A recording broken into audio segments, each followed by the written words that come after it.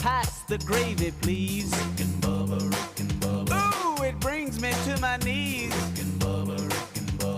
I can't start another Rick and Bubba. Day without 'em, brother. It is 8 minutes past the hour. Welcome into the Rick and Bubba Show. We start the last live week of the year. The big year ender is Friday. And so after Friday, we'll have best ofs to get you through the Christmas and New Year's season. And then the guys are back on January the 3rd. But we're going to celebrate this week. It's day 8 of the 12 working days of Christmas. 629-WE-BE-BIG. That's 629-932-3244. Don't forget that's our number through the big year ender, as the 866 number was shut down on the 12 working days of Christmas. The phone lines were slammed. I think at one time 90,000 came in and it shut the whole system down. The phone system got too blocked and just said I'm out. And so the company had to give us our own dedicated number here, 629-932-3244, 629-WE-BE-BIG. So there you go. That's there for you. Day 8 of the 12 working days of Christmas. A lot of things to recap over this past weekend, and then a very, very busy week this week, as we'll have the annual reading of 'Twas the Night Before Christmas. Kevin Dearberry will be in Friday, sing Christmas carols. I understand the tubers are going to be set up outside. It's going to be quite the week here. So we thank y'all for being with us. All right, here we go. Over to my left is Mr. Greg Burgess, and to my right it's Michael Helms. What's up, boys? How are y'all? Good. Good. Good to go. Good to go. Ready to go. Yes, sir. I know around the country y'all might laugh at this. A little chilly for us, though. That wind was a difference maker. Yeah. It was a little chilly if you were outside over the weekend. The cold brought some wind. Saturday it wasn't that cold. No, it's just windy. But then Sunday, where we live, it cranked up, and the 12 to 15 mile per hour wind range and some gusts a little bit higher than that. And then so we wake up today, and if you are able to have remote start on your vehicle, today's the kind of day you use it. And it scares the dogs when I fire it up. Yeah. I'll hit it, I hear them go, "Whoa!" They start hollering. I'm like, what's that? What's that? Of course, I knew it was cold because I went to the North Pole. That's right. We got to get an update. Explain. I was expecting it to be cold if you go to the North Pole via Calera. Okay. So they have the Believe it or Polar not, Express. I've been there. I've done that. You know all about it. I've done what you're talking about. You remember we talked? They have the railroad museum and all that stuff. We didn't realize. Yeah. But it's like the Polar Express. It's their version, and it's pretty awesome. I had all 4 of the grandkids. And I love it when I have all 4 because it's just constant. Right. And it's funny to watch how they all react to Santa. Yeah. A bunch of different ways. So we had, not everybody act the same towards Santa. And pictures. We were trying to get pictures again. Maybe 2 out of the 4 looking at the camera. You'll never get all 4 to look at it. But never. Believe it or not, the baby looked at the camera better than any of them. Really? She's 8 months old.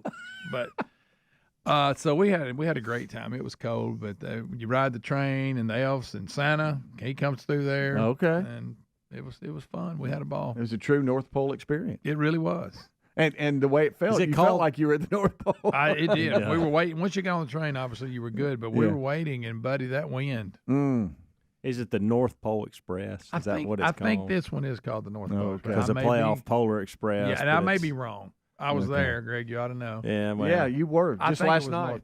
North Pole. It was really nice. I mean, it's really set up. They got a little gift shop. It is. The depot. How you say it? Mm-hmm. We used to have a family friend. God rest his soul. He passed away a few years ago, but he was the conductor of this. And so we would go out, and he worked in train business, railroad all his life, and retired. And so then he did this for fun. Put the hole in your ticket. He'd come down the aisle checking tickets. This guy was also a can man, he said. He would when he would come to dinner, I can't believe I'm telling this. I would make fun of this, not to him, but he would always bring his own drinks. So and he would just show up with 3 Dr. Traveled Peppers. with his own. Traveled with his, and I would say, "Hey Wayne, bring you drinks," and he'd go, "I'm a can man." That's what So in other words, I'm a can man. he wasn't going to chance that nobody was serving canned drinks. He only drank canned and drinks. it was Dr. Pepper. I Well, believe it was Dr. Pepper. That's a good. Or That's Josh, Dr. that's Pepper, one of the good. two. But he knew hilarious. that most places that he would go for family, they wouldn't have what he wanted to drink, so he just brought his own cans. can because you know why he's a can I'm man. a can man. I'm a can So he man. was He the always conductor. had to work that in, And he was also the conductor. and he of was the the train. conductor of the train. All right. Family friend. But we had fun. Wayne, God rest his soul. Yeah. Before you get off, they bring you some chocolate milk and a cookie. Oh. Yeah. Yeah, I know you good probably cookie. want some hot chocolate if standing there. that Yeah, long. they probably do that because they're afraid people get burnt. That's the only thing I thought because they give you chocolate milk instead of hot chocolate. Yeah. Boy, I wish I'd had some of And that. I get that. I tried to find some hot chocolate this really? weekend at the house. I've seen packs all over the place, and now I couldn't find any, so I had to go with apple cider. Oh, I like And that. they made no. Boy, I for some don't reason, have that. What about spiced tea? You ever had that? yeah. Ooh, I like it's spiced tea my around third. Christmas. It's my third or fourth choice, but yeah, I like it. My grandmother always had spiced tea out, and it would be warm. Yeah. Oh, Oh, good. boy. That sounds good. So JC's girl he's been talking to came into town. She goes to college where he does and all that. And before she goes home, and she just ran through and spent the day and is going to go back today back home. But they were looking for something fun to do. And something fun and zany. and she said, I've never been to Birmingham.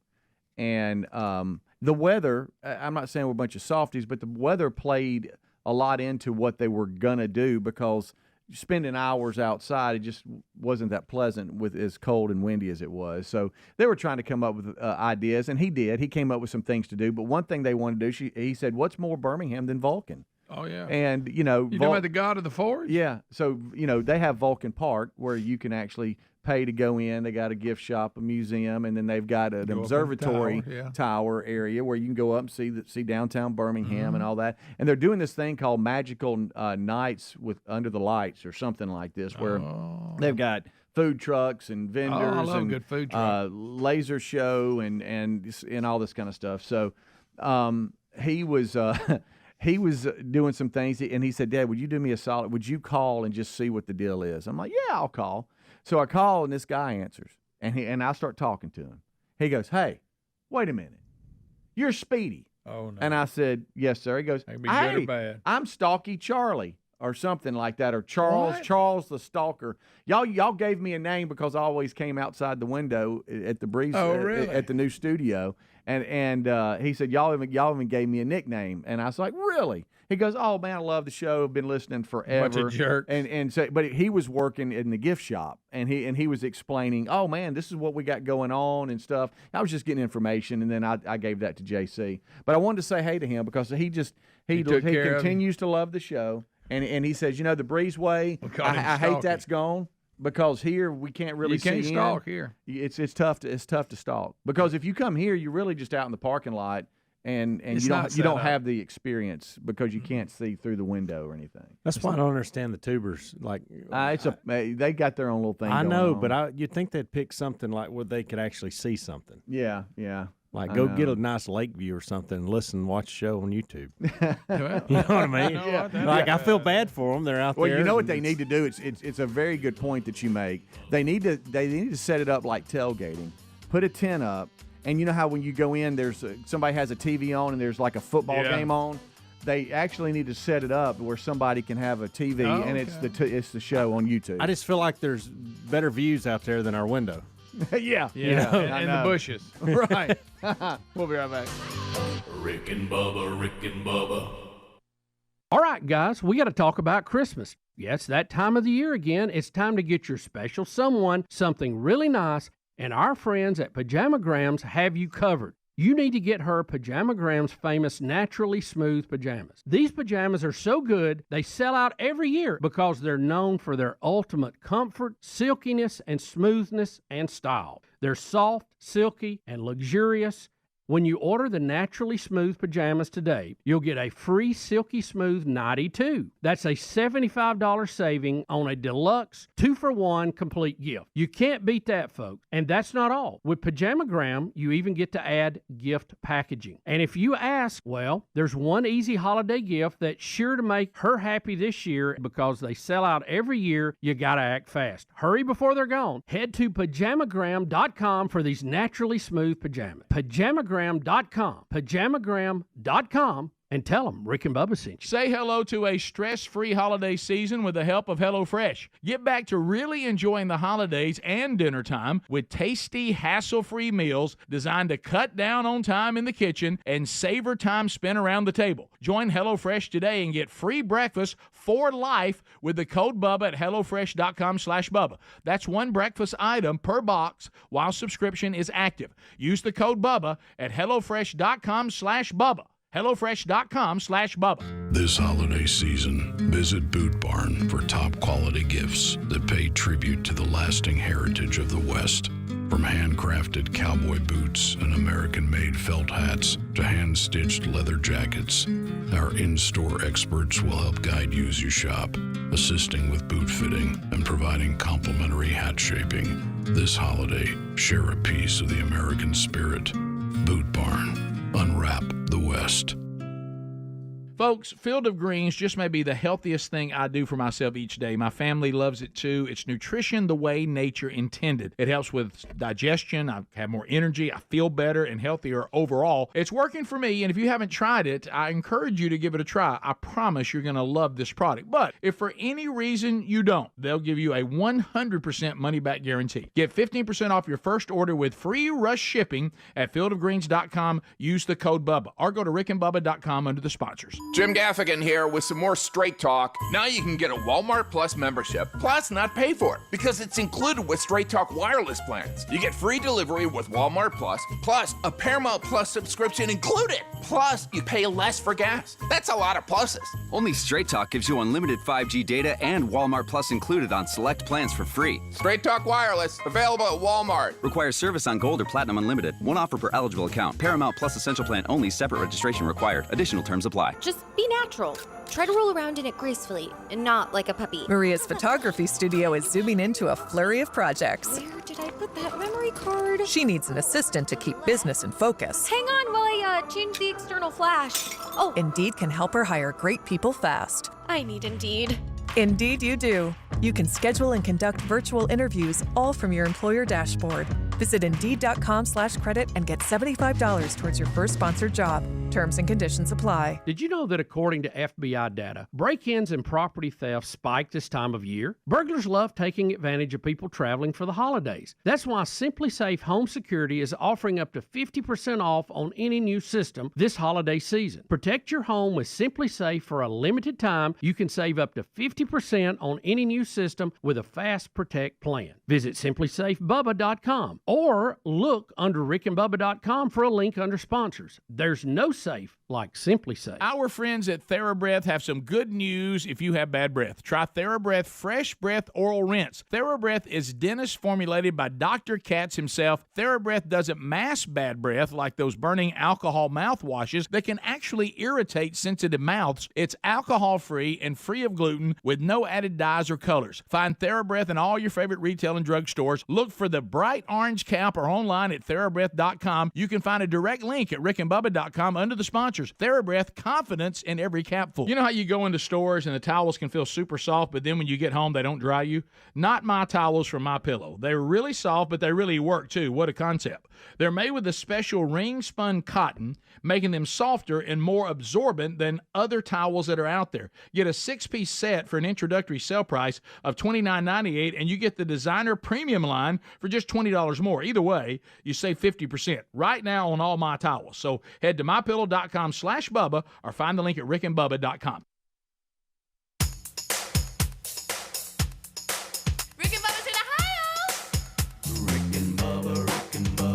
Pass the gravy, please. Rick and Bubba. Ooh, it brings me to my knees. Rick and Bubba. I can't start another. Rick and Bubba. Day without 'em, brother. 21 minutes past the hour. Welcome into the Rick and Bubba Show. The number is 86. I did it again. 629-932-3244. 629 We Be Big. Don't forget that 866 has gone away, replaced by 629. 629 We Be Big. It's day 8 of the 12 working days of Christmas. A lot of weekends to recap. I think I saw in our group text, because we had a lot, that Bubba was at a local Christmas parade. And I saw floats going by. I saw So I know we have an update from that. We got some hunting updates from the guys. So we have a lot to do, and as I said, it's the last week here of live shows this year with the Rick and Bubba Show. The guys at Rick and Bubba are off after Friday for the rest of the year, and they'll be back on January the 3rd. So that means this Friday is the big year ender. We celebrate together by the annual reading of the characters, reading 'Twas the Night Before Christmas. Derry Berry will be here. We'll sing Christmas carols together, and we'll just have a good old fun zone time. I left here Friday and went right across the street to the hardware store and got a bunch of stuff for doing just some odds and ends that I've been needing to clean up around the house, mainly in the yard. A little bit handy. And sent y'all fire that I'd built. Yeah, boy, that's a big fire. Was a good fire. It was I built one too. That baby was roaring. And it was one of those things where I started the fire on, I don't know, it's like 12:30, 1 o'clock Friday afternoon. And just let it roll throughout the day. And as I was doing things, I had some rock stuff I had to put out and was cleaning up just some old, just branches everywhere. And you get it, Friday night, you feel good. You're like, man, I did a good job today, got all this done. Now I could just kind of relax. And then the storm hits Saturday night, and now I just nothing was done. Yeah, and I'm like, good night. Tough, man. And so. And you still have no power. Well, you do. I do because of the generator, but yes, if the generator has been running since about midnight Saturday night, which that's going to be real good on the gas bill. Yeah. It was running when I left this morning. So if we didn't have that, we would be out of power since Saturday at some point in the evening. That same system, for those of you around the country, that went out, made its way through, and our thoughts and prayers are with those of you in Tennessee. I want to say I think the death toll is up to 6 now. With tornadoes that ripped through the Nashville, Clarksville area. It made its way slowly down through our state here in Alabama and impacted a lot of the Birmingham metro cities, Vestavia being one of them. And so that's where Helmsey lives. That's why he's out of power, but luckily has that generator. So the rest of your street is just dark? I mean, no, what are neighbors doing? Yeah, to answer your question, yes, but there are a lot of generators. So when you walk outside, it sounds like everybody's running backpack blowers because it's just generator after generator that's running. Okay. But yeah, and it's dark black. I mean, just you can't see anything because there's no lights in a lot of the homes and those type of things. But there was a lot of trees. I saw 2 big trees on 2 different houses less than a mile from the house yesterday, and Amanda got me out to walk in that cold weather. I don't mind walking, but it was cold. Yeah. Forgot my toboggan. But yeah, all I can think about is the gas bill. I know I shouldn't be thinking about that, but that's what I think. It's gonna be a good one. Yeah. Merry Christmas. Yeah. But so it's just just running right now. Yeah. As we speak. Man, that's major then. If they're still out. Yeah. You being a highly former populated area, it ain't like you're out in the middle of nowhere. It's going to take us a while to get there. I mean, usually we're one of the first ones to get cut on too. Oh yeah, like back on numbers, a lot of numbers there. But it's there's that one area where we're still out. There's some big old trees over there. What would you predict? Oh, they got to be close. I would think to some point today. Yeah. Now here, people don't say that I know what I'm talking about and get mad if it doesn't come on today. Yeah. Wow, that's just surprising. But like the neighbors behind our house who just moved, we had some people move out and I moved in, and they don't have a generator, and I guess they went to a hotel or something because I hadn't seen it. They're usually out and about and doing things, and I hadn't seen them in over a day. And so, and we weren't as caught. I shouldn't say this, but it just is what it is. I'm gonna be honest about it.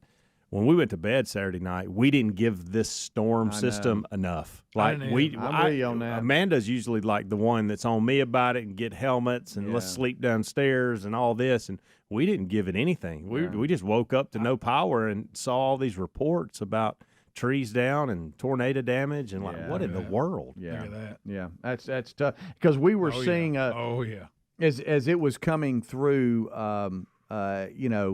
Tennessee, clipping Mississippi, and kind of just easing on down. You saw the devastation. As a matter of fact, we have some of it today. The tornado that was around Nashville that was hitting the power lines, and you could see blowing up, sparking and blowing up. It was just a mess, but it was a sad day for that area. At least 6 dead as tornadoes hit through Middle Tennessee and Clarksville and those areas.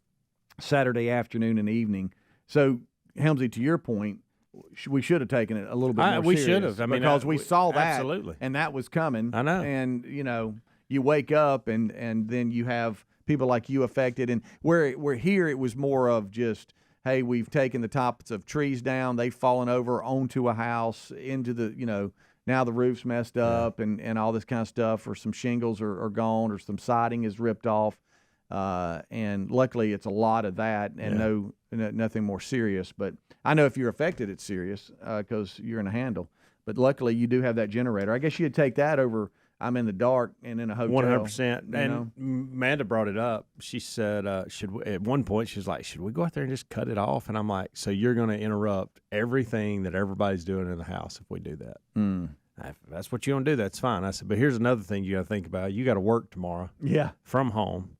And if we don't have a generator, you're having to drive in to Blue Cross Blue Shield. She's like, oh, wow, I didn't even think about that. Leave it on.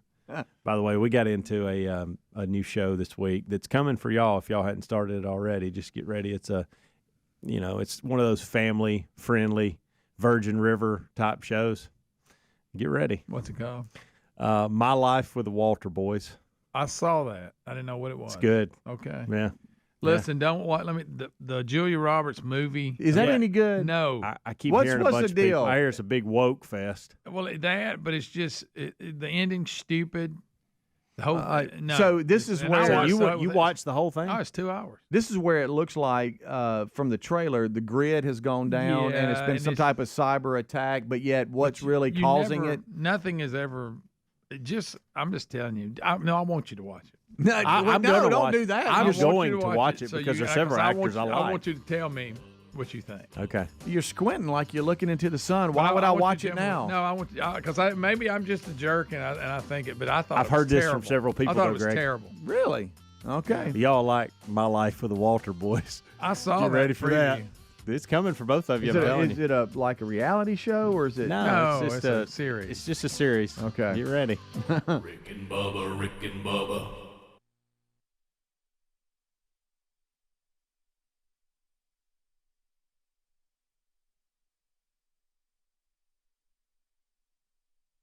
The holidays are going to be chaotic no matter what, but Raycon is here to make your everyday a little easier. From earbuds that let you take premium audio wherever you go to power tech products that make sure you never run out of charge. Raycon has racked up tens of thousands of 5-star reviews with their products. Raycon first made a name for themselves in the audio space with favorites like their everyday earbuds. This past year, they introduced Raycon PowerTech and Raycon Home, featuring much-loved products like their Magic 180 charging cable, which provides hyperspeed charging to iOS, micro USB, and Type-C devices. Raycon is known for delivering high-quality and thoughtful features at half the price of other premium tech brands. Plus, there's an easy and free return guarantee. They offer free shipping, buy now, pay later options. Get 15% off right now at buyraycon.com/Bubba. That's buyraycon.com/Bubba or rickandbubba.com under the sponsors. Folks, we've been talking about Relief Factor on our show for quite some time now. Do we guarantee Relief Factor is going to lower or eliminate your occasional aches and pains? No, we never make a claim like that. But what I can tell you is that the majority of folks who ordered the 3-week quick start pack for only $19.95 go on to order more. Now, what we really like about Relief Factor is it's 100% drug-free. It's a supplement that's made up of ingredients that simply help your own body deal with its natural inflammatory response. For a lot of us, that's very important. Getting older, working outside in the warm weather, even exercising can cause frustrating aches and pains, or maybe it's the occasional back, shoulder, or hip pain that's bothering you. Relief Factor has helped us and so many of our friends, so when you think of it this way, is $1 a day too much to see if you can get out of some of that frustrating pain? To order this 3-week quick start pack for $19.95 plus shipping and handling, just go to ReliefFactor.com. That's ReliefFactor.com. Let's see if we can get you out of some of that pain. Also, you can go to rickandbubba.com. Look under the sponsors button for a link. Are you driving an out-of-warranty car? It's only a matter of time before your vehicle is in the shop costing thousands. That's true, and auto repair costs are up nearly 20% from last year. If an unexpected breakdown happened today, would you be ready? If you had carshield.com/Bubba, you would be. If your car is just over 3 years old, it's still prone to expensive costs. We all know our daily drives are more than just getting from point A to to point B, traveling by car is a way of life. When you enroll in a protection plan through carshield.com/Bubba, you'll be locking in your price as it will never go up. That means for as long as you own the vehicle and the mileage increases or how many claims you file. They offer plans starting at just $100 a month with no long-term contracts and options to fit every budget. Now, we appreciate their administrators handling all the paperwork, choosing the mechanic that we want. They even offer 24/7 roadside assistance, complimentary towing, and rental car options. Get coverage today and save 20% at carshield.com/Bubba. Our friends at TheraBreath have some good news if you have bad breath. Try TheraBreath Fresh Breath Oral Rinse. TheraBreath is dentist formulated by Dr. Katz himself. TheraBreath doesn't mask bad breath like those burning alcohol mouthwashes that can actually irritate sensitive mouths. It's alcohol-free and free of gluten with no added dyes or colors. Find TheraBreath in all your favorite retail and drug stores. Look for the bright orange cap or online at TheraBreath.com. You can find a direct link at rickandbubba.com under the sponsors. TheraBreath, confidence in every capful. Attention, all you coffee drinkers. There's a brand new brew that you definitely want to make part of your daily ritual. If you enjoy delicious, good coffee like us, My Coffee needs to be your new drink. It's organic, which is so important because if not, then it contains chemicals banned in this country decades ago. You've heard us talk about MyPillow for years on this show, and now they've got My Coffee direct from the mystore.com website. Go to mystore.com, enter the code Bubba to save 25% off your order of My Coffee, or find a link at rickandbubba.com. Did you know that according to FBI data, break-ins and property theft spike this time of year? That's why Simply Safe Home Security is offering a holiday deal of up to 50% off on any new system, so you can stay safe all season. Simply Safe is comprehensive protection for the whole home, with advanced sensors that not only detect break-ins, but fires, floods, and other threats to your home. Simply Safe's Video Doorbell Pro and wireless outdoor security camera are powerful ways to deter package thieves. It's powered by 24/7 professional monitoring for less than $1 a day, about half the cost of traditional home security. Try Simply Safe for 60 days risk-free. This holiday season, we highly recommend protecting your home and family with Simply Safe. And for a limited time, you can save up to 50% on any new system with a Fast Protect plan. Visit simplysafebubba.com. That's simplysafebubba.com or rickandbubba.com for a link under sponsors. There's no safe like Simply Safe. Rick and Bubba's in Ohio. Rick and Bubba. Pass the gravy, please. Rick and Bubba. Ooh, it brings me to my knees. Rick and Bubba. I can't start another. Rick and Bubba. Day without 'em, brother. Rick and Bubba. 25 minutes until top of the hour. Thank you so much for tuning in to the Rick and Bubba Show. The number is 866-WE-BE-BIG. Last night, Greg, while you were at the North Pole, and Helmsey, you were coming in from another walk or something, and you had your generator going, the house was, I had, which is a blessing. I had every son there, my daughter-in-law, Mabry, and it was just a house full. And, Terry used to do nails back in the day, worked at the nail salon. Did you get yours done? No.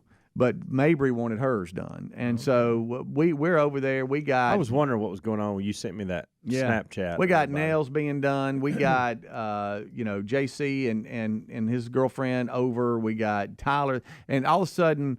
we start playing games and goofing off and having a blast. But in the background, we had Dallas and Philly on. Dallas was hosting Philadelphia, and Dallas beat Philadelphia like 33-13 or whatever. Dak and the guys played really well. But the field goal kicker kicked a 60-yarder, 59-yarder, and a 50-yarder, and then two more, 45 and a 30-something. And that's what I was going to bring up. He used to play for the Birmingham Stallions in the USFL, and Heather and those that work with the Birmingham Bowl and all this also kind of handled a lot of the USFL that we work with for booking Coach Holtz and the whole crew. And so we have access to him anytime we want to get him on. But, man, what a leg. Good night. It's almost like he was just kicking it like into the production room, and it went, he's standing on the logo, y'all, at midfield, and it hit the net. It was pretty impressive. He was locked and loaded. That kid can. He's got a leg. That's Does that's he a look weapon. at him and go, could y'all maybe score it every now and then? Give me a break. Well, I mean, they did. I mean, Yeah, they did but still, there were some that fizzled out, and anytime you're inside that logo, he goes, I got it. What Brandon you need? Aubrey, is that his name? And he played college where? Do we know? He really played soccer more, and then he played soccer, then went MLS, and then it kind of fizzled out. Really? And so he said, let me give this football thing a try. And, boy, he's got a powerful leg. So Dallas ended up beating the Philadelphia Eagles. And so now that's kind of a mess. I think the Philly ends up winning the tiebreaker, but it gets down to like the fourth one. And they still got some season to play, but I think Philadelphia has like the easiest remaining schedule out of all of them. So we'll see how it plays out. But it was a good game last night. I'll tell you another one that I watched yesterday. I watched probably half of that one. Then I watched the second half of the Chiefs and Bills. Excellent game. How do you feel about that last call? Well, that's why I was bringing this up. So one of the greatest plays I think I've ever seen. But at the same time, no, Greg, I'm serious. And have you seen it? Yeah. No. Oh, I have. Yeah. It was. They just showed it on TV. We have a bunch of TVs in here, and they just showed a replay of it. It's one of those greatest play ever seen. No, Greg, seriously, it's one of the greatest plays that we're never going to know anything about because it would have won the game, but it got called back because a guy was lined up in the neutral zone. I don't really know if he was or not. He was. He was offsides. He was in neutral zone. He was offsides. I just guess it's never really called or the way whatever. Mahomes acted after he was so mad at the officials, he was throwing stuff. He was You screaming. never see that from him. No, you don't. And so when they kept showing it, I thought, what does he got to be across the line in order for it to be a penalty, or do they just not call it normally? But what happened is they were down. And just less than a minute, so they're driving. They got a chance to win it, but they're down by 3, I think it was.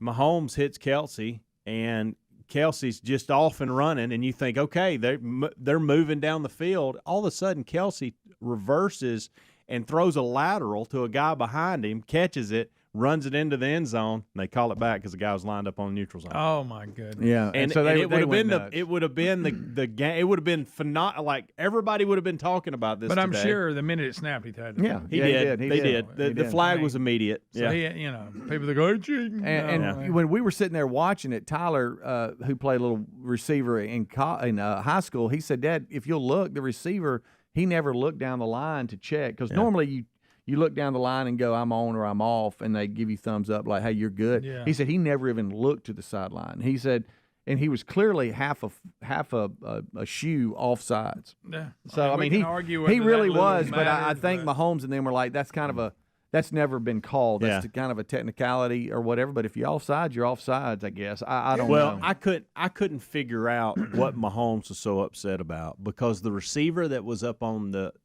lined up offsides or in the neutral zone have also made some mistakes throughout the year that's cost them, whether it be big drops. Tony, I think's the guy's last name. Hey, Tony. He's had some big drops. Get it together, Tony. He's had some penalties. So don't expect and to see so him next year. Romo and Nance were talking about that.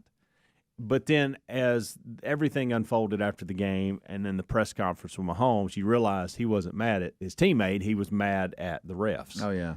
So speaking of Tony Romo, did you see he accidentally called it's Taylor Swift. Taylor Swift, Kelsey's wife. His wife. Yes, he sure did. Does he know something that nobody else knows? Well, and can I tell there's rumors that's coming. Can I tell CBS and ABC and ESPN, anytime Kelsey does anything on the field, you don't have to show Taylor.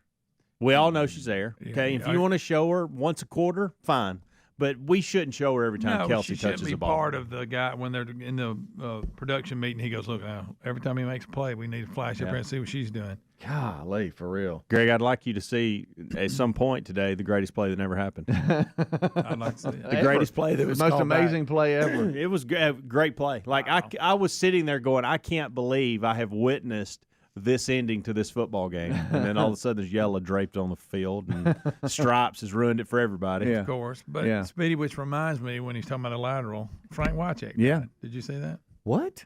Yeah, Wycheck from when this weekend. They think he fell and hit his head. Wait a minute. Are you serious? Yeah. the Titans? I was just about to bring him up. I said it was very Music City Miracle like. Yeah, when it wasn't a like I tossed it. He threw a spiral. Yeah. Are you kidding Yeah, me? he's 52. Yeah. I don't even know. I'm who sorry. I'm Frank trying Watson to is. process Oh, you that. know Frank. Frank Played for the Watson. Titans. He played for the Titans. He was part of the Music City Miracle. Played tight end for the Titans. And then didn't he? And then he go went into on to broadcasting? yeah, with Mike. Are you serious? Yeah. I read that this weekend.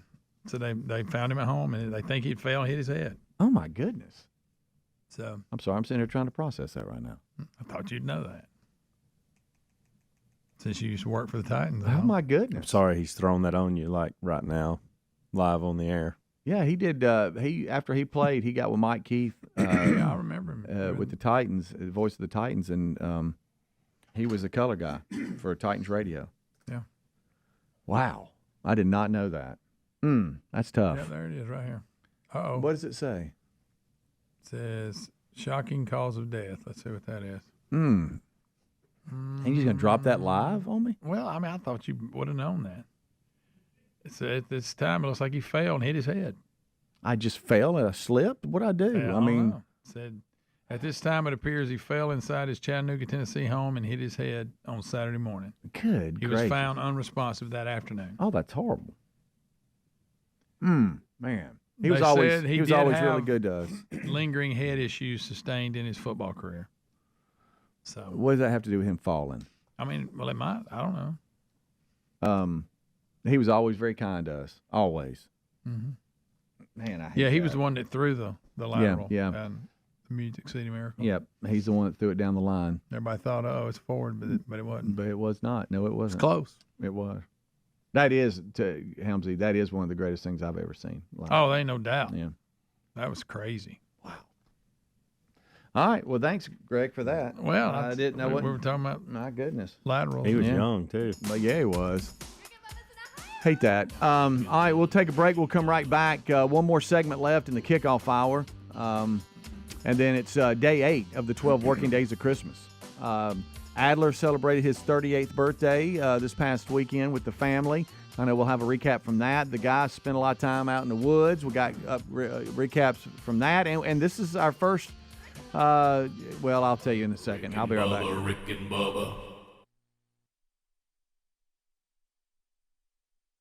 All right, guys, we got to talk about Christmas. Yeah, it's that time of the year again. It's time to get your special someone something really nice, and our friends at Pajamagrams have you covered. You need to get her Pajamagrams' famous Naturally Smooth pajamas. These pajamas are so good, they sell out every year because they're known for their ultimate comfort, silkiness, and smoothness and style. They're soft, silky, and luxurious.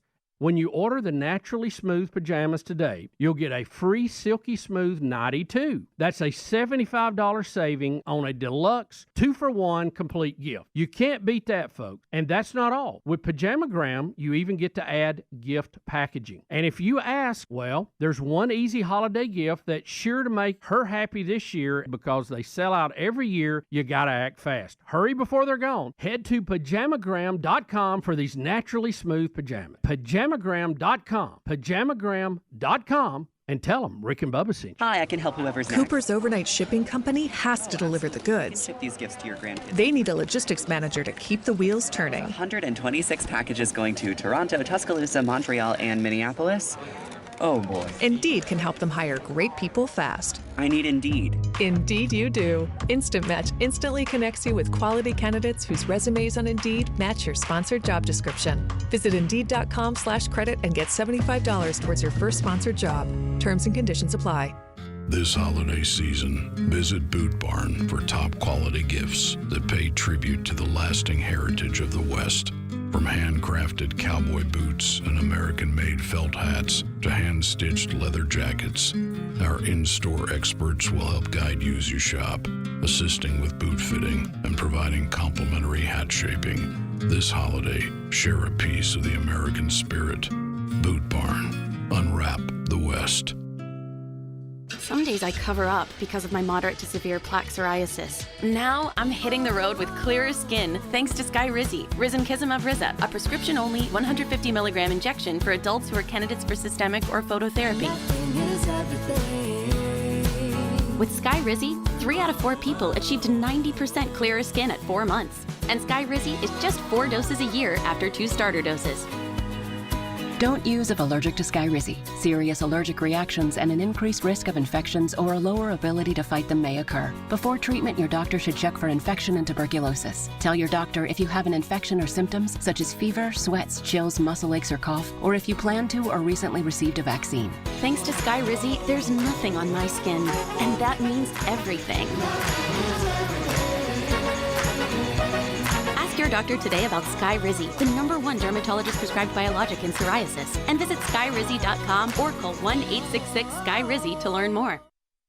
Folks, we've been talking about Relief Factor on our show for quite some time now. Do we guarantee Relief Factor is going to lower or eliminate your occasional aches and pains? No, we never make a claim like that. But what I can tell you is that the majority of folks who ordered the 3-week Quick Start Pack for only $19.95 go on to order more. Now, what we really like about Relief Factor is it's 100% drug-free. It's a supplement that's made up of ingredients that simply help your own body deal with its natural inflammatory response. For a lot of us, that's very important. Getting older, working outside in the warm weather, even exercising can cause frustrating aches and pains, or maybe it's the occasional back, shoulder, or hip pain that's bothering you. Relief Factor has helped us and so many of our friends. So when you think of it this way, is $1 a day too much to see if you can get out of some of that frustrating pain? To order this 3-week Quick Start Pack for $19.95 plus shipping and handling, just go to ReliefFactor.com. That's ReliefFactor.com. Let's see if we can get you out of some of that pain. Also, you can go to RickandBubba.com. Look under the sponsors button for a link. The holidays are going to be chaotic no matter what, but Raycon is here to make your everyday a little easier. From earbuds that let you take premium audio wherever you go to power tech products that make sure you never run out of charge. Raycon has racked up tens of thousands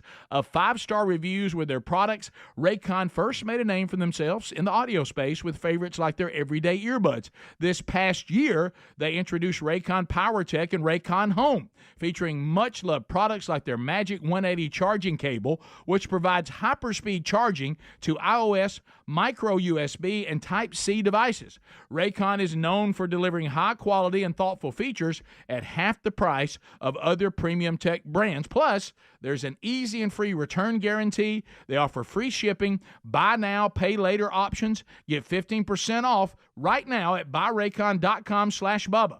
That's buyraycon.com/Bubba or rickandbubba.com under the sponsors. Rick and Bubba's in Ohio.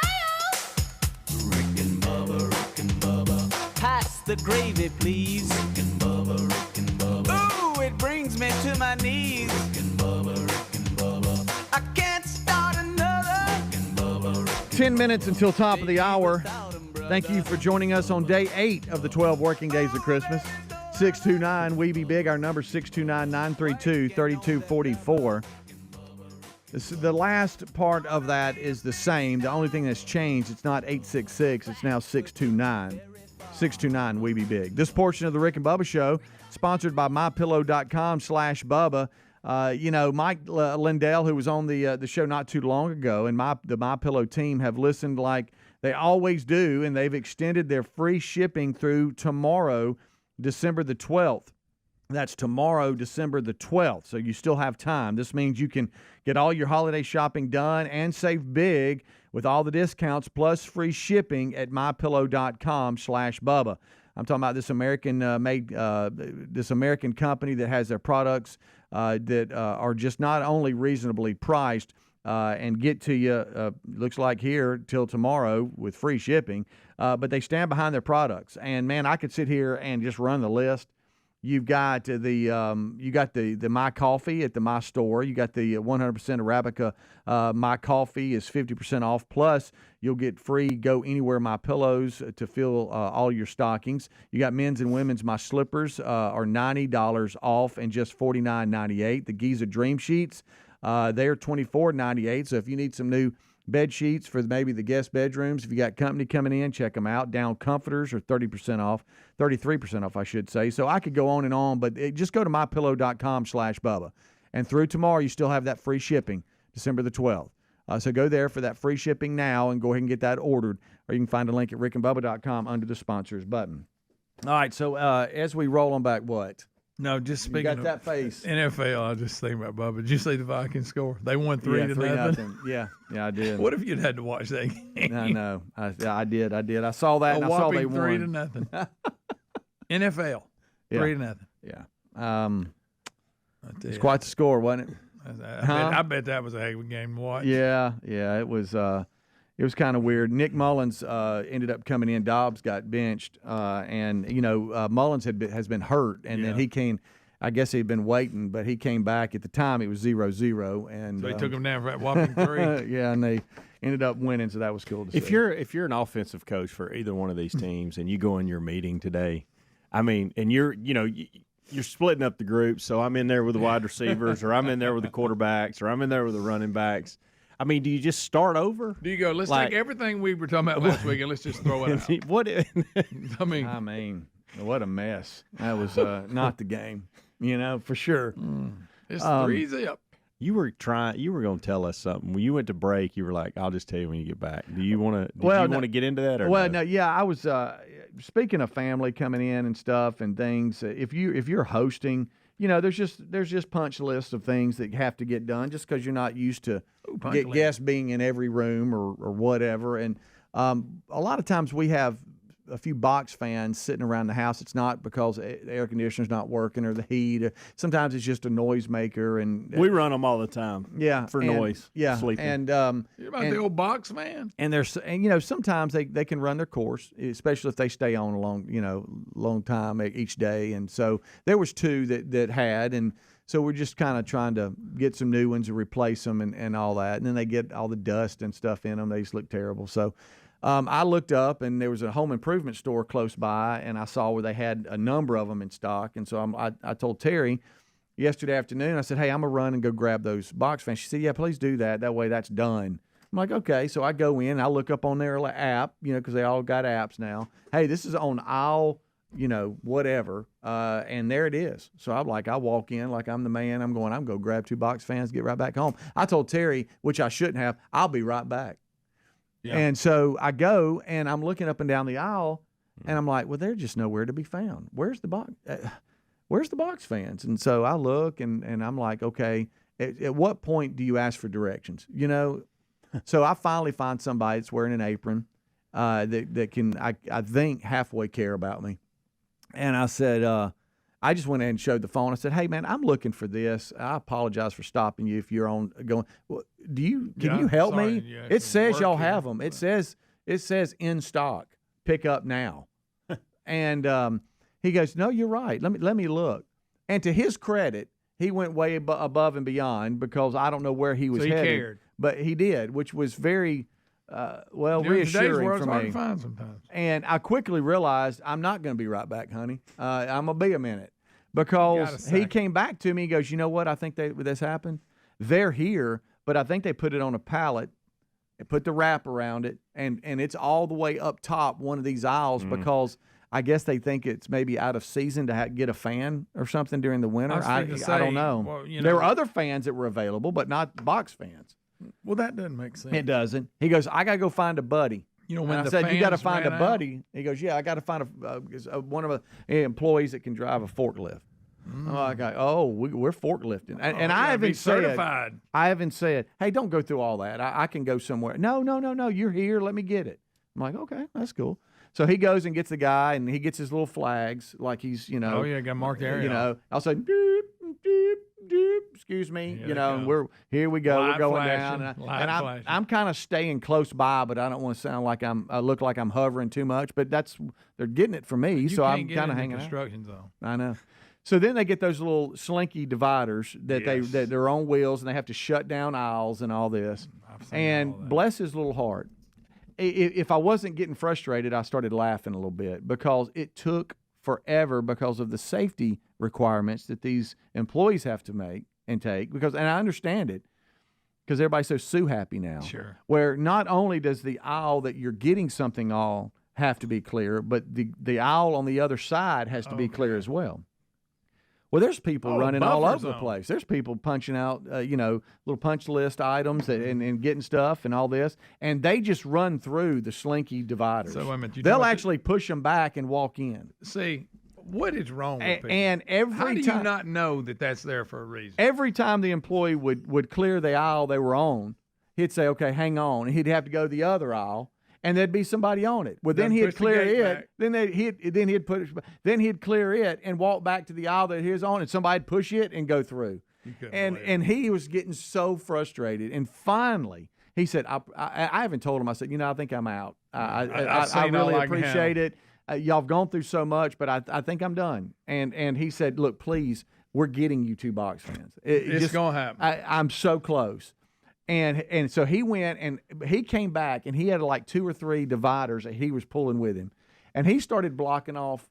I mean, you couldn't get anywhere near that aisle. He started blocking off everything.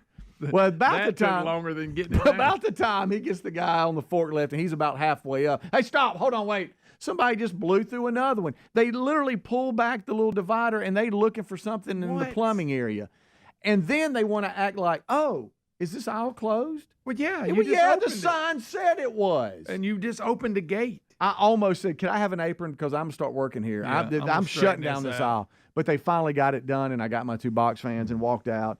And I got back in the house, and we had a little box fans, and I told Terry, I said, "I feel like you just don't know what we've been through Next here. time, go These to 2 Walmart. box fans." You hear me? Next time, go to Walmart. Well, I mean, they said they were available. I thought it was the closest place to me. I bought a box fan at a Dollar General one time. Really? They have those? And They those gum it.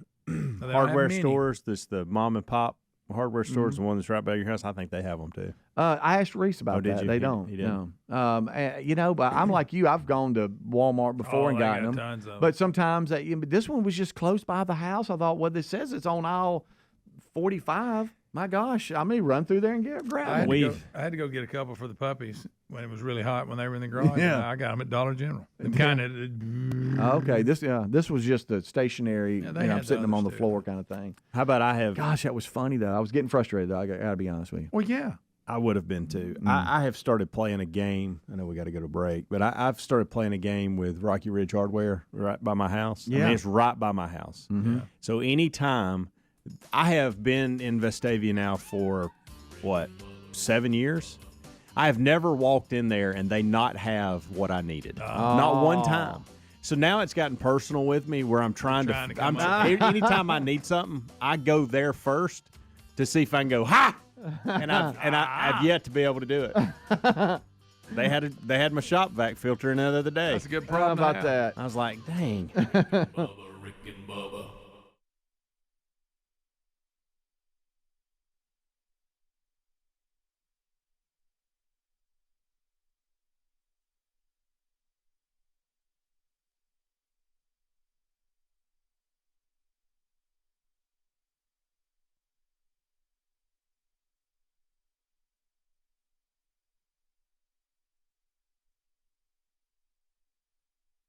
In the tangles tied. There it is. Mount Joy with sheep. Cut it up. That's nothing but Frenchy to me. He loved that song, and his little French self would sit over in the truck and go, "Cut it up, cut it up." Little Frenchy. And then I'd look at him and make him sing it, which he didn't. He was kind of embarrassed about, but I'd make him do it. So anyway, also want to let you know about everything I mentioned that's coming on the program. We'll also interview former U.S. ambassador to the UN. We'll talk to Nikki Haley on the program today. How about that? Yeah, she's been quite a political figure in our country, former governor of South Carolina and UN ambassador.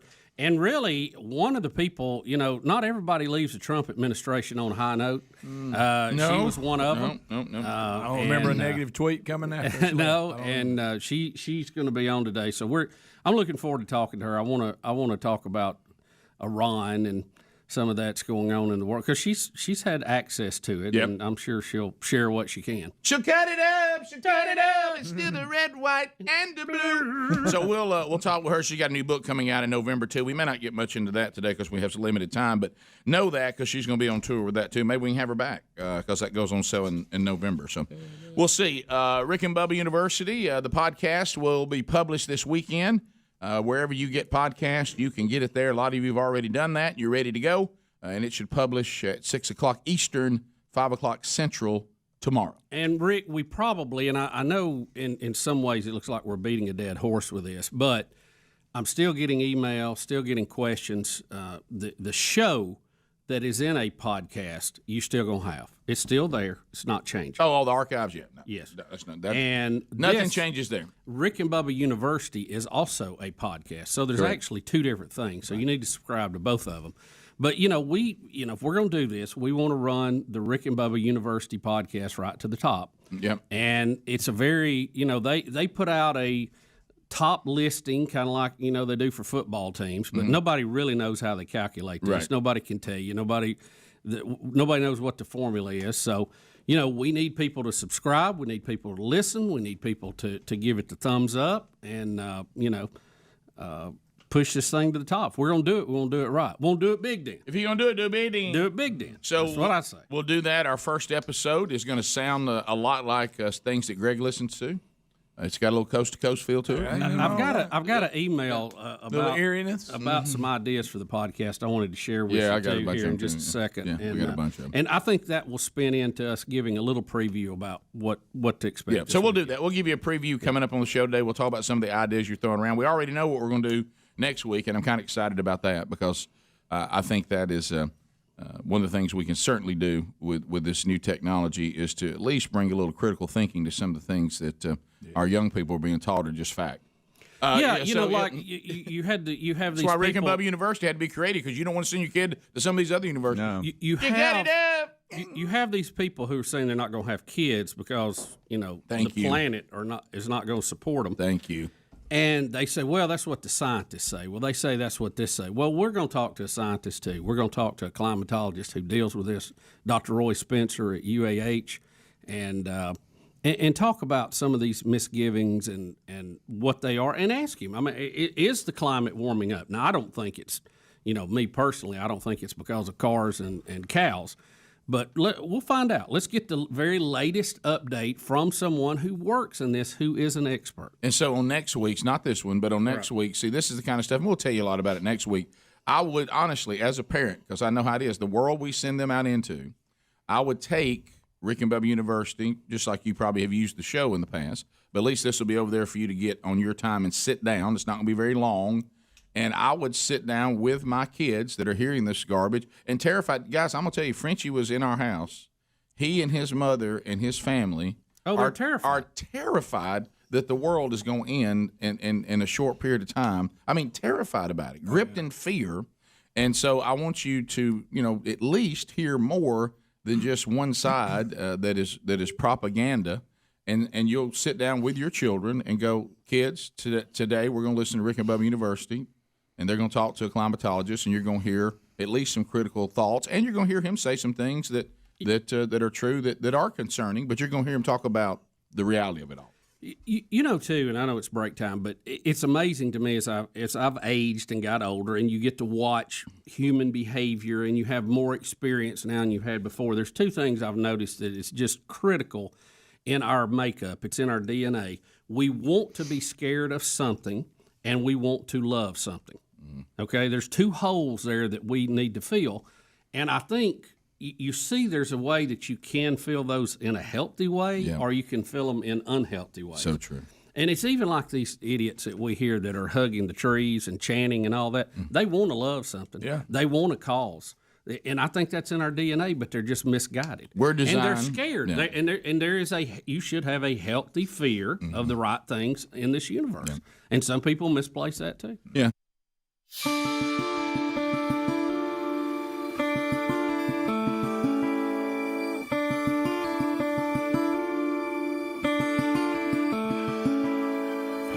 Alrighty, it is 6 minutes past the hour. Rick and Bubba show. Here we go. The last 5 live shows of 2023 starts with the national anthem.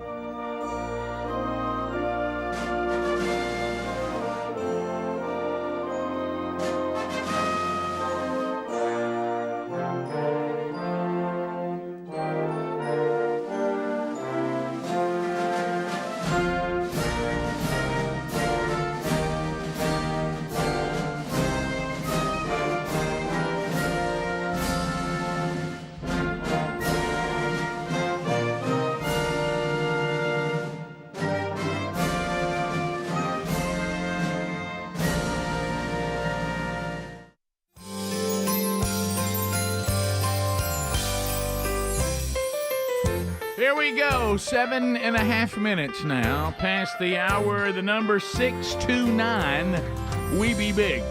We have much to do on the program today. Happy holidays. As you heard me say before the national anthem, this is it. I mean, this is the last 5 live shows that will make up 2023. The world-famous big year-ender is coming up Friday. We'll go on vacation, and you'll get best of Rick and Bubba shows and some Rick and Bubba replays.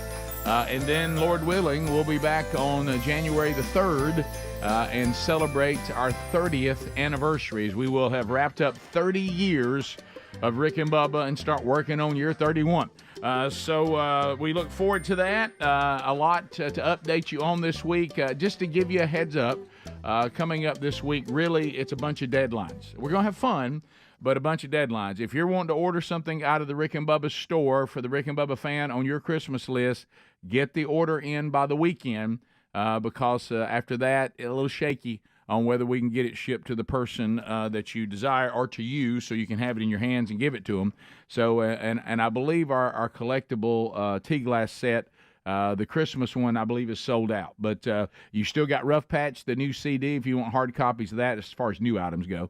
We got a new Rick and Bubba hunting hat. That's available if you have hunters on your list or outdoorsmen or women. You can grab that. And then there's all sorts of other Rick and Bubba swag. Some of them have been around a while, but they are all there. Other deadlines this week, if you're wanting to get tickets to the Man Church conferences coming up in 2024, Birmingham in February, Starkville in March. If you want to avoid an increase in ticket price for the remaining seats, you need to have those bought by this weekend. If you want signed copies of the new devotionals from themanchurch.com, from one from Brian Gill that just came out, Jesus Is, or the Transform 31-day devotional that I wrote that came out in February, we're doing a signed option for you. If you want those, you need to have those ordered by this week. So a lot of things going on. We'll keep you informed. And today, gift number 8 in the 12 working days of Christmas, somebody in Rick and Bubba land going to get an outstanding gift today. Speedy, the real Greg Burgess and Helmsey, they've already been with you visiting on the kickoff hour. Eddie Van Adler settles in to pilot the YouTube experience for all the tubers out there, live and archived. And sitting right there is a silver-tongued one, the man with a golden voice, Professional Lunch Eaters Man of the Year, the inventor of pizza and a cup, Shakespeare's worst nightmare, and the master of the King's English. Ladies and gentlemen, put your hands together for Bill Bubba Bussey!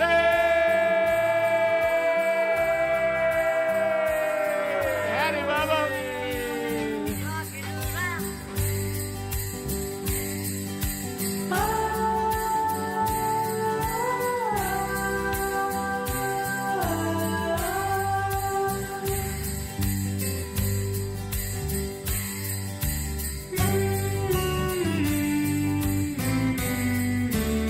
I think that's the ghost of Christmas present. Wow. How about what was that CD? CD2, yeah, CD2. Well, CD2. And now keep in mind that same CD's been playing fine on CD2 for a week now. So anyway, CD2 acting up today. Let me just say, welcome, friends, neighbors, and associates to the Rick and Bubba Show. And as usual, slightly unprofessional. You know, I wanted to on that. Well, we're at the mercy of outdated technology. Remember that CD? How long old do you think that CD is? That's one that we made, or a listener made for us with those on it, so we can access them easy. You know, those that we burn have a lifespan, and that's always concerned. This has even got another thing. It wasn't just burned by it wasn't even burned by us. It was just burned by a listener. Yeah. And we've played this for probably 10 years. Oh, more than that probably.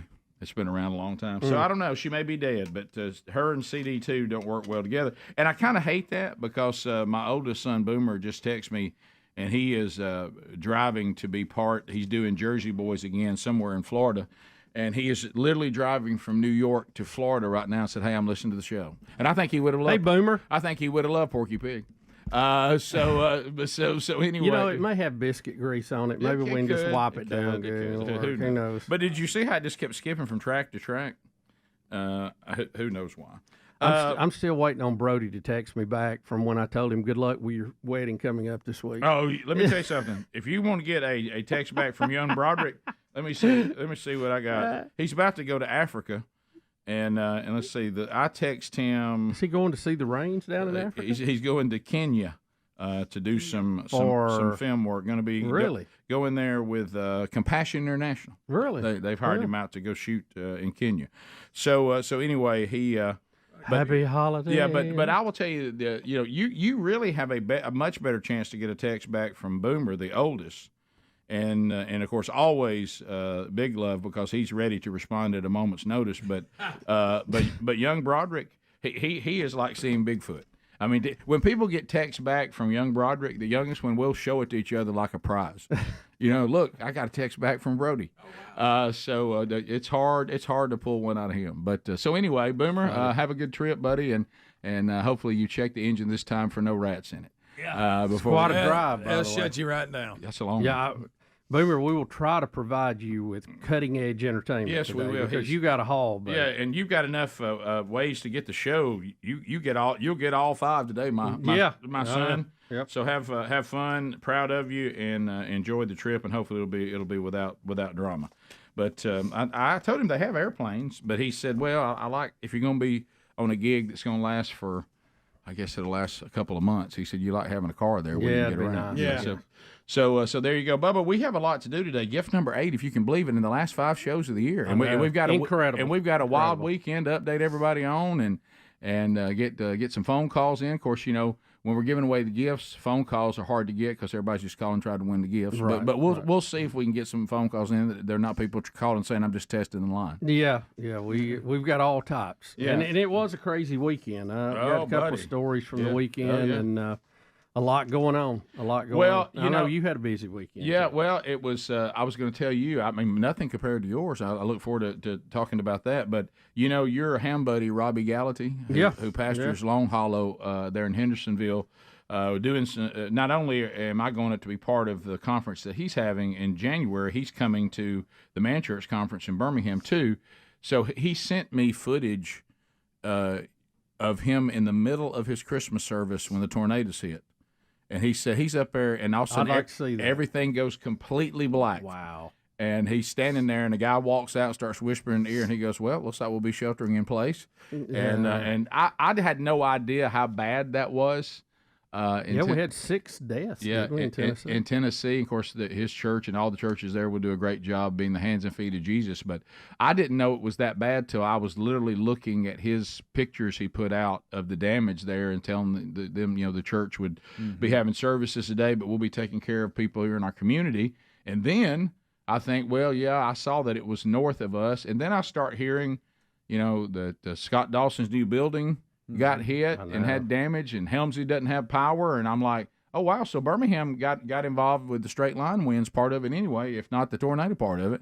And I know that's always the big debate, which one is it? But if you're, they did say it was a EF1. Oh really? Okay. Yeah, I saw Span said that they'll have more information today, but both hit around Sanford and in Mountain Brook. Yeah.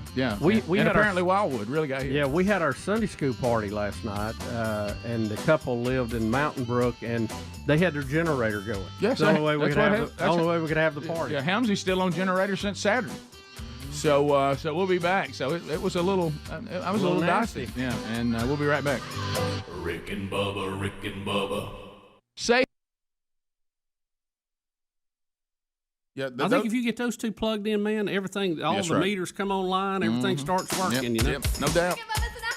If you would fear and love the only thing that is worthy of your fear and your love, man, then all that's, like Bubba just said, going in a healthy fear and a passion of love tied together, man, it makes it go. Well, it's said in the Word of God that really that's the whole role of mankind. We'll be back. More Rick and Bubba coming up right after this. Rick and Bubba.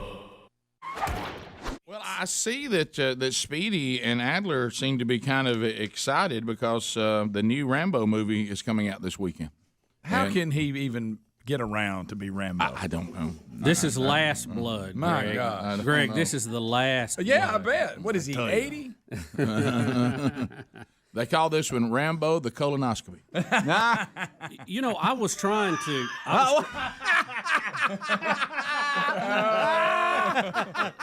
Here comes Adler. Look at his hand. Looking good. He's got his knife. He's ready. Yeah, Adler is. Wait, is that today, guys? Adler's walked in with a bow.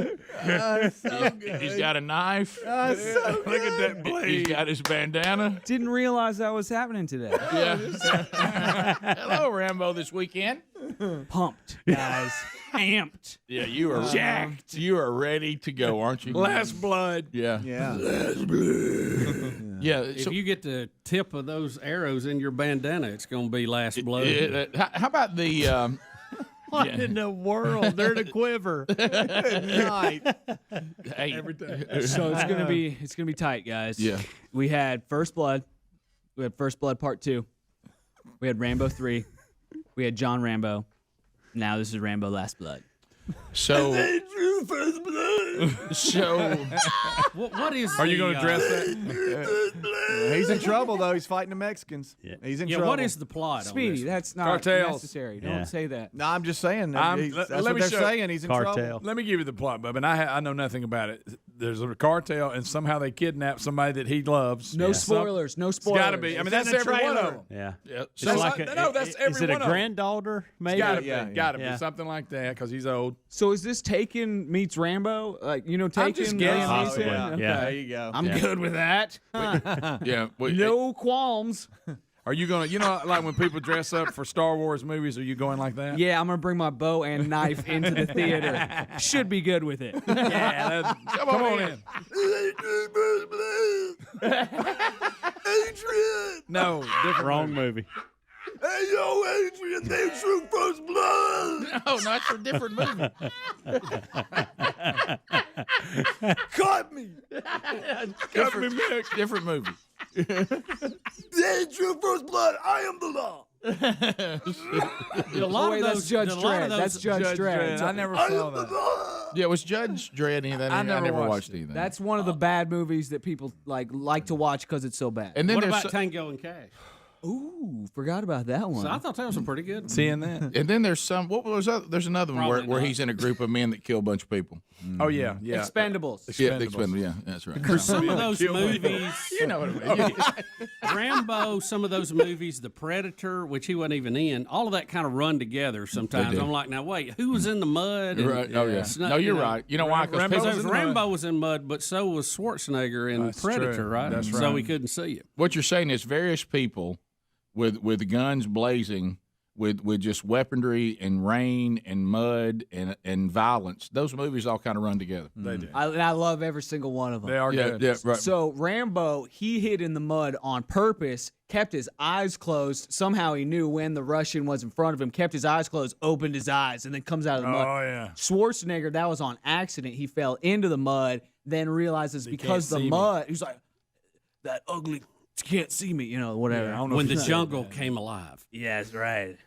And then also Predator's- that was in Predator is my 411. second favorite movie. You like Predator? Well, you got a picture that you painted of the Predator. That is my second favorite Can movie. I tell yeah. you, as far as monsters, I thought the Predator was one of the scarier looking ones. You know, when it first came out and it had So that thing, great. you know, Yeah, it's so and then awesome. dreadlocks. gross, yeah. And they do the slow roll where you don't get to see him very much, and then, Yeah. then you get to see his hands, and then you get to see his what he sees. It's a Predator, one of the classics.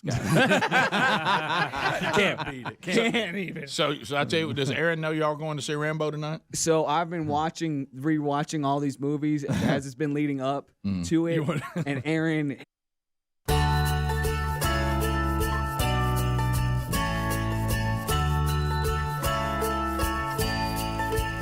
It is 21 minutes now past the hour. 12 working days of Christmas. Gift number 8 today. The new number 629. We be big. Somebody walking away with another huge gift today, and they get bigger as we move to the big year ender coming up Friday. 7 winners have already grabbed gifts during the 12 working days of Christmas, and you might as well join them today. All right, so looking back over the weekend, doing a little, always we have to do a little housework, let you know what's going on. A new Rick and Bubba University, the podcast is now available. Got some good feedback on that because I think a lot of parents out there were like, there you go. I've been trying to come up with a game plan on started at a young age, starting my children out and introducing them to the faith. And Lance and Brooke Ingram have put out a 365-day devotional designed for parents to do with their children, and it's called Foundations 365. And we talked to Lance Ingram about that in Rick and Bubba University, the podcast. If you haven't already seen it or listened to it, you can grab that wherever you get podcasts. And that's available to you now. Also, coming up this week, looking around the Rick and Bubba group, you see one Bill Bubba Bussey will be out and about this week. He's trying to figure out just how much he'll be out and about, but he'll be out at Jacksonville State University, where he has, he is an honorary doctor there at Jacksonville State University, a graduate in his decade of learning there. Also, he and I both there worked at the old campus station, rocking 92J. Bubba will be there to MC Rock On. Rock On, okay, yes. and Rock On, which is a JSU benefit concert featuring Riley Green, Jamie Johnson. Also, it's not all of Alabama, right? Not just Randy. Owen, and so that'll be coming up. Gordon Moe. Gordon Moe to be there. So all Jacksonville State attendees that are now rockers. And even though it's country music, they're calling it rock on. I know. That's why it threw me a little bit. And it also says ROC. Is it Rock On Concert? Is that what that means? I'm not really. And that sure. also means is rock without the K. That's kind of cool. Right. So anyway, big night. And Bubba will be there to work the crowd into an absolute frenzy. A frenzy till about 8:30. Right, and then that'll be then I'll be sleepy. Yeah. So all right. So we all had an active weekend. We talked about the weather issues with a lot of our audience, including it's affected Adler and Helmsey. Both of them have.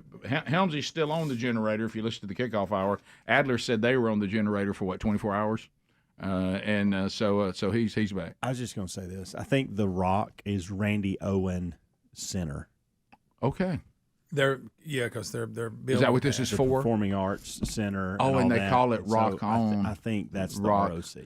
Okay. I just want to clear that up. You know what? I like that. I think that's what it is. Yeah, and for somebody having that kind of energy who's on generator, well done. Thank you for having that kind of clarity. Boy, isn't it nice to have a generator, though? Picture no generator. Yeah, like I said, we had our Sunday school party last night, and the couple was hosting it was in the areas hit. And they were on generator, and so were all their neighbors. They were just buzzing along, and I thought, a couple of times I saw the lights kind of deal. I thought, well, we're one little piece of bad gas from being in the dark here. Yeah. Well, and Helmsey said it, and Adler, same thing. If it's a short time, you love your generator. The longer it goes, you start trying to weigh how much the generator's going to cost me versus the fact that we have lights and stuff. Yeah, you get that bill a little bit sweet because they don't run cheap, that's for sure. But nice to have.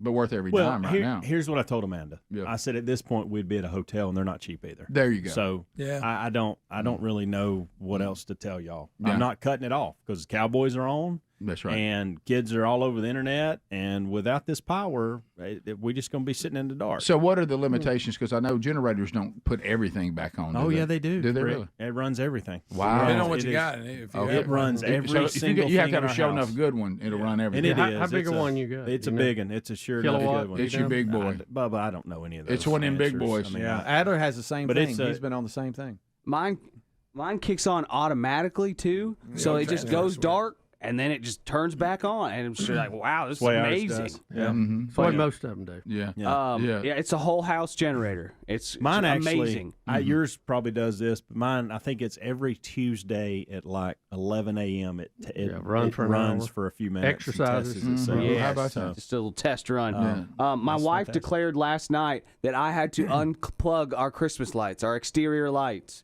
because it seemed like we were just being braggy at that point. Oh, yeah. That's a good Because point. Don't apologize entire for being neighborhood, prepared. That's a good black, point. dark, our Yeah. entire neighborhood, and then you drive past our house, it's like, hey, welcome to Christmas Village. Look at Santa. Right. And so she declared, she's like, no, this has to stop right Too now. braggy. We're getting braggy Too now. braggy. So I undid the Christmas You're lights like last me night. though. You inherited this. You didn't buy it. And Yes. that's the thing. I It went- didn't came even with know that. what it when we bought that. I didn't even know what it was. Yeah. I'm like, what is this? Yeah. Bubba, how's this feel that you don't have one, but 2 staff members do? Well, I have one. It just doesn't work. Oh, dude. That's even more heartbreaking. That's even more So heartbreaking. we're gonna try to take care of that this week. So. Are you? Yep. Mm. This will help to aid to get it done, I'm sure. Yeah. Well, it's Now, mine didn't run the whole house. It runs most of it, but it doesn't run. It wouldn't run. Our houses look a little different. than yours. Dishwashers. I mean, the dryer. it wouldn't I don't run think mine would run dryers your whole and house. stove and Yeah, all that stuff. right, yeah. Do you know how big yours is, Adler? Kilowatt. I wise? don't. I Mm. don't. I know the brand, and I know that my green, yellow, red light system, I'm still in the green, yellow area, so I'm okay.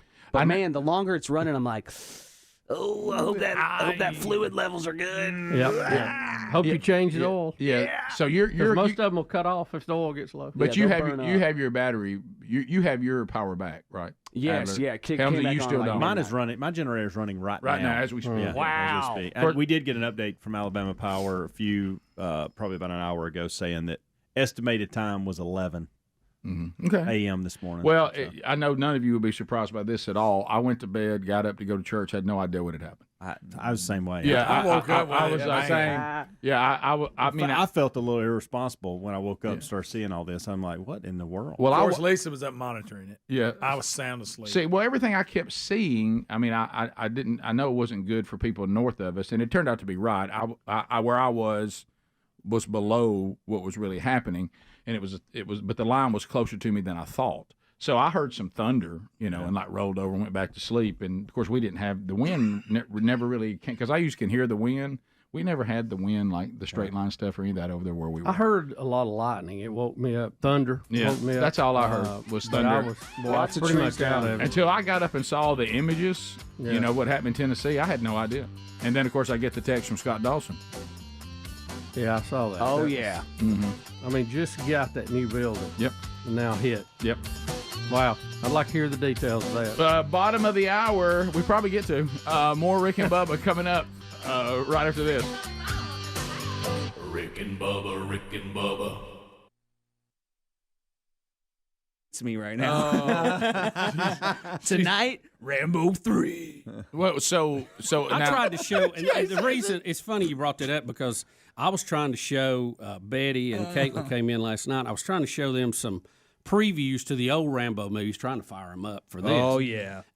And you clicked on the preview, and it was it wasn't even a good clip. It wasn't a preview. It's like they just took a part of the movie, yeah. and it's It when wasn't the they're trailer. Yeah, it's when they were talking. I hate just that. at a desk. You know, it wasn't any of the action. I want to you see know? a trailer. Yeah. I don't want to see that. How about in Predator 2? I got to laughing at that because who would have thought when you saw that movie, in this cast of people in the jungle, you're going to have the governor of California and Minnesota at the same time. Isn't that How about funny? that? That is You're funny. right. That's I ain't very got funny. time to bleed, Greg. I ain't got time to bleed. They're fighting the Predator. I love how these liberal critics are what they're saying about this because they can't get past the fact that they say it's political propaganda aimed at red state moviegoers tonight. No. Whatever. See you there. Hey, See you at the theater. Okay, good. Can you just watch Good. a I'm movie? glad. I'll enjoy it. But they can't. It's through the entire breakdown of what they think about. You know the what? movie. That's you know fine. what I I don't may have to do deal with tonight? idiots when I go to the movie. I Yeah. may go to the movie theater, have a great experience, and you know what they can do? They can go to they can go have a vegetarian meal and go watch CNBC. There you go. Yeah. Y'all have a great evening. Well, isn't I it like going to mine Rambo? better. I'm going to go to Rambo and I'm going to eat something that's processed sugar. There Okay? you So go. I'm going to have a dang good time. Yeah. Isn't I'm gonna all let it eat. isn't all program designed for a certain audience? Yeah, Rick. Yeah, What's but wrong with Rick, that? but you got to understand something. His granddaughter visits this Mexican city or whatever, Yeah, and then that's fine. that's where she gets in trouble. So he's fighting at the border and down there. Well, white so, nationalists need a show to watch too. yeah, What's wrong it with says that? right-wing American extremists have never been more extreme. Their money will spend too. Right. Yeah. Well, let's go back to this though. little bit for everybody. Isn't it a fact since we've had teenagers and high school age kids that are warned over and over again, do not go to certain parts of Mexico because the drug cartel there is dangerous, and they grab people and they kidnap people and they kill people. I don't know that that's a political statement. I think that's just a statement of fact. Yeah. Are we making up things about a certain group of people that they don't do? No, we're not. So either. Yeah. I heard that Rambo goes to the border and he like kills a guy, and then he's like, "Give me some water." I started man. Okay, you guys. We you guys know the song. Y'all know the song. I stabbed a man on the Mexican border. But we go back to this. If let's say somebody did a show, and they said it was a filmmaker in another country, and they said, we're going to do a show that involved our hero, this actor everybody likes, and he needs to go into a dangerous place in America, and they shot it in the inner cities of Chicago, and they started talking about how dangerous and violent it was there. Would that be a negative comment about every single American, or would that just be accurate about that place? Yeah, exactly. It would just be accurate. Yeah. It would just be accurate. So same thing here. Yeah, same thing here. I guess it says it's his niece, I think. No, I knew it. I knew it. I haven't even seen. You know why? Because they think it would take away from Rambo, the hero, if you made it one of his grandkids. It's almost like you couldn't take him as a granddad. That's true. Yeah. He's got to be just an old uncle. Right. Yeah. That's it. A wise uncle. Yeah, this granddaddy's come to save me doesn't sound right. Right. It's not as action packed. Yeah, we picture him with a walker. Yeah, you don't want to call it Rambo the Pawpaw. No, you don't. Which Rambo was the best? First Blood, no doubt. I The agree. very first one? Yeah, the You very talking about when first he was one. just a drifter coming to town? What Yeah. about the second one? Second Where one he went back? It was good. And he was only supposed to get pictures, but he actually brought them He out. found the prisoner. I'll take those two. After that, you lost me. Yeah, when the woman gets killed, you're like, whoa, didn't see that coming. know it. I mean, she just gets blasted to pieces. You're not expendable. Right after they kiss, and then And she tells him poor Rambo. that he's not expendable. Bubba, Rick and Bubba.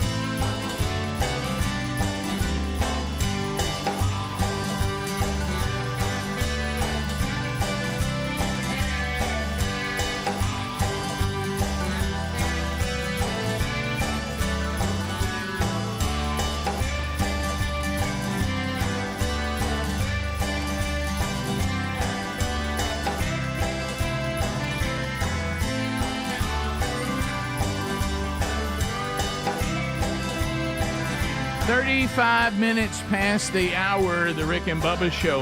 866 We Be Big is our number. All right, so cbdistillery.com.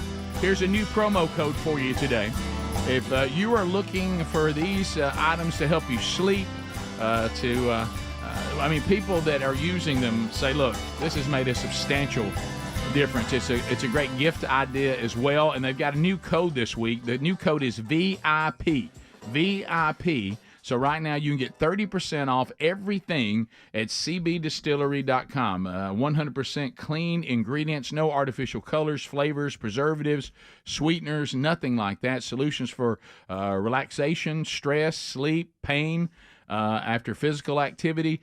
You can find it all by going to cbdistillery.com. And right now with the code VIP, you can, for today, tomorrow, and Wednesday, use the code VIP and save 30% off on your order. There's also a link at rickandbubba.com under the sponsors button. All right, so looking back over the weekend, so we've talked about that. Well, this is our last week, believe it or not. I don't know, I know we say this every year, but I honestly think it has been, I can't even believe that Christmas is here. Can't even believe it. Oh, no. And it is, it came out of nowhere. It's here, it is upon us, and here we go. So it is, it's going to, for us, end on Friday with our big year-ender. We'll do 'Twas the Night Before Christmas with the Rick and Bubba players and all that fun stuff. I did speak because I made the mistake, and Bubba, I know you did some hunting over the weekend. I did a little bit of hunting yesterday, and, of course, if I go anywhere near the farm, Gary, the bulldozer man, knows that I'm there. I don't know how he does that. Hey, you hunting today? And I said, yeah, I'm down here with Sherry. How'd you know? I just pulled up. Look, I had one of those setups yesterday because I'm thinking about going. How'd you know? After all the storms, the cold front has moved in and it was cold and blistery,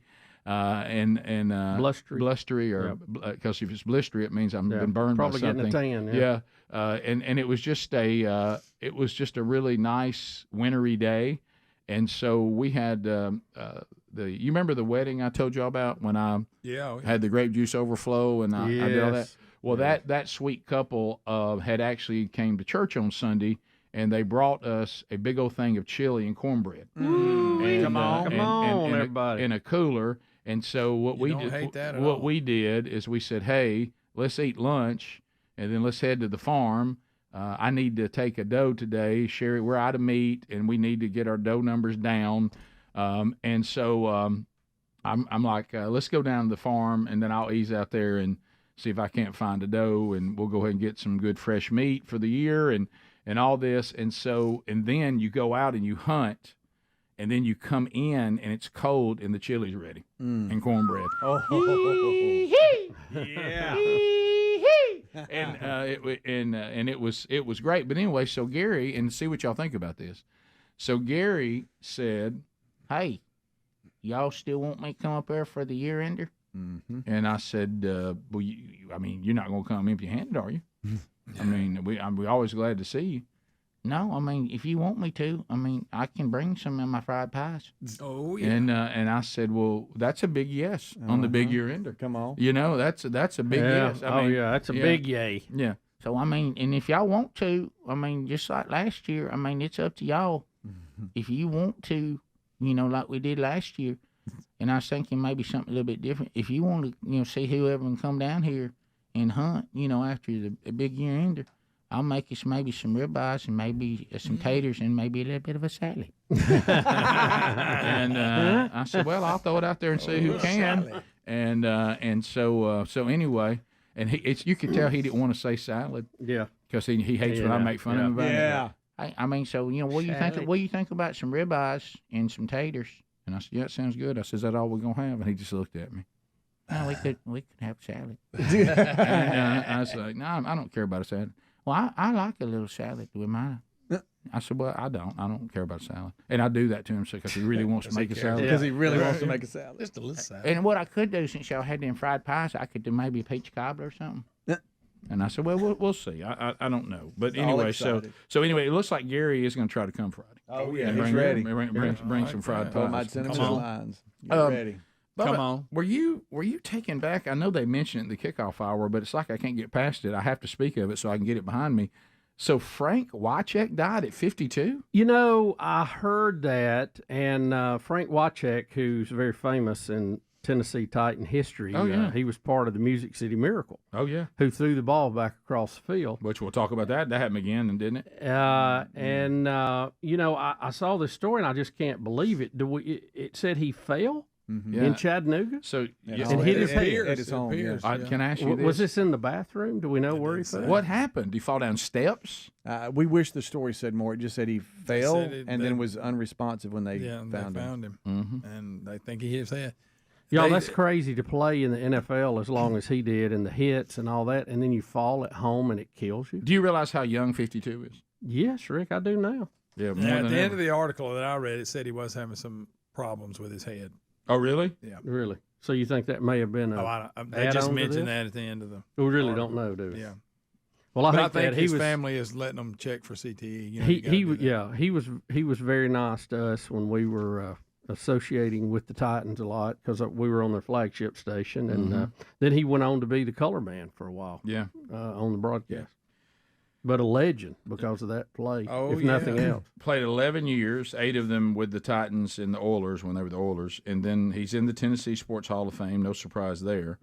Family plans to work with experts for ongoing brain injury and CTE research. So, But But it says Boy, I hate to hear but that, it says it was a fall, and he was found unresponsive. Wow.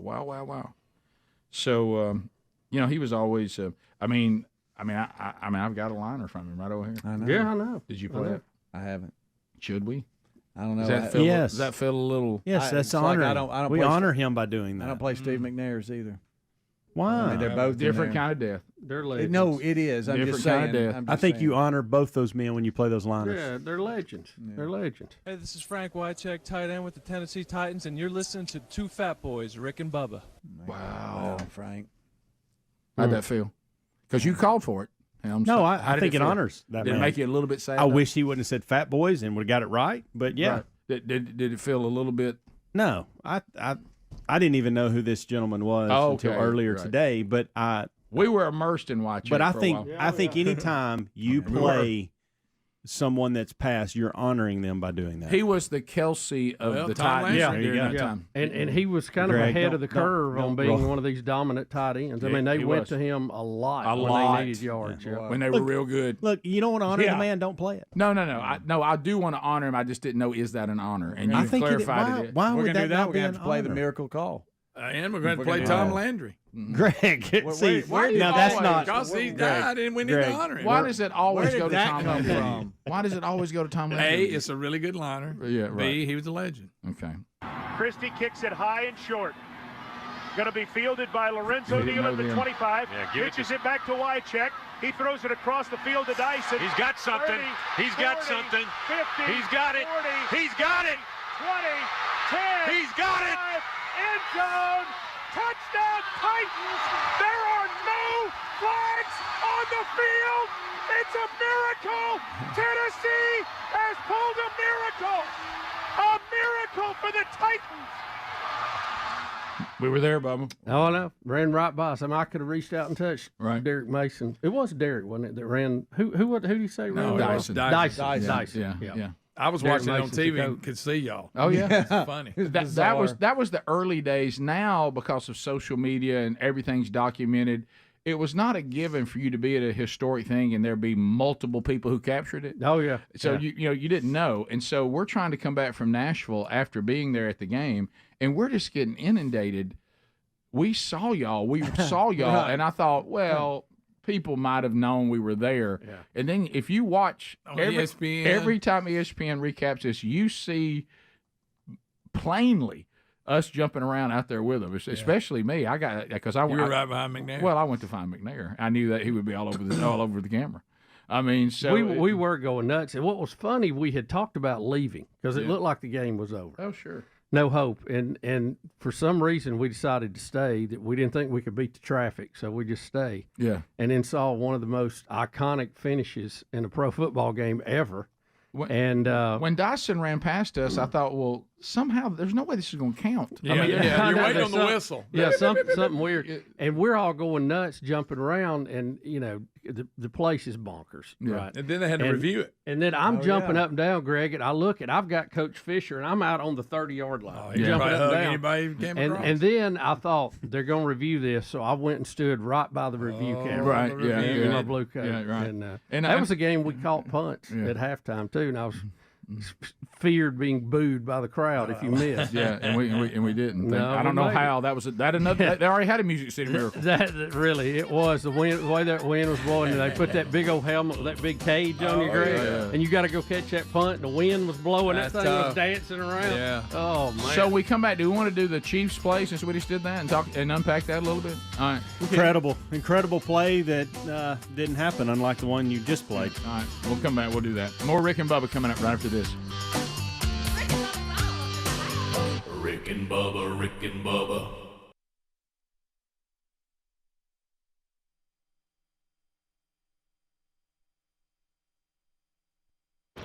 All right, so going intern world here for a minute. Hash Brown Hero is our current intern at Rick and Bubba University, and he is our sole fall intern. We've struggled What's to up get with that? Well, there's just the way things operate. Most of the people that would want to intern here, if they're in school in the fall, they're so far away, it's impossible for them to be at work. And the ones that are more local, that operation and that system we're working on it is not really running very smoothly. It's they've actually restructured everything. Right. Yeah. So we'll it'll change going forward. But if you think about it, while school's in session, you really only have access to people that can drive here from school. Yeah. It'd be tough somebody going to Oklahoma to intern during the fall, wouldn't it? It would. But anyway, it required dedication. It really would. So Hash Brown Hero is currently interning with us, and yesterday, and we'll handle this very delicate situation. He was telling a story that really caused us to cringe. It was, and I think a public service here to pay attention to this. Yeah, this is important because there's a lot of people that there's a lot of blisters that are not going to take place if you'll just listen. Right. Because I've in the times when I was working with this kind of equipment, they were not these blowers that blow stuff off the out of. It was actually the same type setup, but it would be like with a really heavy duty weed eater, or it would have a blade on the end of it where you cut small trees down. Yeah, I'm familiar with that. So I've dealt with I've got something on me that is like a jacket or a backpack, and the backpack is an engine. Yes, I've they're been heavy, there, Rick. They're and heavy. and you, Hash Brown, found yourself in that situation. Yes, I did. Okay, so tell us what happened. So, okay. When I get off of work with you guys in the afternoon, I go work for like a field maintenance kind of landscape job. Mm-hmm. And this particular day, which was I guess 2 days ago now, I was just working on a baseball field, and I was in one of the bullpens, and I was just kind of cleaning it out. I was weed eating it, and then my plan was to get the backpack blower and just clean it out. Well, I had the backpack blower up on a little wall, kind of a little platform, so I could just crank it up real quick. Mm-hmm. So I gave it one crank and it didn't start. So I was like, all right, I'll pull a little harder. And I pulled a little harder, and it kind of started coming off the wall a little bit. So I kind of had to catch it. Mm-hmm. And on these backpack blowers, like you said, they're engines basically. So they have exhaust pipes. You're wearing a backpack that is an engine. Yeah, it has a muffler and an exhaust. Mm-hmm. Yes, and obviously At this time, you don't have it on. You have it. No, it's just in front of you. Right. So, so it has an exhaust pipe, and obviously it's really hot.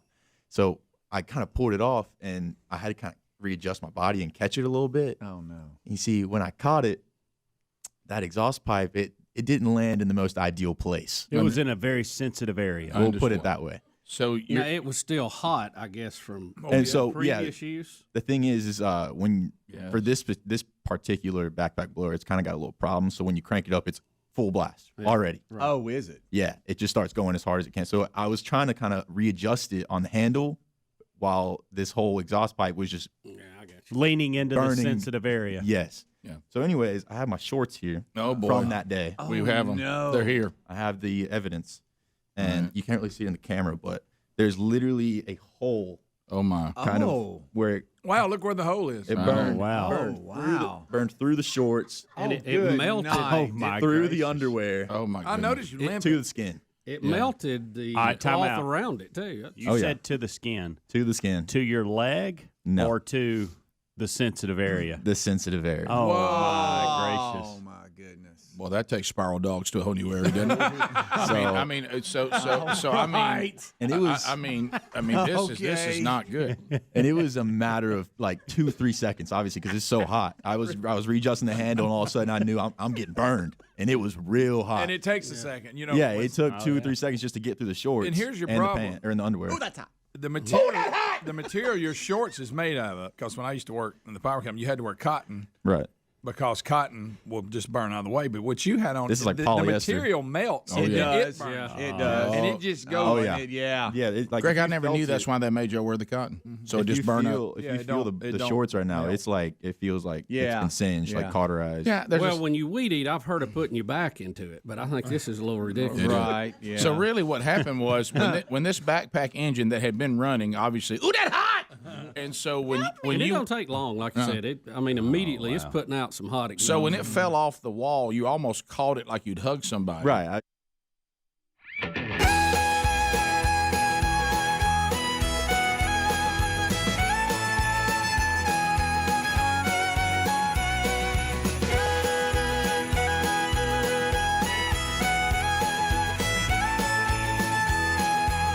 It It is 9 minutes to the top of the hour. We're the Rick and Bubba Show. We're back. Thanks for being with us. 629-WE-BE-BIG, the brand new number because you, the most powerful audience in the world, destroyed 866-WE-BE-BIG a Friday ago. So we have a new number, 629-WE-BE-BIG, and that will work today for gift number 8 in the 12 working days of Christmas. But it also works if you just want to have a chat. And we will do that today as well as we recap the weekend stories and update you on what is the latest and visit with you for the last 5 days before we will end Rick and Bubba history for 2023 and 30 years of the Rick and Bubba Show. All right, so there was a similar play that we were remembering, the miracle in the Music City Miracle. And we understand there was a similar play that took place with the Kansas City Chiefs, but this one was called back. Mike Keith could not say there were no flags. Yeah, there was a flag on the field, but it was still a crazy play. All right, and so Rick, what's going on here? You'll see this. Somebody tell me what's going on here. The Chiefs have the ball. They're just over the 50-yard line. Yeah. And Mahomes is going to go back to pass here. He's going to find his tight end, Kelsey, ripping across the middle. He's about to get hemmed in, and he just throws the ball to the wide receiver on the other side of the field, who takes it all the way in. It almost looked like a design play, but it was totally ad-lib. And as you said it correctly, what a great throw, too. Yeah, I mean he's up a good pass over there. And being heady like that, Helms, like you were talking and seeing that guy. Well, the impressive part of me is you don't have to do that at that point. There's a minute and 20-something left. You've got 2 timeouts. Worst case scenario, you're taking a huge risk because you're in chip shot field goal territory, worst case to tie it and take it to overtime. And so to have the guts to do this at this moment, by the way, the guy that called it is the guy that was lined up off sides, which insult to injury there. But what an incredible play. It really was. So he's offsides. The play is called back because number 19, they said, was we're looking at it right in here. the neutral zone. Yeah, we're looking at it right and here. It was, the Chiefs were unhappy about this call, as you might expect. Mahomes had to be restrained, as a matter of fact, on all this. Really? But it was looked at later in the night on the nighttime game, and several officials, and they said, look, his foot's on the line, he's offside. So did your foot? I keep asking this, and maybe y'all don't know. We need a stripe in here. They probably don't know either, but Rick, look how close 39 gets to your helmet can be offsides too, because it is a neutral. All right, so if that's the case, the defensive guy was lined up offsides too. If that's the case, and so I think that's one of the reasons Mahomes was upset too. Right. What I heard, they just said it's never called. He didn't get a warning. That's what I heard too. Or anything like that. Now, of course, the receiver looks like he never checked down the line to the line judge to see, okay, am I good? Am I not? Right. He was offside. So Adler, can you go back to the very start of the play before they snap it, and let's have a look. Right where they're now they up. say that right now they've actually overturned the call. Did y'all know this? Because Taylor Swift's mad about it. Did y'all hear about this? Swifties are upset. Swifties are mad. I watched the second half of this game, and anytime Kelsey was anywhere around the football, they felt like they had to show Swift. And to Speedy's point, Romo called it his wife. Really? In the Look right there. broadcast. Foot Well, on he's the blue clearly line. offside. Yes. But look at the he's defensive way guy off right on in front of him. His head's in the neutral zone as well. But the head doesn't matter, does it? Well, evidently not. That's the point. Well, the body. That's what I've been asking all morning. Well, it does Bubba, when your defensive lineman lines up in the neutral zone, right? Yeah. And it's right. Defensive lineman in the neutral zone was his head. It's where their hand is, right? That's it the doesn't look question like I have the been defensive asking. guy's offsides to me because his head's not over the tip of the ball. No, I'm saying when they do call it. No, you're right. Yeah. I'm looking at the blue line, and his head is in the blue line. The defensive but guy. that line can be deceiving. I It can see can why be. you wouldn't call it on Right. the defensive guy. Yeah. And I can see why you would call it on the offensive guy. Yeah, 100%. Yeah, and how about this? As all of you have said, you're a professional receiver. You don't check. Well, you don't check with the guy- line judge. Not only that, but Tony Romo All you got to do is put your hand out. kept look at 'em, they'll saying tell in you. the broadcast that evidently Tony, the receiver that is lined up in the neutral zone, has had problems all year, getting penalties, having drop passes. A lot of so drop passes, when all this was going on, I thought that Mahomes' frustration was at Tony, but it wasn't. It was at the officials. Look, there's Mahomes. Oh, he was going nuts, Rick. They were having to restrain him. But But do you feel bad when you act like that and then everybody looks and it was the right call? He took it a step further. He even took it into the press room after. Well, he's talking about how frustrated he was. Well, he's mad. Well, Chiefs aren't playing well right now. A couple of things that stood out to me yesterday. I got into the NFL for a little bit. Do y'all realize that Joe Flacco was sitting in his living room 3 weeks ago watching NFL football? Yeah. And he won yesterday, threw over 300 yards Flacco's passing, back? three touchdowns, 38 years and they old. won yesterday. Who's Big he play win. for? They're like 8-5. Browns. The Browns are 8-5. He's been He's there doing better than old massage therapy with all that money. Yeah. Greg. And he's doing better than him. Yeah, But this was Flacco's second week back, I think, and he's tearing Three- it up. No, I'm not. Y'all talking about Flacco? You think Flacco's back, Rick. You think that I am pride of the Blue exaggerating? Hens. 3 weeks ago, he was sitting on the couch watching. Yeah, he didn't football. have a team. right. Nobody picked him up in the offseason. He said he kept working out and that he would go throw the ball with his brother-in-law. And how much did he throw for? Over 300 with 3 touchdowns. Flacco's back. Yes. And the Browns are 8-5. I didn't know that. You said he was sitting on the couch. Where was he I sitting did. at? I'm Hey, confused. children that are 12. I said confused. couch. Not first. To be sure. Good Hey, gosh. let me ask you this. So how much does Deshaun Watson get paid? A bunch. Yes. He's So millions. much. So much. Do you realize how little he's played between suspensions and injuries? First of all, he never should have got that. I don't care if he's as healthy as a horse. He should have never got that number. He was not that type of quarterback. Again, his agent needs a pat on the back. Wasn't he a Delaware Blue Hen? He was. The pride of the Blue Hens. Flacco, They're the joining pride. the Conference USA. Well, you know, President Biden Coach Biden played for him. Yeah. Rick, he was good. flanker. Yeah, Absolutely. he's played several things. He was there, second. He apparently, was second. and taught He two was or three second in places. offensive production. Now, he was going to play lacrosse, even though they didn't have it. Even though they didn't have a program. Hey, and Bubba, Dobbs was benched for your Vikings, and Nick Mullins came in. You know, good for Nick. And Good for Nick. the Vikings scored all of 3 points and won. Who did play? 3-0. Was it the Raiders they played? Yeah, I that's think right. so. What do you do? We asked this in the kickoff hour. If you win 3-0 in the NFL, do you go into your individual meetings today on both those squads and just start over? Like, what do you Wad up do? everything you did the week before. I don't know. I think you congratulate the defensive coach. Well, yeah, but if you're an offensive receivers coach, running backs coach, you got these meetings today. What do you do? Well, I haven't seen the game. I did record it. I'll catch it next day or two, but I don't know. You'll catch it the next day. Will you go back? Dobbs was on. I mean, he was on fire. He could do no wrong. And how did he go from that to not being able to score at all and getting pulled? I'm glad Nick got in. I think who he we've was had just here on doing the good show enough. before. He's a I'm more surprised. Local player. I guess for him. I guess like an investigator, but I don't know why you'd want to go back and watch a 3-0 NFL game. That's miserable. I You might as well watch happened. Virgin River. Rick, I like reckon Virgin defense. River is I much like better defense. than Yes, it is. the holiday special. I tell you, it's misnamed, though. I've noticed that. Rick and Bubba.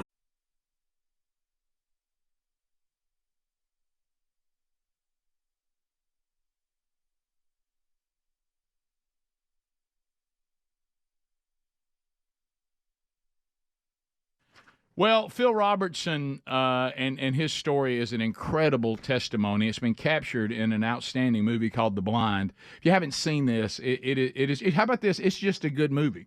If you're just looking for a good movie, Phil has been open that going back, and I understand that when you have been redeemed and you have a kind of a rough testimony, some of the stuff that you did before redemption is embarrassing. You don't like going back and reliving those things. However, Phil says he keeps getting all kinds of feedback from people saying, "Well, your story was used to change me," and so he says, "So it's worth it." And if you want to see this, and you know what else though, even though some of the stuff's difficult to see, think about the other end of the spectrum, which is where this has been so incredible. Is it also reminds a lot of us that you're never too far gone. Hey, if you're not dead and Jesus has not returned, you can be redeemed. You can be transformed. You can have a new life, and the life that only the power of Christ can provide. So why don't you pick it up? Now, you're thinking, I don't want to get this from Apple or Amazon. Well, what about those idiots, Rick? Well, the good news is you can get it from Blaze TV.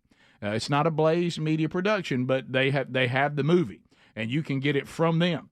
BlazeTV.com/theblind. Get it for $19.99. BlazeTV.com/theblind for $19.99. Pick up this wonderful story of redemption today.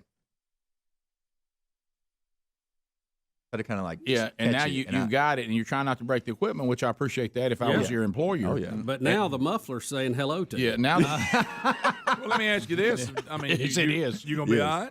Any kind of treatment be all involved right. with this? Did you have to have anybody look at it? Yeah, could we? No, well, I was without- working with somebody, and he was like 50 yards away, kind of edging the infield of the baseball field, and he saw me when it happened. Oh no! And he was like, I didn't know what was going on over there. I was jumping around. I was like, ah.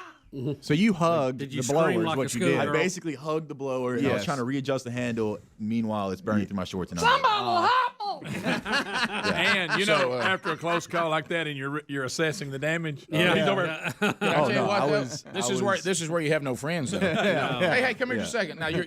Hey, I need you to look at something. No, got a problem down here. Good news is back at our little equipment shop or whatever, we had a fridge.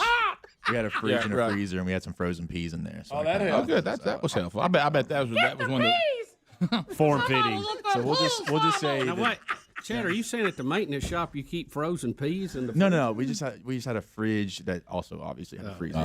It's Who brings peas to the office and puts them in the freezer? The upstairs. It is a is great kinda way like to ice. No doubt. The upstairs, form fitting, especially in that upstairs of our area. little shop, yeah. The upstairs of our little shop is like kind of like a HR place for some other people. So they have like a little kitchen up there. Understood. So you have no skin grafts or anything they're going to have to do. You're going to be all right. We'll just say there's a little blister in Close a call. not very comfortable area. Can you show me the walk? How The walk? Yeah. How I you didn't know where walking? he was going with it. I didn't walk. I just sat down and just put it there. This is one. Okay. Look, you end up with a blister We were riding the car. from this type of injury. You have to. I mean, you can't be a tidy whitey person. You got to go to boxers in a hurry. You got to make an adjustment. And you can't be those tight boxers. Now loose is crucial. Boy, it could have been worse. Briefs. Oh, yeah, it could have been a lot worse. It really could have. Oh, I was really Now all your scared for a friends are second. singing, "There's a." I was really scared for a second that I just lost my chance at having kids. Well, that's legitimate. It's a legitimate concern. I didn't know what all it got down there. Yeah, So I You was gotta be like, careful. You got to be was careful just of all the weed hot. eater. Yeah. Oh, yeah. The motors are dangerous. Yeah, they are. Yeah. All right. Note to self: if I've got on a pair of shorts and nothing protective, don't hug motors. Right. Or let me tell you, give you a little advice. Next time, wear a cup. Well, next time I'm just not but would gonna. that cause worse trouble? Would that become plastic melting on you? Greg, let me ask you this because you had to deal with this in a safety aspect. Did y'all have rules when you dealt with that kind of stuff about how you cranked it and put? I mean, we used to have to put them on somebody else cranked it. Set them on. Yeah, you're talking about Right. chainsaws So, and stuff like that. I was about to say what Greg was about to say is it is like this wasn't the first time I used the backpack blower, and usually I just had it on the ground, which I didn't. This time I just kind of had it. You were, on the Probably a tired. reason You for were that. tired. Why? You were tired. Didn't want to bend down. I was like, I need to crank it a little harder, and I cranked it a little too hard. And look what happened. Fire down below. Fire down below. Fire down under. No, that is not good. It's bad. No, it's not Rick, good. that's Rick. on the list of bad. Yeah, it is. How about when your brain tries to process? So this is happening right now. Something's hot. Oh my You gosh. didn't want to look. You know? Oh no, you don't want to look. It's after me. That first look is that's a lot of anxiety with that. Rick and Bubba.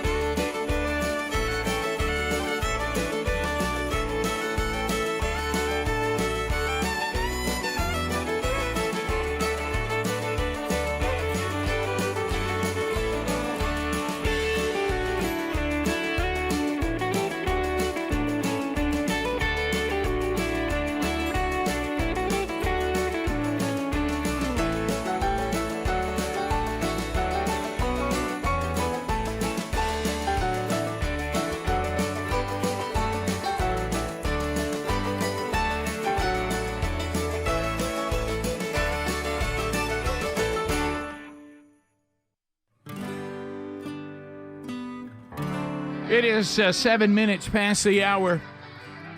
From the Big Boy Studio out on the bleeding edge of technology from Sweet Home, Alabama to the rest of the world.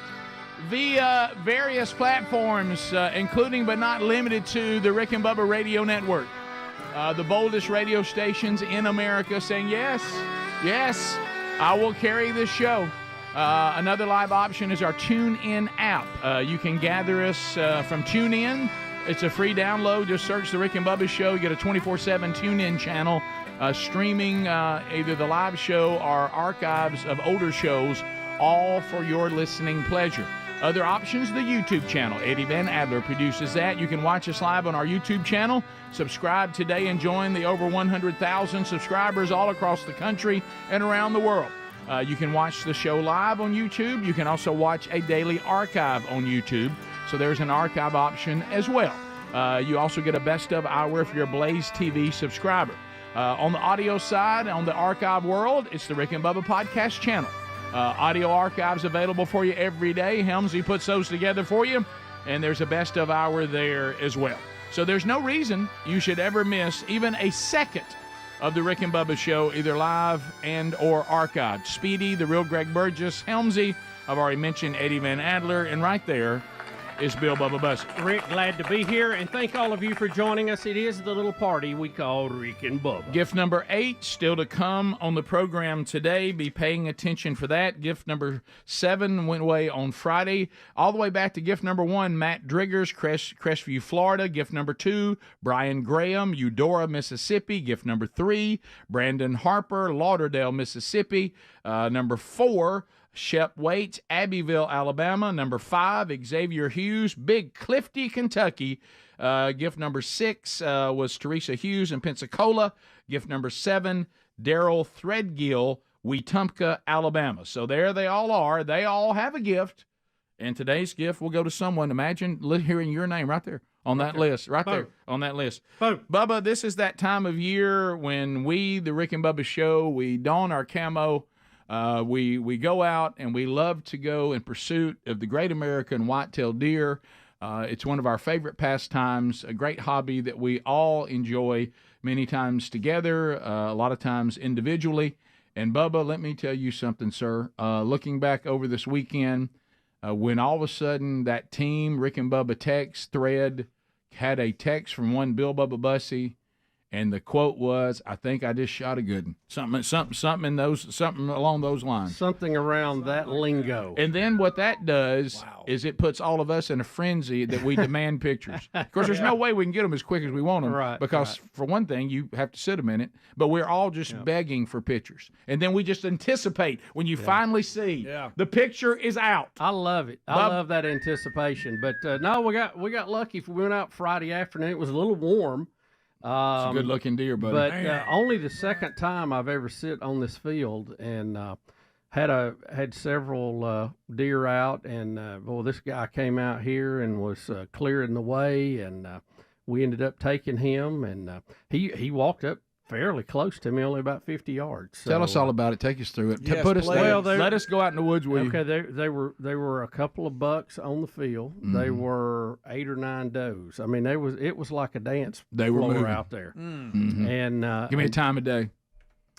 It was it was fairly early. Let's see. I can tell you. It was early because I remember we had to wait a long time for pictures because it was still daylight. Yeah, I can tell you exactly here. Hang on. But it was just an a second. afternoon hunt. Yeah, it wasn't. It was Friday afternoon. Have you become an afternoon specialist, or do you do morning much anymore? I'm more of an afternoon specialist. Yeah. But I go in the morning some. It just depends. You know what I worry about in the morning? Camp house breakfast. Oh yeah. Rick, it was about 4:15 local time. Oh yeah.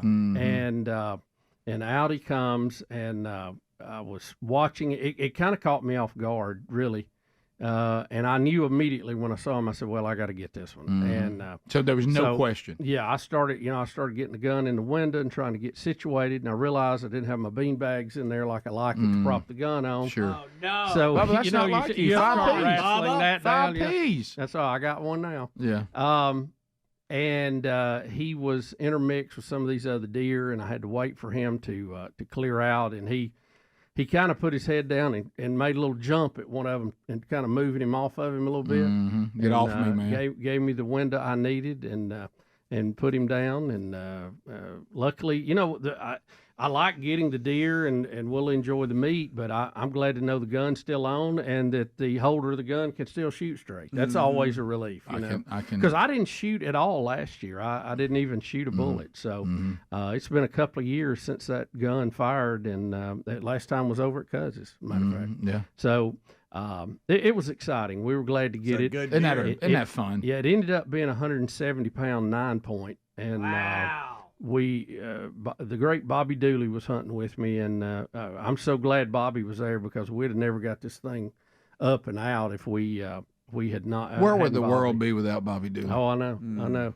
And so we're real excited. We got it back to the camper and took some pictures, and then carried it over. I hadn't seen my buddy Paul over at Deer Run Processing in a year, and it's good to see him again. And he's over at Joy Lake, not too far from us, and it was good to see him. And we're going to go ahead and mount this one since it was the first one from That's this a good place. Alabama deer right there. And, put that down in an RV. So I called old Tony Goggins, and he's going to pick that up. Yeah, it's a. Bubba, where we going to put it is a little more of a gray area. Nail it to a tree right outside. Bubba, is that split tines on one side? Yeah. I can't tell. There's your 9 right there. Yeah, see. Well, no. He's got. Look over here? Yeah, see him right there. Yeah. Got a little kicker there. Yeah, okay. Well, it's. Yeah, I see what you're saying. It actually is the end of it. I think is a little more split, but I've got some other shots from the side. But it was a lot of fun, guys. It was why we go out there and hunt. We have a good time. Mm-hmm. It was a south wind too, wasn't it? It was a weird wind for that day. I don't recall at that time, Speedy, but I remember it was we knew a the south wind storms Friday. were coming, and they were out there moving. Well, I was like about crazy. to say, I ended up missing it. I was trying to get out like you did, but because when them fronts are moving in, they seem to know things just by the way they're made. And you think, hey, get out there with them in front of a front. A lot of times they know they're going to have to hunker down, and they'll try to load up. It doesn't happen a lot, but when you have deer on the field and that one walks out and you realize he is so far ahead of I love that. and you're So rare. You're not even counting points. You're not even looking outside. You just know. This is a so shooter. rare. Immediate. As a matter of fact, some of the old codgers that we've learned from, because I've made some mistakes in the past when I was kind of new to it and didn't have a resume to look down.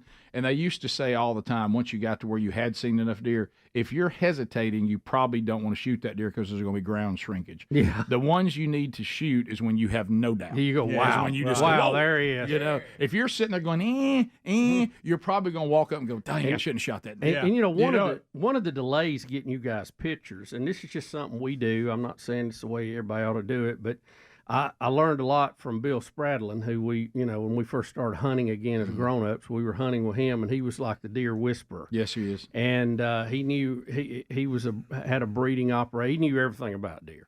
And I remember him telling me, he said, the things that you do on the days that you don't shoot a deer are going to have a lot to do with the days that you do shoot a deer.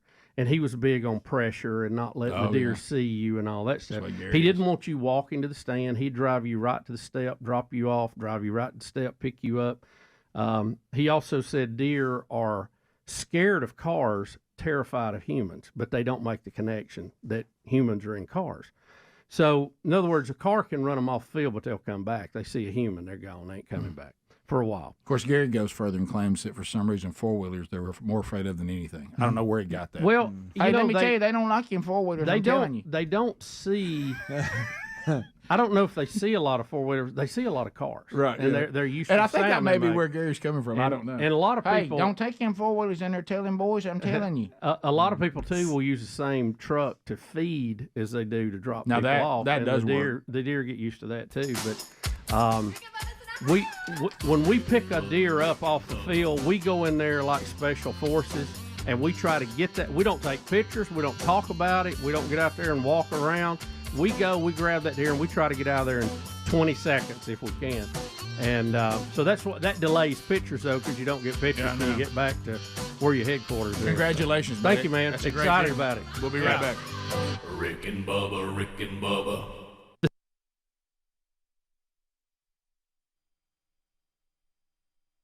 But today we look at obvious signs that, as has happened with human beings,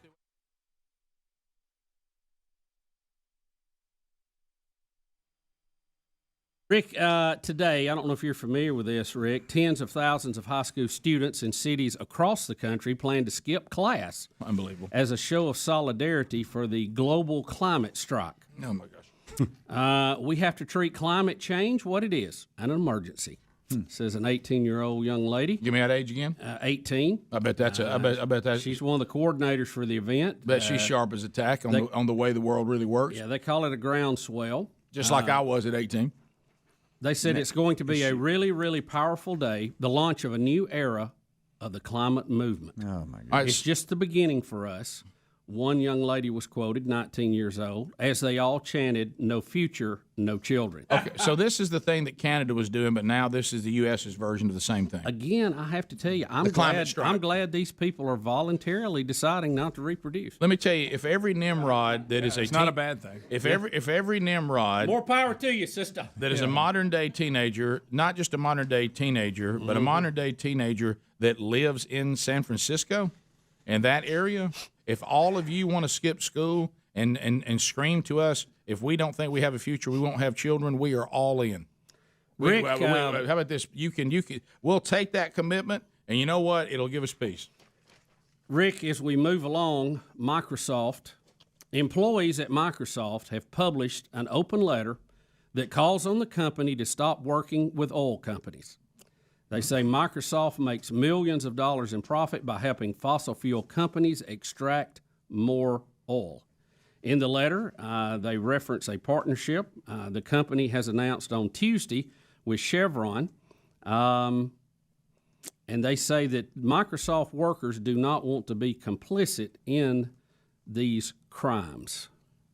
We'll go work somewhere else. How about that? How about crime? Now, Greg, once again, here's the attitude of whatever this generation's letter is. So we want to attack our employer that pays us pretty well. Yeah. Okay. Has been profitable. And what we can buy shares in it if we want to. What we want to do, and I'm sure they have, is we want to attack one of the clients of our company. It was probably a big one that produces a lot of the revenue that then pays our salaries, because we're deeming that there's something criminal about fossil fuels, even though that's never been truly proven. Yeah. Rick, let me give you a few more details here. Please strap in for this. The company wants the tech giant to end all contracts with fossil fuel companies, cut contribution to any lobbyist or politician who deny climate, and to commit to zero emissions by the drop-dead date of 2030. The year climate change is predicted to cause irreparable damage to the planet. So we want to make real impact. All of us need to mobilize, work together, and demand a fundamental change in Microsoft's policies. Can I ask an inconvenient question here? These people are absolutely who do they think they are? Wait a minute, goofballs. Guys, they've come up with a drop dead date that says if we can't do anything, and they don't specify what we're going to do, if we don't work some plan that you can't never get your hands on, by this date the damage will be impossible to repair. Hey, let me. How do they know that? Can I ask you a question? Do you think these people know what a computer is made out of? Here plastic. Yeah. It's an oil product. A petroleum product. Yeah, I know. They are so dumb. My head hurts. Right. And those oil companies, they use a lot of computers. A lot.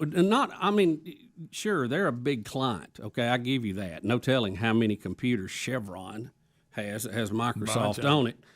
But the fact that if you stop them from bringing oil to the surface and processing it and using it in products, which is gas, everything from gasoline to plastics to, petroleum jelly. Okay, exactly. You're not going to be able to make computers. Thank you. You're taking the material. Do y'all realize that? Yeah. Do you realize that? No, the answer is no, Bubba. They don't. So let's go back to this again. I would like for this to be handled the way you would handle children, and it's a word that children have to learn, and it's called no. Yeah. I would have said, "Are y'all done with your presentation?" Yes, Mr. Google. Let's say I was Mr. Google. Okay. I'm the man. Okay. And they come up and said, "What do you think about that?" I say, "Go back to work," and that's your request has been heard and denied. It gets better. We will continue we'll continue to work with Chevron, and we'll continue to do that. And if that bothers you bad enough, over here, where's the Human Resources office? Stand up. You go. the gravy, please. Rick and Bubba, Rick and Bubba. Ooh, it brings me to All right, here we go. We're back. Rick and Bubba's show. Lots going on today. All right, let's talk about gift ideas. Soft, silky, best-selling Christmas gift for her. Fellas, get a free $75 nightie with naturally smooth pajamas from pajamagram.com. It's a great gift. She'll love them. Oh, I got my comfy jammies on. And they'll throw in a $75 nightie, which she will like, and you probably will too, sir. All right, so as we make our way back, Bubba, let's continue with Bubba's weekend. I mean, the Deer Slayer lays down a nice buck. Everybody's excited. Everything's going great. So your weekend, it definitely got off to a great start. Oh, yeah. Yeah, we had a great time. And we're back. We come in Saturday night. By the way, went to the Rockford Christmas Parade. Bubba, Yeah, what in the world you is that? Images. I'll have to get you some video, Adler. I shot some, and I have not transferred it to you. I apologize. We'll talk about it a little later. By the way, Adler, it's on the team Rick and Bubba, I think. It is. There's 3 videos there. Oh, I shot a whole bunch of stuff. Yeah, but Bubba can get you more. But those 3 videos, though, gave me quite a little peek into it. You know, Rockford is a town that I go to a lot, especially during hunting season because we're close to there. Well, and it has the name Rock in it. And Triple R's down there. We love to eat there. And you'll rock on Thursday night, so you Rockford, rock on. Rock everything. And excuse me, I didn't even realize it was Christmas parade night to the day before, and the folks at Triple R's were saying, "Are you coming back for the parade?" And I said, "Well, I didn't know it was the parade." And I said, "Yeah." And Rockford is a small community. I don't. There's not a whole lot of people in the town. No. I don't know what the numbers are, but it's not real big. And but I'm gonna tell you, they turned out for that parade. I'd never seen that many people in Rockford in my life. That Main Street area, when I played a little ball at Troy and went to school at Troy, I came through Rockford all the time. At that 4-way stop. That was me going back to school and coming home from where I lived in Calhoun County, and I've always loved that town. And I was shocked at the level of Christmas parade they put on. The floats, the effort in the float. We'll talk about that because I don't have. That's a different thing. Yeah. But also it is interesting when you're on a hunting weekend to tell the guys, what do y'all think about going to the local Christmas parade in camo? I had to hurry Bobby along. He was a little late getting out. I said, "We're going to be late. We got to get there." Did Bobby go to the parade with you? Yeah, Okay. Sure. Well, he loves a parade. A lot of people don't know it. He does. He loves parades. He does. And but we did that, and then Sunday morning I'm back at home. And usually on Sunday, here's some of the footage. Look at the level of it's got float. audio too, Rick. Okay. Well, I love the siren. Boy, I mean, Gotta there's just a mob of people up and down the streets. Well, you can't see it in this, but they're really well. No, I know because we're way down at the end. Right? Of it, No, of course. And don't forget, this is a parade after I took a 9-point. I know. I mean, gosh, he's standing there. Weekend. Look, Greg, he's grinning like a what each wires, Greg? I don't know. All your different smiling analogies. What are Jackass. they? Greg, I didn't say that. That's one of them. Why don't you say a mule? Well, good gracious, Yeah. Greg. Right. Look, I mean, snow. They're generating their own snow. No, I know. there. I noticed if mean, you look didn't at have a that. snow machine in that parade, Yeah. you ain't nothing. That's old Grinch waving at everybody. Unbelievable, by the way. Wow, that's really good impressive. float. That's impressive. Rick, Here comes Santa Standard Claus. fire truck. The parade went on probably 25 minutes. I mean, Bubba, look, you're on the top of it. No, I'm No, that's taking not it. you. Okay. But we had a good time. Got his deer up there with him. So Sunday morning, I usually don't set an alarm because I get up so early I wake up anyway. Right. Yeah. So Yeah, we but have you've to been partying. leave. We have to leave about I think 8:15 is when we usually leave. And look at this. This is incredible float. Santa. Wow, more video. Santa. So Wow, look at that deer. in our bedroom, the way it's laid out, we close our door going to the bathroom. Mm-hmm. Because when the sun comes up, it comes through a window and it bounces off a mirror and shines right on you. Right. So to keep it dark, we have that door shut. Well, I'm sleeping, and I slept longer than I normally would, and I noticed the light is in my. Betty gets up, she opens the door, leaves it open, then she comes back into the bedroom, flips the lights on in the bedroom, and then she goes out of the bedroom. Then she comes back a little bit later, and I hear her flipping the lights off again and closing the doors and all that, going, I'm sorry. And I thought, you didn't, in my mind, I'm thinking, you didn't see me here, Right. So I jump up. Of course, I run through the shower, and I'm ready to go in about 8 minutes, and I'll make it to Sunday school. But Yeah. I said, Betty, what were you doing? Why were you opening doors and lights and all that?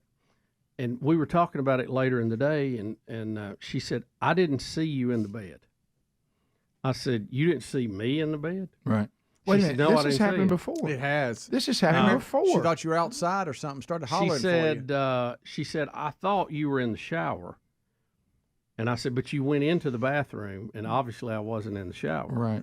She said, I thought you maybe had already got your shower and you were somewhere else in the house. And so I just didn't see you in the bed, even though she has to walk right by me to go to the bathroom door. I said, Betty, even after I've lost some weight, I'm still 250 pounds. I'm as big as a baby moose. Okay? Laying in the bed. And not only that, I'm hooked to a CPAP machine that's running and blowing air. And you don't see me? Right. She said, I never saw you. I said, I'm worried about you. That's I'm twice. worried about Yeah, you. that's twice. Do you remember when she started hollering for you? I'm not under the covers. I don't sleep with the covers over my head or any of that. I mean, I don't know how you don't see me. How can Betty Bussey not see you with all that you just talked They're about? not And this is looking. the second time. They're not looking, guys. That's the thing. It's not that she's just not looking. Okay. She Well- doesn't expect you to be in there, so she hasn't looked. Yeah. This is what wives do. If I wanted Wow, to, it's amazing. If It I is. wanted to hide, if I wanted to hide, and I got in the bed and strapped on the CPAP machine and tried to hide from somebody, no way I could do it. Right. They would go, "You're not hiding. I can see you. Right. You're 250 pounds. You're like a baby moose in the bed. I see you. Right. And I don't know, but I'm worried. I'm worried about my little blonde that she didn't see me. That's concerning. Wow. Queso dip, now this. And I wouldn't worry First about the it. And this queso, is now why. this. I mean, we got. They don't. Yeah. I'm telling you. But there- you there's don't something hear about- the CPAP? Yeah, I was gonna say this has sound with it. That doesn't matter. I mean, it's like it's like a baby moose and Darth Vader are in the bed, and you don't hear or see But that. she has her mind on something. right, That's right, the right, key. yeah. Their mind is set, and they're going to do that one thing, and they're not looking at anything around them. So when they get like that, you could have a DJ in the corner. And they don't see. They don't know. You have lights, strobe lights everywhere. Right. Yeah. Phone calls are next. This is not the contest. This is just a phone call segment with you, the audience. At 629 We Be Big. It's not the contest. 629 We Be Big. We talk to you, America, right after this. Rick and Bubba, Rick and Bubba. See Martha, and she'll get your paperwork with you, and we'll get you all set up on getting you on Cobra if you need to, till you get some insurance at your next place. Yeah. It usually Rick, is Martha. Rick, get this too. I want to finish this. In the letter, it also says it's clear that the tech industry is one of the main culprits behind our burning planet, both in consuming a great deal of fossil fuels through power-hungry data centers and supporting big oil companies. Again, data centers is what you do. What you do. That's how you Product. get paid. Thank you. What are you talking Rick, now about? this, but listen, why is this? The letter comes on the same day. Amazon CEO, Jeff, what's his name? Bezos, facing similar pressure from his employees. He announced a new climate change initiative over at Amazon. Like their peers at Microsoft, Amazon workers had called on the company to stop working with oil companies and funding climate change deniers. However, despite a promise to move more fully to renewable energy by 2013, Jeff and Amazon would continue to work with oil companies. Now, again, if you're at Amazon and you're wanting to get rid of fossil fuels, do How you y'all gonna deliver your realize how they product? deliver your packages? You bunch of nimrods. How you gonna get it there? Are you, It doesn't even. Rick, seriously. Apparently, not eating meat makes you really dumb. That's something to your brain. I'll go back to this again, Bubba. This is an There's example. pesticides on your plants, people. This is an example of what we've said 1,000 times. If your worldview is going through the lens of emotion, you don't think any of this through. Because emotional people don't think anything through. It's all emotion. Let me put this in something that I hope some of you can comprehend. And I'm glad because you need to listen. And Bubba's got a stack of articles. 38 pages worth. 38 pages. You know of what? doomsday predictions backed up by scientists, Rick. Yeah. That didn't happen. We got 38 pages of them that we're going to be using on next week's podcast and throughout the show. You know what one of them said? Cooling trend, irreversible. Cooling trend. Cooling trend. Oh, this is back when we're all hung on the ice age. Irreversible. Hey, irreversible. We have Al Gore standing up, quoting that in 10 years there will not be a polar ice cap. Well, the problem is it was like 23 years ago we made the speech. And we still got it. Still got one. All right, let me go back to this because I'm going to try to do this in a way and this is what's good about when Rick and Bubba hold class. Do we all agree that there are some people that absolutely believe in Bigfoot? Is that a yes or a no? Yes. Yes. Are there people that say you can prove that Bigfoot exists? Yes. Okay. All right. And are there people that say, the Bigfoot thing is a theory. I don't think we've officially proved it because we never brought one in. Yes. Right? So we could say that a lot of people think Bigfoot is real, and they'll even say there's experts, animal experts, everything that will tell you that it's real. Mm-hmm. Do we have other animal Spot. experts and other people that tell you there's no way there's Bigfoot, and certainly there isn't any proof of it? Is that a yes or a no? Yes. All right. So that is like saying we are not going to school today, and we will not have children until everybody acknowledges that Bigfoot exists, and we start a plan to capture Bigfoot and eradicate him from the planet. That would be like Google. It would be like Google employees saying to their employee, if we don't stop doing business with Bigfoot, okay, if we don't stop doing business, out. We're not going to do business with these people that keep creating Bigfoots. And if you don't stop doing business with them and acknowledge that Bigfoot exists, and if we don't start doing plans right now to eradicate Bigfoot, we're walking off the job. Climate change is doggone Bigfoot. Yeah. Okay, man-made climate change is Bigfoot. It's a theory. Some people absolutely believe it. Some people tell you they've even seen it. So, and then they'll even say these experts in animal behavior say it exists. These experts say that it's unproven. Okay, it's the same thing. Now, would we change the whole air conditioning business over Bigfoot? would we change an entire country? What if we change a redid- company over Bigfoot? What if we rebuilt all of our houses because we were afraid a Bigfoot would come jump through the window? Yeah. Right. And we We're built Bigfoot underground, proof. and we put bars on all of our windows, and we put bricks and rock and all this stuff to protect us in case Bigfoot exists. Right. Seems a little overreaction. You know this guy, too, because he worked on your house. I was talking with one of our clients, and they sent a guy out to do the maintenance on the heating and cooling system of our house.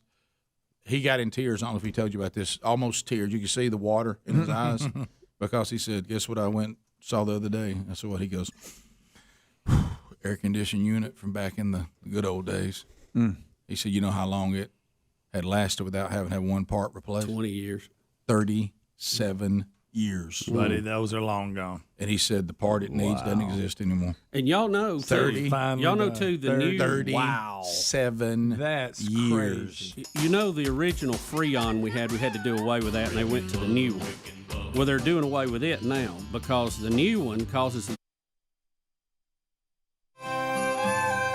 of the week, and we look forward to chatting with you, America. Again, we're not doing the contest right now, so the only reason you should be calling 629-WE-BE-BIG is because you want to talk. We get them lined up. We open up all 10 lines, which makes it easier to get in. Then we use our friend the buzzer that buzzes you at 30 seconds, or if you make the mistake of doing a meaningless shout-out or a shameless plug, the buzzer will get you on that as well, because this is designed to get a lot of thoughts in. Here we go. Keep everything moving. So a lot of you can get in, and then once you get in line, we become a fast-moving line. Unlike TSA, we can get you through pretty quick. TheraBreath.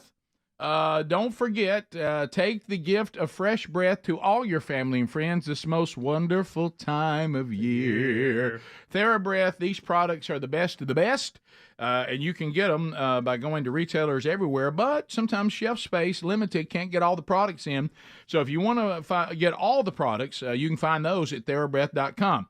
Remember, these were designed by Dr. Katz to actually address what's causing bad breath. But then he says, I can also do better with gum disease, with the gum rinse. I can do better than what's out there on the whitening. All of these things are just superior products when it comes to overall oral health. So get yours at TheraBreath.com.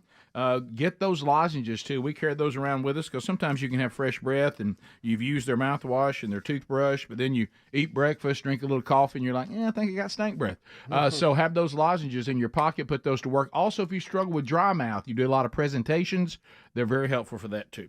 All right, so let's go to the phones, 866-WE-BE-BIG. Let's get started. 30 seconds a pop. We'll start with Reagan out of Ohio. Reagan, welcome to the Rick and Bubba Show. How are you today?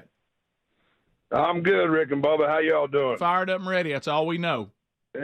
Me too. Hey, monkey grass. Oh, a first time. And I listen to you guys. Yep, listen to you guys on the after hours on the podcast. But I got to listen to you live down here in Birmingham, Alabama today. I just started driving truck today, so I was privileged. I get to be on your show. Love your impersonations and that Alabama guy that you do, man, he's hilarious. Well, thank you very much. Well, we grew up in that culture, so it's easy for us to mock it because we'll see them also this coming time. Like Bubba said, when you go to see family, it's just a great reminder, isn't it? Rick, I'll tell you, you pick your friends, God picks your family, and sometimes, God doesn't make mistakes, but sometimes you get to looking around, and this is something I was thinking about too. A lot of our family we only see once a year at Christmas, right? And I love Christmas. I mean, it's the birthday of Jesus Christ. Sure. It's wonderful, but I like a lot of the other things too: the lights, the Christmas tree, the gifts, and of course, seeing relatives you only see once a year. Yeah, that's if you're only making an effort to see somebody once a year, they're not really high on the list. You know what I mean? You got to be careful making that point, though. Yeah, I know. I went down that road one day and wish I could have had that back. Yeah. We continue. Seth in Milton. Seth, welcome to Rick and Bubba. 30 seconds. Go ahead. Green Acres, guys. Thank you for the call. Go ahead. Bubba, I was just wondering, whenever you shot that buck and he ran off, did he still have some milk on his lips from his mama? That was a big I'm just kidding. That was a fine buck. Good buck, Bubba. Yeah, that joke we use at the hunting camp, but you really used it on a really bad picture. Yeah, that was if it was a little doe, it would be that was really nice. That was the worst use of that joke ever. You want to pick a better picture than that right there. That's a big boy. We continue. 866 We Be Big. Mac in Kentucky. Mac, go ahead. Hey, me and my dad watch your show every day. Thank you. And we just want to say have a good day and let God bless you today, Lord. Well, how nice, Mac. Thank you, Mac. How sweet are you? Appreciate that, and glad you and your family listen to the show. That's a good sign. You must have good parents. Jessica in Alabama. Jessica, go ahead. 30 seconds. Jessica. Hey, today is my little girl's 8th birthday. Well, happy birthday. Happy birthday. Appreciate that. But that is a shout out, so that did get a buzzer. We continue. Lines are available at 629 We Be Big. 629 We Be Big if you want to join us. Robert in North Carolina. Robert, go ahead. You got 30 seconds. Yeah, I was going to make a comment on Senator Fetterman's comment over the weekend about the southern border, that how Democrats needed to work with the Republicans to secure that. I'm thinking he's recovering from his stroke pretty good now that he's back to full wits. He's thinking like a Republican. Before, when he was a half-wit, he was thinking like a Democrat. It's funny, Babylon B actually took that on. I don't know if that was your original thought or you got it from them. They said, man mysteriously begins to get his mind back and begins to start acting like a Republican, which is funny. But anyway, if that's your own thought, you're not the only one that has noticed that. Chris in Illinois. Chris, welcome to Rick and Bubba. 30 seconds. Go ahead.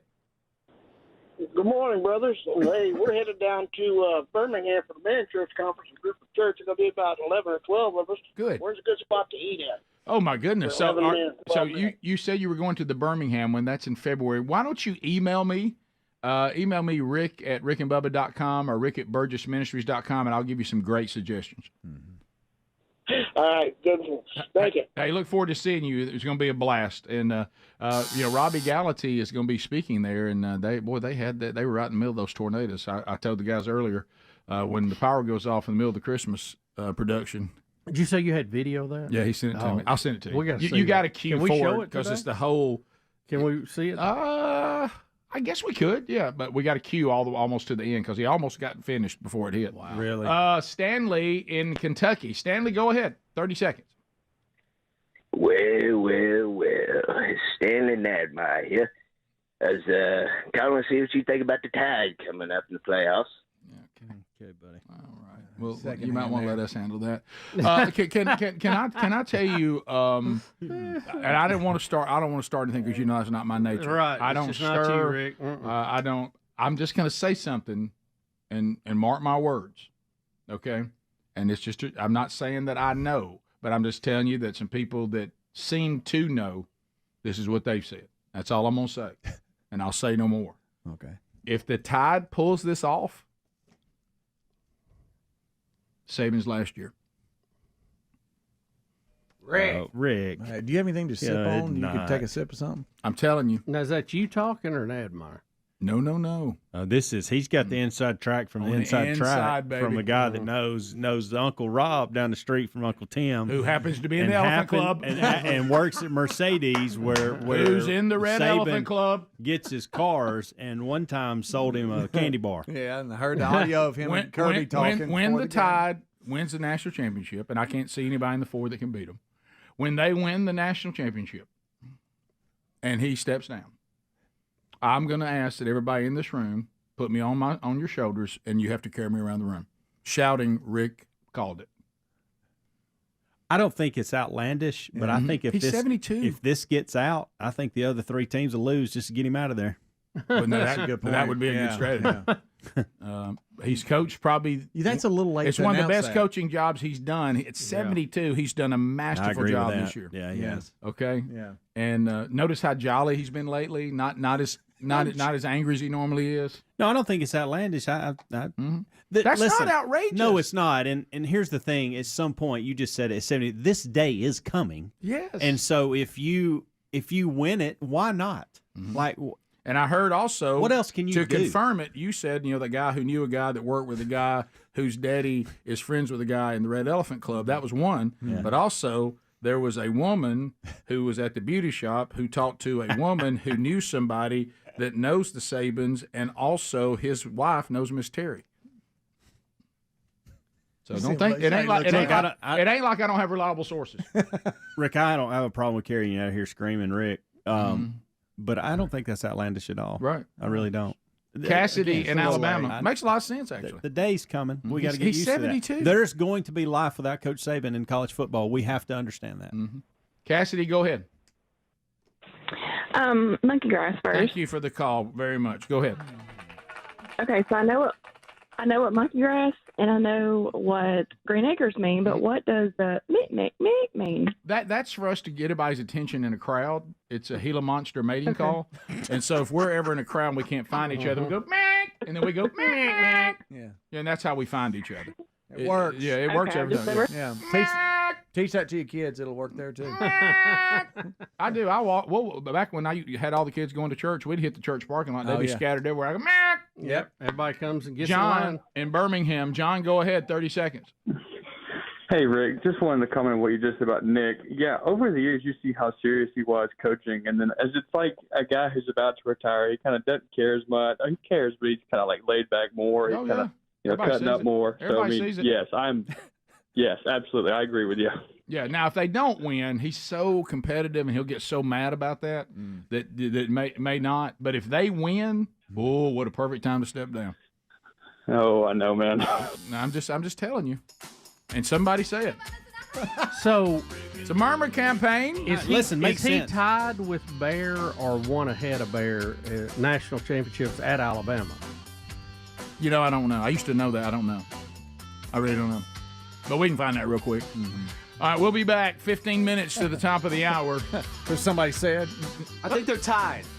I'm telling you. See, he'll go ahead if he wins this one. That's it. Rick and Bubba.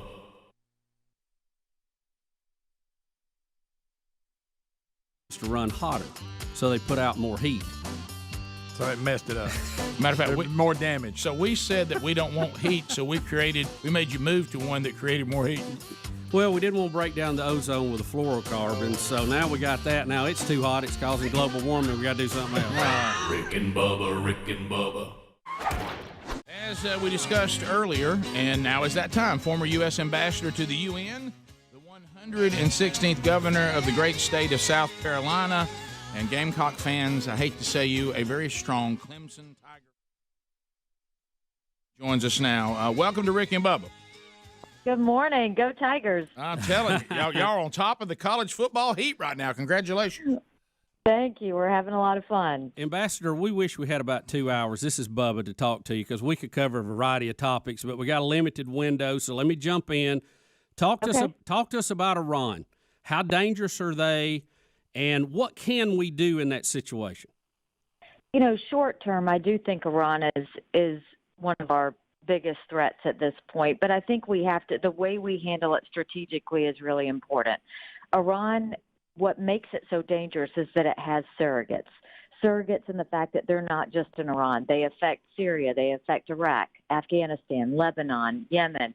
And so we're dealing with terrorism everywhere, and they are the largest state sponsor of terrorism. Having said that, you look at what happened with Saudi Arabia this week and the attacks on their oil fields. We certainly do believe that Iran was behind it. I have a different take. I don't think that we should be leading this fight. I think that I'm a big believer that countries have to do for themselves and then we support. I think Saudi Arabia needs to be in the lead on this since they were the ones that actually encountered the threat. And then, you know, the U.S. should support Saudi Arabia and any other countries that want to fight terrorism along the way.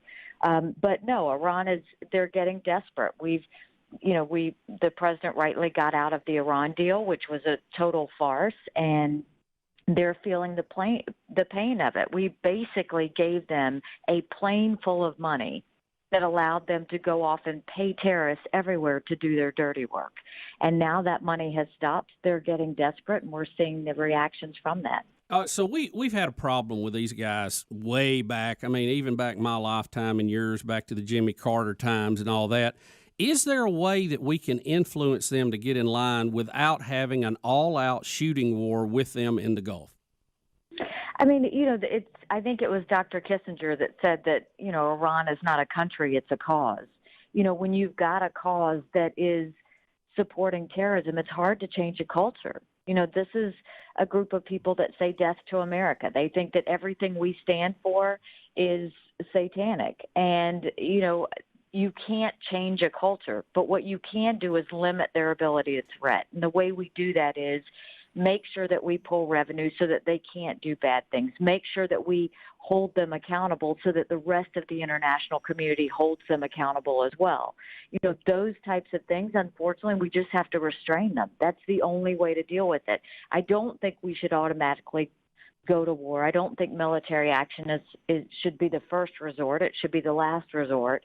But I do think that we can't take our eyes off of Iran because when they get desperate, they do bad things. And right now, that's what we're seeing. So, and let me be sure I understand. So you're saying the best way to defeat them long term is just to keep them under control. We're going to have to put up with some terrorist attacks. We're going to have to be put up with them, you know, being bad boys around the globe. But just try to keep them in check as opposed to actually going in and knocking them out. And I don't think we have to put up with terrorist attacks. I think that the only way they can do that is if they have the funding and the strength. If we weaken them by the international community condemning them in ways of sanctions, in ways of restraining money, in ways of not allowing them that activity, that does slow them down. That does keep them from doing more. They're not getting away with near as much now. We're not seeing as much now because they don't have the ability to do it. But we need the international community to work with us as well. I mean, the Europeans are still trying to hold on to the Iran deal in the name of thinking that this will buy them time. Well, that was the problem with the Obama administration. The Iran deal was nothing more than meant to buy time. You can't buy time. You have to solve the problem. And solving the problem is not thinking if we wait several years, maybe they'll come to their senses. Solving the problem is getting the international community to all hold them accountable. And when they do something like what they did in Saudi Arabia, it's not just the U.S. doing sanctions. Everybody's doing sanctions. Everybody's.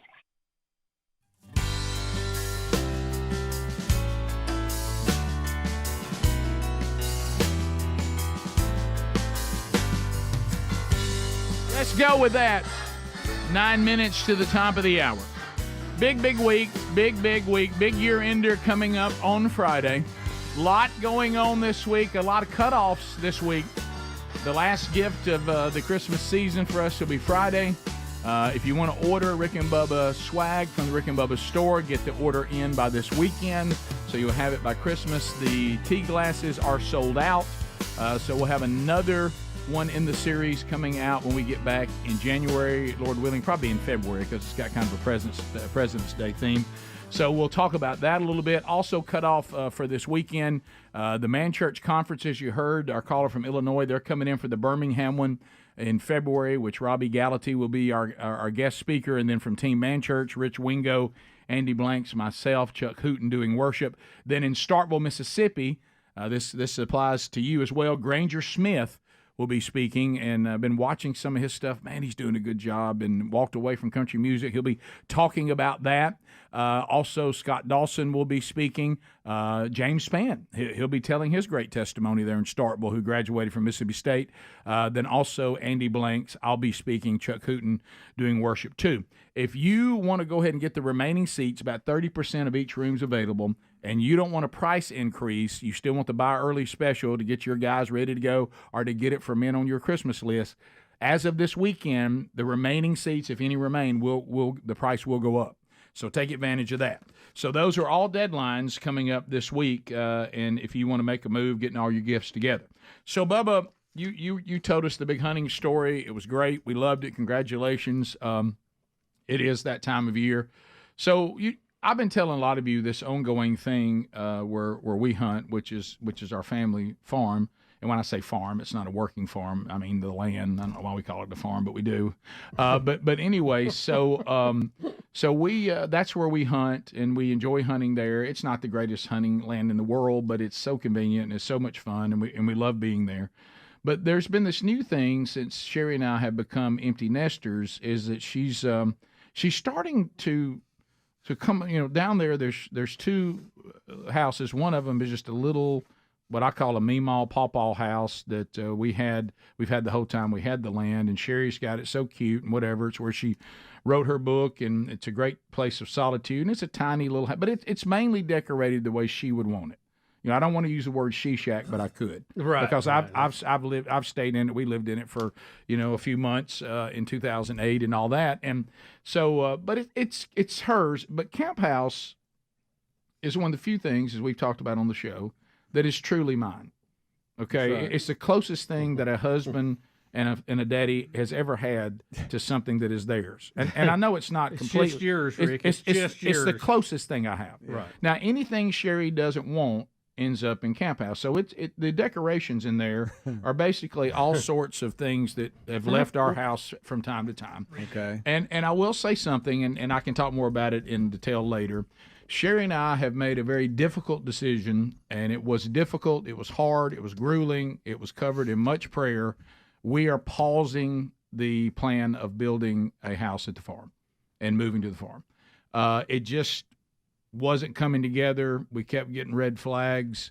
We started sensing in our spirit that this was not the season for that. A lot of things involving aging parents. There's just a lot of things going on that us moving there in the next year to 18 months, in the process of it just isn't working. So we made the decision that we are not walking away from it, meaning we're never going to do it, but we're not going to do it now. So had those meetings, paused that project. I know we're not overreacting here to that because we've kind of known this, but I will tell you that caught me off guard. When you said it, when you told us as a group last week, I was shocked. I thought you were messing with me at first. Life is life's full of difficult decisions, and sometimes it's not a lot of fun to make them. And Sherry and I have talked about this we've been married in February for 28 years. And she said in 28 years, there's only been minuscule number of times, because if you do it right, you don't have to get in this situation much, where my wife will look and say, this one falls on head of the house. We're at a crossroads here. You're going to have to decide. Yeah.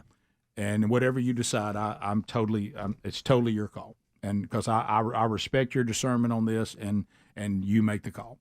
And I made the call that the season is just wrong, and that ain't nobody's fault, and whatever. And and I'm not saying we won't ever move down there, and we won't ever build a house down there, but it just I couldn't get a piece about it, and so we've paused it. So it may be in 6 months we decide we're gonna pick it back up, but it's right now. So we're the economy just. Rick, I don't want to be a Debbie Downer, but the economy is terrible. Everything costs too much. Is this my fault? I didn't want to say that, but and I've watched what Bubba's gone through in the rebuilding of his house, and I thought, I've got life just like I like it right now. I feel great. I'm an empty nester. I'm so free. Why would I bring this on top of everything else I'm doing? It only with put right me now? in the hospital once. Right. It put Bubba in the hospital. You combine that with all the things going on with aging parents. Yeah. And right now, I'm 10 minutes from work. I'm 10 minutes from mama. I'm 5 minutes from daddy.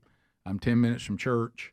And even though that'd only be about 30 to 40 minutes, it's just it makes everything more difficult. Well, I commend you because, you know, as believers, we believe that we have the Holy Spirit to guide us. Right. And when you pray that up and you felt that, and it's not an easy thing to do that when you feel like you're not on the path that you're being led to do, and you have to change that. But I commend you for being sensitive to that, and I hope that's what it was. It wasn't me. Well, well, let me tell you this. I'm thankful for God, and then I'll come back and finish the story from yesterday. But I'm thankful sometimes for God because sometimes I say, look, I'm so stupid. I need as much clarity as you can give me. I need a burning bush thing right now, and I'm not making this up, and I'm not trying to be overly I love burning bushes, by the way. But let me tell you something. Because I'm such a good one. I need the burning bush. Here comes one. I said, Sherry, I really think we need to pause this project. And we sit down, we prayed about it. She said, okay. And she said, I do have a piece. And I said, yeah, I do too. I said, all right, so you and I are teaching this Sunday. What are we teaching? And she just starts laughing. She says, Psalms 127. I said, Psalms 127, why are you laughing? She goes, if the Lord does not build the house, those who labor in vain. Yep. And I said, well, there it is. So thank you, Lord, for that affirmation. And so we got to teach that yesterday. And so I thought sometimes the Lord is and I'm not saying that we're doing anything sinful or anything like that. I'm just saying it's not the season. And how sometimes every time you would turn around, there'd be another roadblock. There'd be another red flag. My goodness, we dug in the wrong place. And it's almost like the Lord was like, it's not the time. It's not the time. Yeah. And so we submit to that. Yep. So it's not the time. And will there ever be a time? I think so. But it's not now. Top of the hour. So I'll tell you what that also means for me on a more lighthearted side.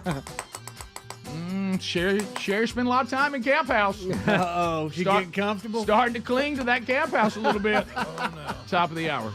Rick and Bubba.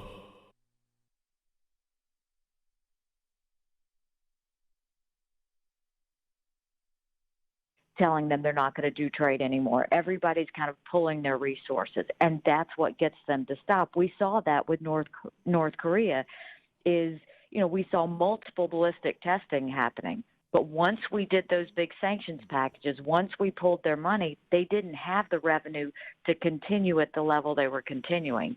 So it is a process, and there is no quick, easy answer. But the key is we can't get tired. We can't get lazy. We have to stay on them, and we have to build as big of a coalition against this war on terror as we can.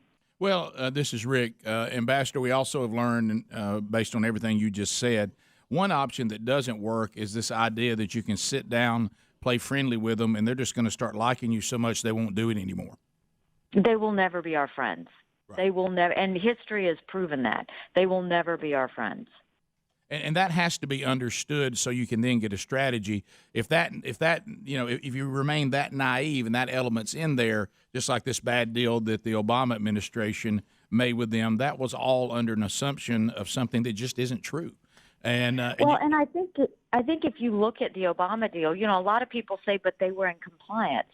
Well, they were in compliance of what was said in the deal, but they were basically defying all of the UN resolutions they were supposed to be doing. So they were testing ballistic missiles. They were supporting terrorism around the region. They were selling arms, which they weren't supposed to be able to do. They were selling the that to the Houthis in Yemen. So when you've got bad acts happening, you have to call them out. And I think what the Europeans are still doing is saying, well, they're bad, but they're not that bad. Right. Well, yes, they are. And so until we can get the Europeans back with us and some others back with us to say, look, enough's enough, that's going to happen. And I think now that will start, especially since, you had the issue with the British tanker and all of those other things. I think they're starting to realize we can't play nice with the Iranians. Exactly. Ambassador, let me ask you too quickly. When it comes to like Afghanistan and Iraq, we still have troops there. I know the president, who we support pretty much across the board policy-wise, has said, hey, I want to take these guys out. I want people out of there. Some people are saying that's not a good idea. Where do you fall on that? Because, I look back at we still have troops in Germany. We still have troops in Japan. Is that just the way that a post-war has to be? Or should we bring these people home? What do you think about that now, hindsight? Well, obviously, my husband is a combat veteran. He deployed to Helmand Province in Afghanistan for a year. And so, I heard also from him up close and personal, again, you're dealing with a culture. You're dealing with, his troop went there to teach them how to not produce poppy, but instead do agricultural products so that they could build an industry and start to do that. Well, they had a great relationship with the Afghans in doing that. But the second they left, so did everything else. They stopped all of that. Right. The answer is I don't think we need thousands of troops there. I think we need enough to have intel there. And so if you have intelligence officers there so that there is a presence that can tell us what's going on the ground, that's really what we need. And that's, the same of what we, have in Syria right now. You don't need massive numbers that we, are going there and we're staying forever. We just need enough of a base there that we know what the intel is. We know if there's any terrorist attacks being talked about. We know if something is bubbling up that we need to be aware of. To me, that's enough. Because we do that in other places around the globe, right? I mean, we have bases in North Africa now. We do, and it keeps us safe. And so I think the president's right to what we're going to see down the road. But I do think that a presence has to be there, one, to keep everything in check. I mean, we've seen ISIS come to an end, especially when we're looking at Syria and we're looking at the caliphate that was developed. But it can come back just as fast as it went away if we don't have the intel to see where else they may be looking to plant their terror. Yeah, and we saw that, what you're saying. We have to at least have a presence. The vacuum that was created under the Obama plan with ISIS, we need to learn from that lesson. But I know we're running out of time, but you served in the Trump administration, and certainly that has been, there's been presidents that have been attacked throughout time. This has been as volatile in my lifetime as I've ever seen. Why don't you shed some light on somebody who's actually served in the administration, what that experience was like for you? I had a good experience. When I agreed to take the job, the president and I had kind of an agreement. And I said, when he first offered me the job, I said, well, I've been a governor. I don't want to work for anyone else. I'd want to work directly for you, so I want it to be a cabinet position. He said, done. I said, well, I'm a policy girl, and I want to be in the room when decisions are made, so I need to be on the National Security Council. He said, done. And then I said, well, I'm not going to be a wallflower or a talking head. I need to be able to say what I think. And his response was, that's exactly why I want you to do this. And he was true to his word the entire 2 years that I served. We were in constant communication. Everyone asked how I got out of the administration unscathed, and it was because I told him the truth. If I thought he was doing something right, I told him, and if I thought he was going down a wrong path.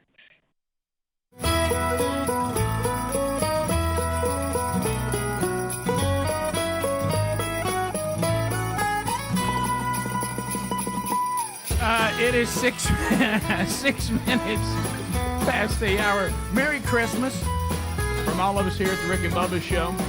Recapping the weekend. Still got more weekend stories coming up. We'll get to more of your phone calls and gift number 8 and the 12 working days of Christmas will happen sometime today. That number, 629, we be big. Speedy, the real Greg Burgess, Helmsey, and Eddie Van Adler all here. Look at there. There's the deer slayer, Bill Bubba Bussey. Rick, glad to be here, and thank all of you for joining us for the little party we call Rick and Bubba. So we did it last year. We in the past we used to do a team hunt at the opening day of deer season, and that just got to where it just fell apart, and then there was times we didn't know where to go and all that kind of stuff. So now that so last year, and it's the first time we ever done it, we said, what if we went on like a little hunt after the big year ender? And we go down there to the farm, and we all hang out at Camp House, and then and all that, and it seemed to be fun. And then you just kind of put together your whole Friday afternoon hunt, Saturday morning hunt, Saturday afternoon, everybody go home, and then if you can come to any of it, come. If you can't come to any of it, don't. And if you can come to some of it, do that. And then everybody just kind of move how they want to. So yesterday after church, I told y'all earlier in the show in case you missed it. The plan was the couple who had me officiate their wedding. They were very kind to bring us some chili to church and some cornbread in a cooler. And Sherry and I said, well, let's head to the farm. Let's have the chili there, and then I'll go out and try to see. We need to take does, and our freezer's empty of deer meat. Let's go get some fresh meat. Take a doe out. Eat chili and cornbread. Okay, nice. And then I asked Sherry if she wanted to come sit with me, and she said, I don't think so. I think I just want to. And I thought when she said that, I thought I just kind of want to, I need to. I got something. We're doing this daily Bible reading through the Bible. We're almost toward the end, and I had read it that day, and she had not, because getting ready for church in the morning, it never syncs up with you got to give them all the time you can, and so she said, I'm gonna do that, and I'm gonna read a little bit. And then I've got some stuff that I need to take down there. Okay. So I'm picturing her little house the whole time. You know what I mean? And so I roll out to the big truck, and I'm ready, and I look in the back seat, and I'm like, what in the world is all this? Well, these are some things that I want to take down and put up. And I said, oh, okay. I'm thinking her house, sounds pretty well decorated. Yeah. So you gonna put this stuff up? Yeah, I thought I'd put all this up in Camp House. Oh, no. And I'm like, Rick. Oh, no. Oh, no. Don't think Camp House needs a piece of art. And she's like, well, no, it's just a little something. I don't have anywhere for it anymore. I thought I'd put it up somewhere in Camp House. Oh, no. And then I will say, nothing wrong with this. There's a bunch of collage things of our children throughout their lives, all their different ages. Probably a little more for a mainstay home. It's not really camp housey. little sweet for that.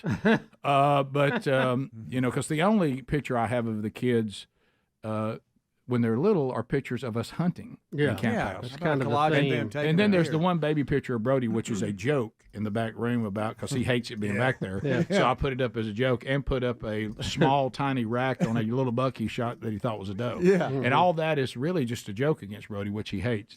And so, oh no. So anyway, I'm like, and I don't know that. And so she's like, no, you just go hunt, and I'll stay in Camp House. Oh. And I'm like, I don't know about that. I don't know about you being in Camp House unsupervised. and she says, what? And I said, I just don't. I'd like to put things up in Camp House. And you did say it? Yeah, and she goes, well no, I'm going to put these up because I think they'd be cute to have them up. I said, there's that word. Oh. There's nothing cute about Camp House.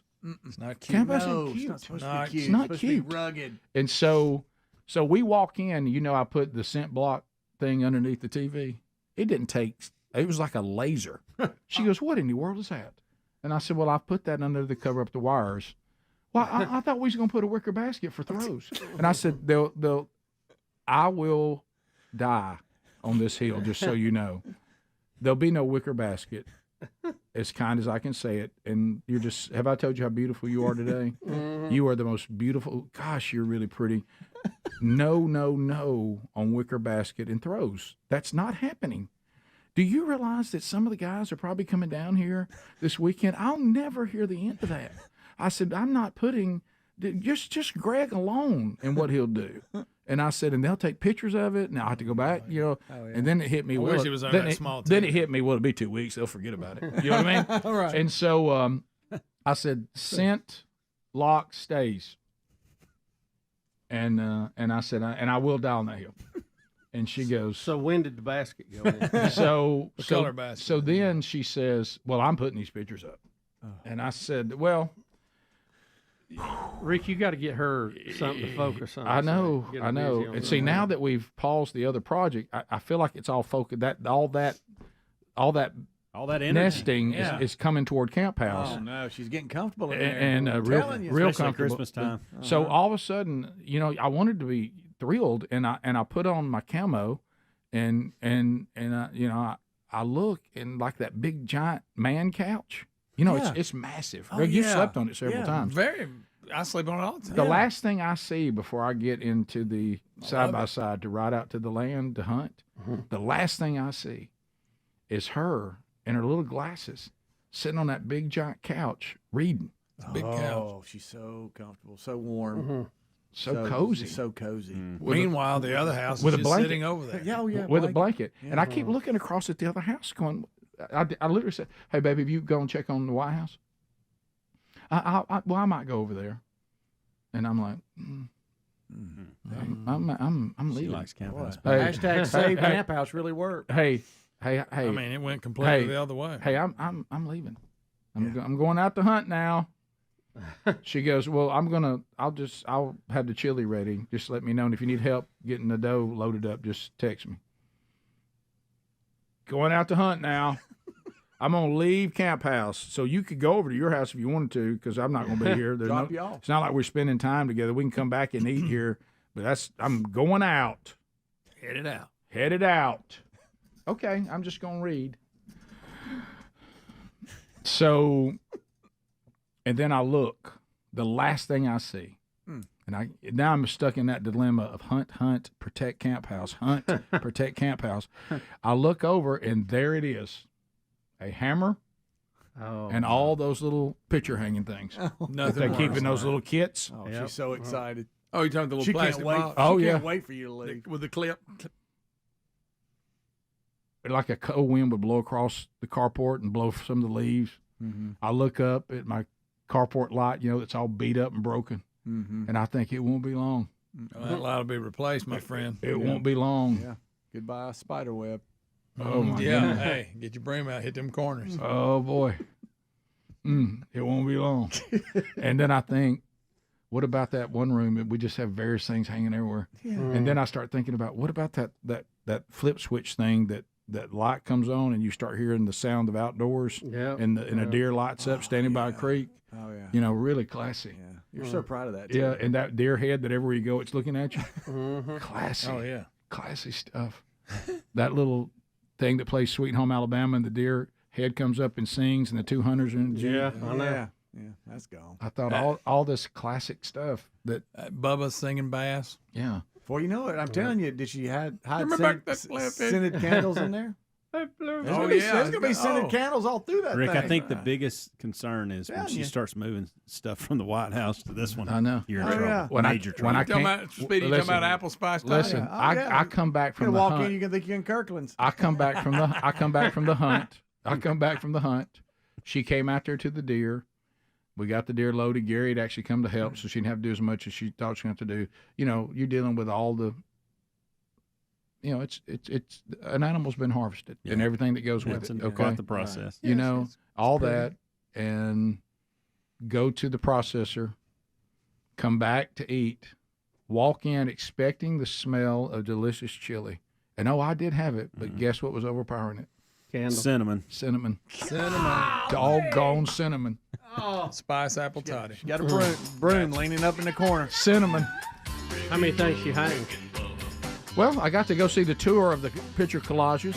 You had to act like you were interested. And Where'd that go? Anything removed that you noticed? Not that I could see. The scent lock thing was there, and she went and bought snacks for the weekend and put it in there. So she gets a point there. Okay, now that's good. Yeah, but the pictures are down the hall. Is there any flowers on that? Any mounts? Not yet. Rick and Bubba, Rick and Bubba. would tell him, and he was very willing to listen. If I'd say, I think this is not the right way to go, we should be doing this instead, he would always say, well, how do you see that playing out? And we would discuss it. Sometimes I won and sometimes I didn't, but I always felt heard, and I always felt like there was a discussion. And what he wanted from his cabinet members was the truth, and he wanted loyalty. And I gave him that. And so I have nothing but good things to say about my time. It was an honor of a lifetime to defend and represent America and, the country that I love so much. And this president was very good to me. And look, I don't know any other president that could have gone in and literally. Oh, we lost her right then. All right, so we lost Nikki Haley, but we were at the end of the interview anyway. And we do thank Nikki Haley for being with us, and we did have an issue with the phone there toward the end, and buddy, it was hanging on because really everything she said to me was extremely interesting. And hopefully you were able to understand the things she was saying there at the end. Don't forget, I mentioned it going to the break, Faulkner University, they have their annual benefit dinner. This has been going on for a very long time down in Montgomery, where you listen to us on I-92, WLWI, and, of course, the entire river region there. And so if you want to be part of that, you can go, and there are still some tickets available. There's different levels of, according to what you want your experience to be. Do you want to get a photo with her and all that as you raise money for Faulkner University? But that information is all in show notes at rickandbubba.com. And it will be at 7 o'clock on October the 3rd. What a great event. I've been a fan of Nikki Haley for a long time, and I think you see very wise lady in the interview we had, very knowledgeable on the topics, and I bet that will be a great, great speech. Those of you that wanted Underwater Man to start interviewing her, we got your emails. Got that. But anyway, also she has, and here's what happened in the break. Speedy did get a liner from Nikki Haley, and I don't even know how technically you did that. And if some of you were listening to the network break, you heard that liner being done. I think Speedy had to put her back on air to record it, if I understand that correctly. Right. Which don't ask. I left the room. I didn't want to see it. Right. So, but she has a new book coming out in November called "With All Due Respect," and I mentioned that a minute ago. So when that book tour, and there is one, starts, she talked to Speedy about maybe being back on the show for that. So that'd be great. The foreword was written by Underwater Man. She was an amazing ambassador. Right. And, Greg, we didn't let you interview the ambassador at all. Hope she's got a lot of rest. Greg, but one of the things that we were going to, one of the things that she was, talking about there toward the end, and because you're hearing not from people who say things are a certain way or I wish things were a certain way. This is a woman who worked in the Trump administration, and everything that she was telling us was that she was treated with the utmost respect and treated and allowed a lot of authority and was allowed to speak her mind and to have a say in everything that went on and was placed in a position of power. And she said something, too, that I think rings true with our experience. He does what he says he's going to do, and he takes great pride in when he says something, seeing it through. Now, you may not agree with it. You may not agree with the way he puts it on Twitter, but he really, really takes pride when he says, I'm going to do something, he does it. And he takes pride in telling you that he did what he said he was going to do when he said he was going to do it. Right. Yeah. Well, if you're going to have pride in something, that's something good to have. Look, if you're a prideful person, then pride on. At least you're keeping your word. Right. So I like prideful people that keep their word more than prideful people who lie. So anyway, so that we thank Nikki Haley for being on with us, and we apologize that if you were listening there toward the end, it was difficult to listen to because of the phone was breaking up. So we apologize for that. We haven't covered this. It's part of the Your America updates that we have going on. That Colt, the brand name Colt, is suspending production of AR-15s for civilians. Yeah, and other long rifles for civilian use. Now, Rick, this a couple of things here. Colt is the original patent holder for the AR-15. I don't know if you knew that or not. They are the original designer and builder of it a long time ago. And I keep hearing on TV, and I know we get emails about it, and I think this is important to underline. When you say AR-15, that does not mean assault rifle. No, that's not what it stood for. It never stood for that. I've But heard of people course, cry that, like the media has started that here. Well, now you're messing in the up recent everybody's future. propaganda.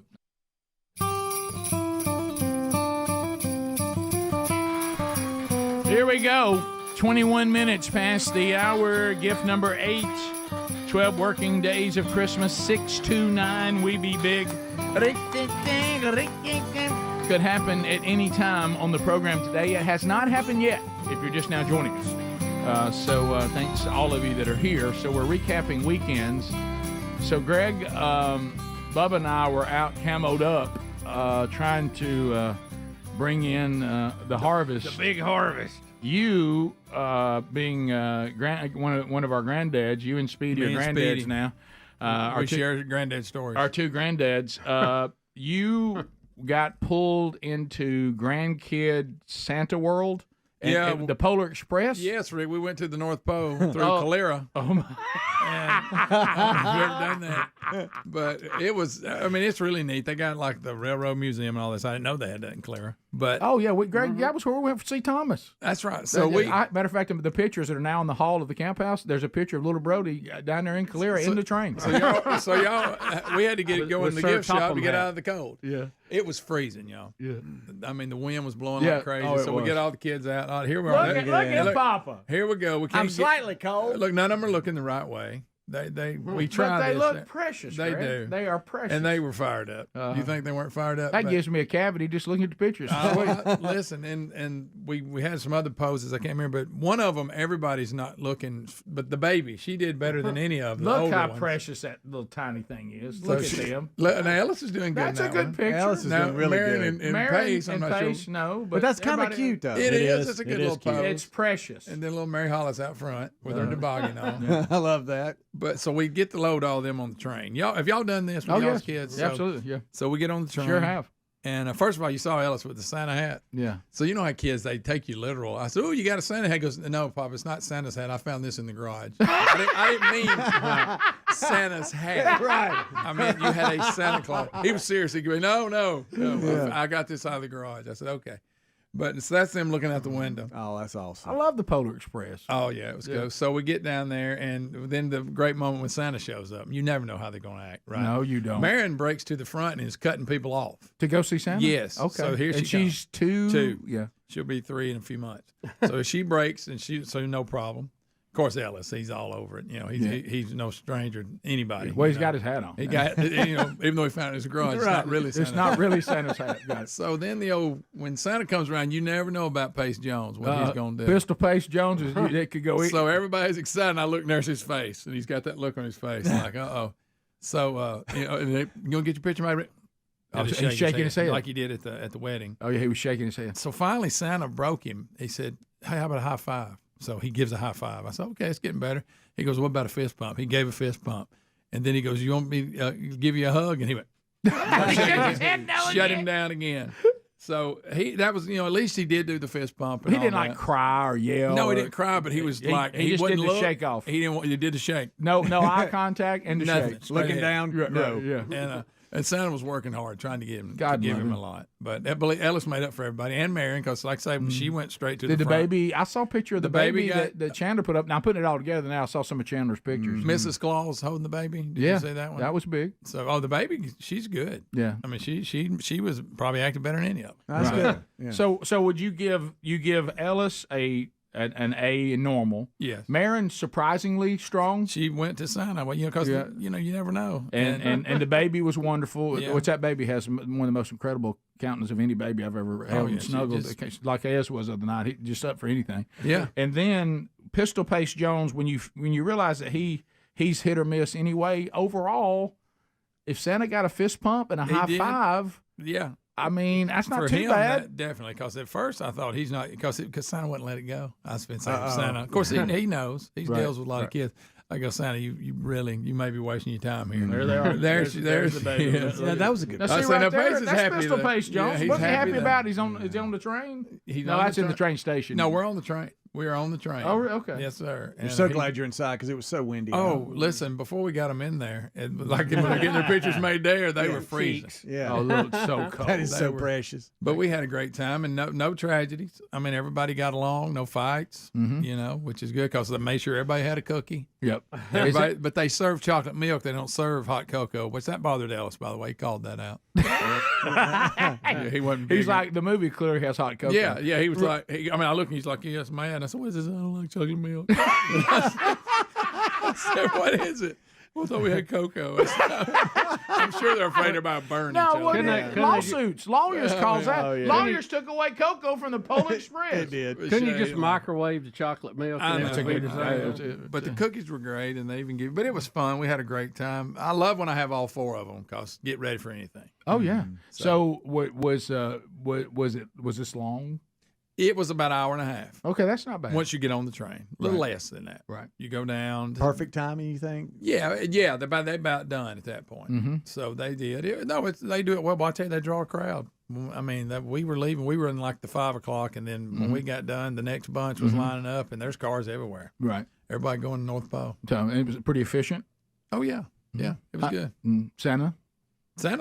Real looking Santa. I mean, that may be the real deal right there. I don't know. It may be. Yeah, our Santa's helper. We don't know. We don't know because they're always out there. But he seemed to be, and boy, I bet it's a long night for He him. looks apart. doesn't he? You know it was. At what point when you're Santa, this type of working Santa, do you hit that rock bottom when you're like, wow, I'm ready to be done. I'm so tired of kids. They're all crying. And, Right. Well, that Probably back on, to probably what I on December 24th. Right. Yeah. Greg, back to my point with Coach Saban. Yeah, No, I'm always about, because when you're dealing with small children, I'm always about how efficiently is all this. Sounds like it ran pretty It good. did. I guess they've done it so many years, but you're right. They're about to the point. They did great. So I went to see White Christmas at the historic Alabama Theater Friday night, if you recall. yes. And forgot about that. if we've got this many announcements, let's start those on time. So you didn't like it? A lot of announcements. Wow. And I'm sitting there knowing the movie's 2 hours. You know what I mean? You're And, looking at your watch. Yeah, but I mean, if we have announcements and we want the movie rolling at 7, then let's start the announcements about 6:45. You're right. It's on this one because today is a work day, and I was thinking, boy, I need to get home as early as I can. Right. But I said, watch them, because there's a lot of moving parts there. But I'm talking about at 5 o'clock, that train pulled out of the station. That's good. Right That's on good. time. I Well, love the train has to run on time, Greg. Yes, it Yeah, does. Bubba and I have quite a history with that. What railroad about when the museum. conductor comes and clips your card for you? On the Oh way? yeah. Oh, Greg. We listen. Greg, we've been down there to see Thomas with Hunter Bus and Brody. How many times? Yeah, I mean, seemed like many. Anytime, y'all gonna- anytime Thomas was coming into Clear, we were there. So you can get off the interstate, go down there and take your first left, and there you are. Absolutely. 6, 7. Well, I know the kids, they behaved well. How about you? I did great. Did you? Okay. Was your attitude good? Yeah, because Didn't realize I was trying to call you with a deer update. That was funny because Rick gave me those deer up, and I said he don't have any idea that I'm moving down the track. I had no idea. I Headed to didn't the North Pole. I didn't know you were on the Polar Express. That's right. But it was scary. It was fun. Like I say, when you get them all four together, it's quite the experience. When we come back, Christmas party. What's the proper etiquette? Etiquette at Christmas parties if you're hosting. Bubba, Rick and Bubba.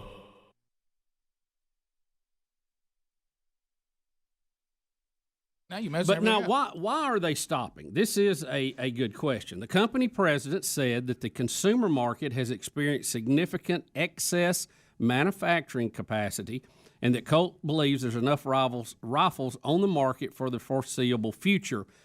Colt will instead focus on fulfilling military and law enforcement contracts. So even though they're doing this, they're not saying they're doing it because of the gun debate. Are they doing it because of the gun debate? And this is just what they're saying. I don't know. Well, of course they are. But I don't know. But here's the thing they're doing. They're saying they're a stout supporter of the Second Amendment.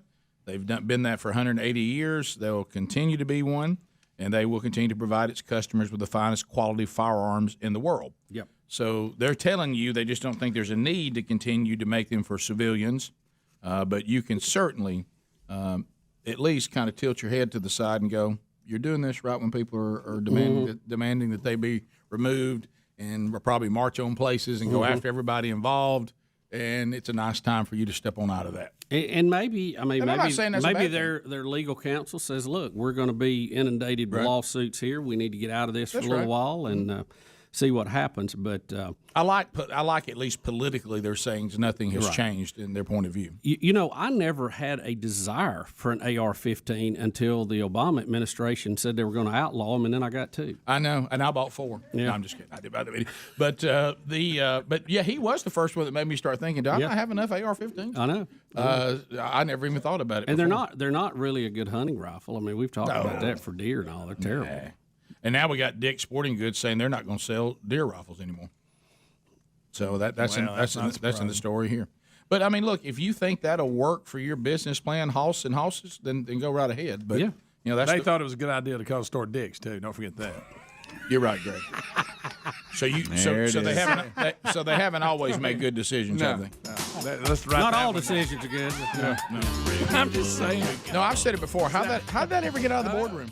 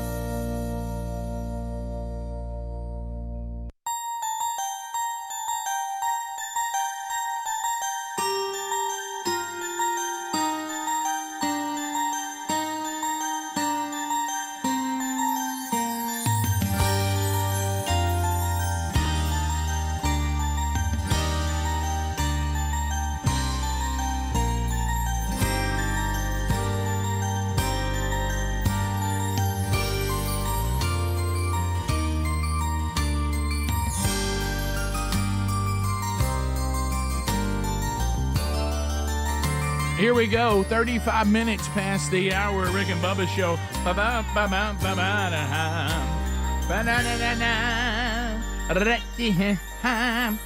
Merry Christmas from all of us here at the Rick and Bubba Show, and thank you for the many years we've been able to do what we do, and you are the foundation that makes it happen. HelloFresh.com/Bubba. Charcuterie boards, everybody fired up about that? Nah, would you even know where to begin on one? I mean, we've talked about them a lot. Am I saying it right? Charcuterie? Yeah, you're all over. Am I saying it right? Well, HelloFresh.com/Bubba has photo-worthy charcuterie boards, crowd-pleasing desserts, easy weeknight meals you can whip up in 15 minutes. Everyone, right now we're short on time. I got to keep moving. It is that wonderful time of year, and we got a lot going on. Well, there's 100 seasonal add-on items, too. You can choose from every week. 45 recipes every week. You'll find something you love. All you got to do is prepare them. They send the meals right to you.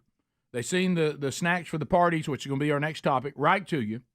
And you, HelloFresh.com/Bubba. And if you will go now and say, I'm in, and get a subscription, you get a free breakfast item with every single thing you have for the life of the subscription. Breakfast is free. So go right now, HelloFresh.com/Bubba or RickandBubba.com under the sponsors button, and make this time of year, it's supposed to be wonderful.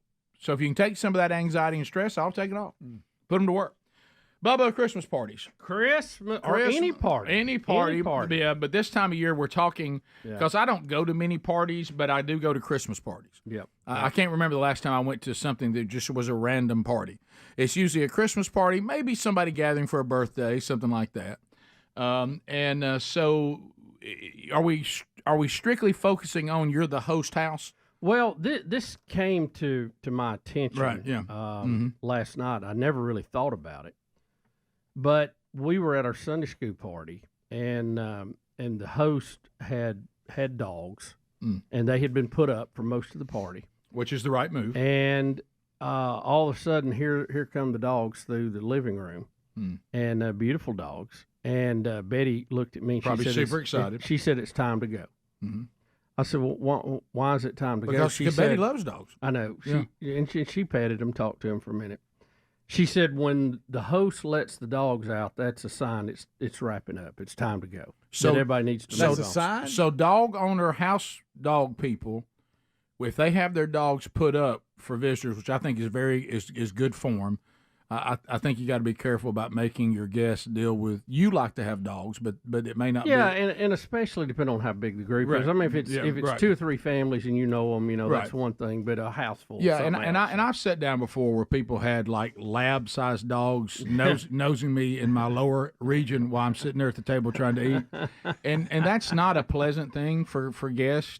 But you're saying Betty, being a house dog person and hoster of many parties, right?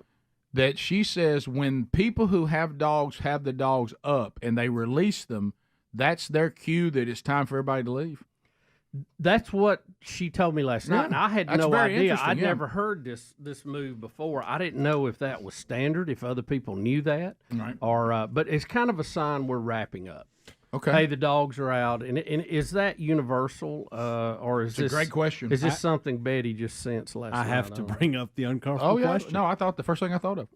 I know when we did the Rick and Bubba Christmas party, towards the end was that of when it, he was making his leave? the dog At about 8:45. the dogs came out. Yep. Well, I was kind of asking that question. Betty, too. let the dogs And, out. Ho, ho, ho. Right. That was our best. So- in That a was long good. time. That Yeah, was it was. excellent. Good. So I don't know if Betty was too. trying to run y'all off. I or, think- Well, she just said she was. It worked. It did work. It did Yeah, work. it That's did. that's But that was a good cue. I It looked at seems Sherry like and I when the said, dogs and come here out, we go. everybody goes. Yeah. you know? Well, I think because I think maybe we may be responding to a universal code that we're not even aware we're responding to. Yeah. You know, it may have that effect on us as well. Right, And I time to don't- go. And I don't mean that you're anti-dogs or whatever. Just the No. fact when the dogs come out, you're like, oh, they're trying to get back to their regular life. They're trying to, because their regular life Right. would have their dogs not put up right now. The dogs would be interacting. So maybe it's time for us to go. Right. It's almost like, I will say this, it's almost like a more subtle thing to do other than walking out in your pajamas. You know? Yeah. Yoni. Yeah.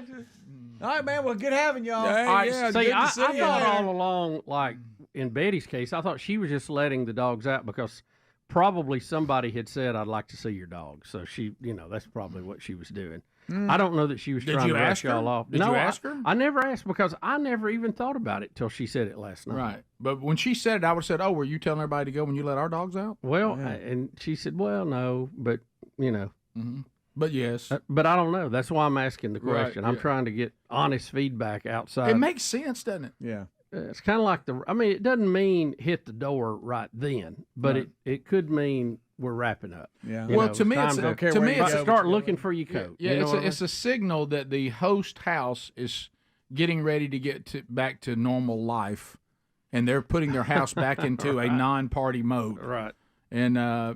And plus, just the dogs themselves, if they're very active, hyper dogs, they'll want you. You'll want to leave. Oh yeah. You know, and it's Well, I like seeing how other people do things at their house. I like seeing how they decorate. Sure. And, what they're doing with the guys, how they got their tools, all that stuff. Mhm. But I also like seeing their dogs. I like just, because I like dogs, so it's no big deal. Well-behaved dogs. Yeah, we're dog people. What do you do about oh, your yeah. dogs, Greg? I don't know. Greg's dogs, you have to actually survive his dogs. Yeah. But they're outside. They're That's out of weird, control, though, 'cause huh? so you can never get to Greg's party because you can't get in. Yeah, I don't know Can what's you just got don't in turn it. your back on them. Yeah, you're good. Just don't turn your back Greg, on we Millie. can't come to your house and be told don't turn your back on Well, them. she's little. If she bites you, it's not bad.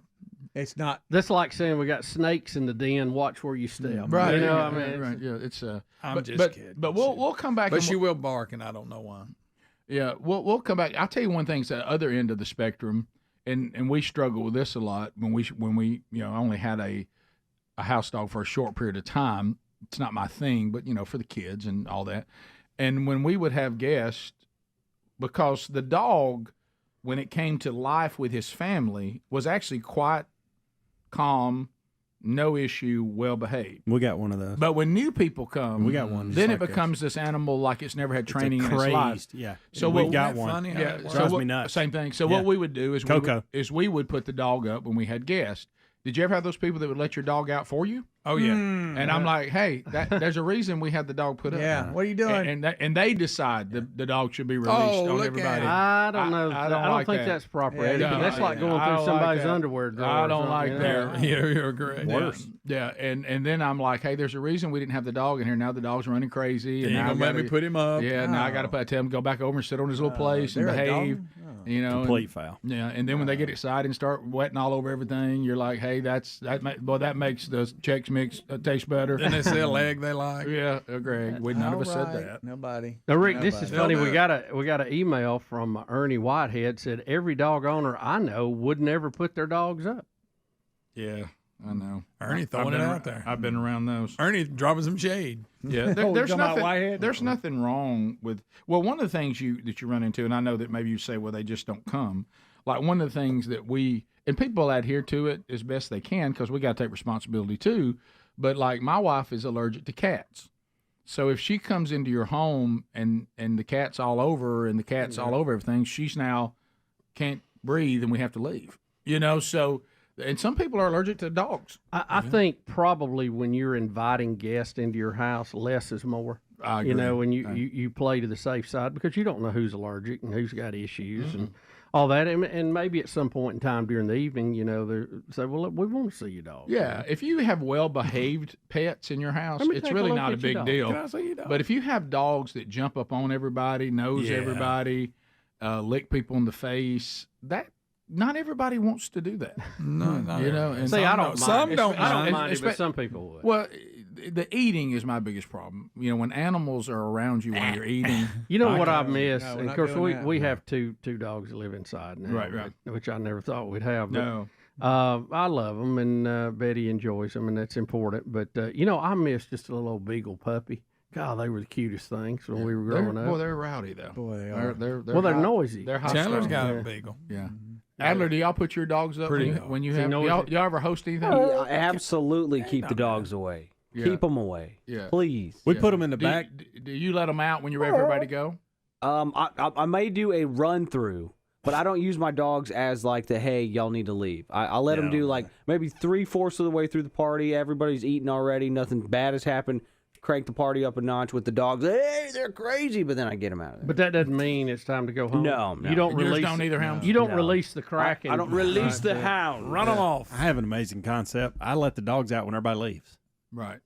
And we put like 3 box fans back there, and so they can't hear what's going on, and it seems to be a And pretty it's good. a little windy. Well, you've also been to the house where they tried to put the dogs up, but the dogs don't like being put up, and they Yes. bark the entire time. You're there. hence the box. Yeah, Yeah. the box Yeah. fans helps with that. Yes. Calms on. What did and you they- say? You yeah. got the job or you didn't? I can't hear you. Yeah. I put mine outside. Yeah. In the backyard. Yeah, so I think some people do use it as a. Here we go. I bet they do. How long do you want people to stay at your house? 2 hours.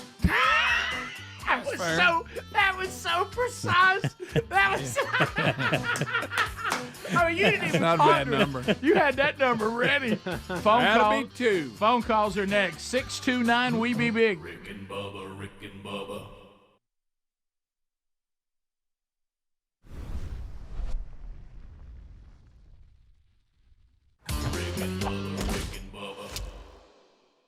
Stars in a row. There it is.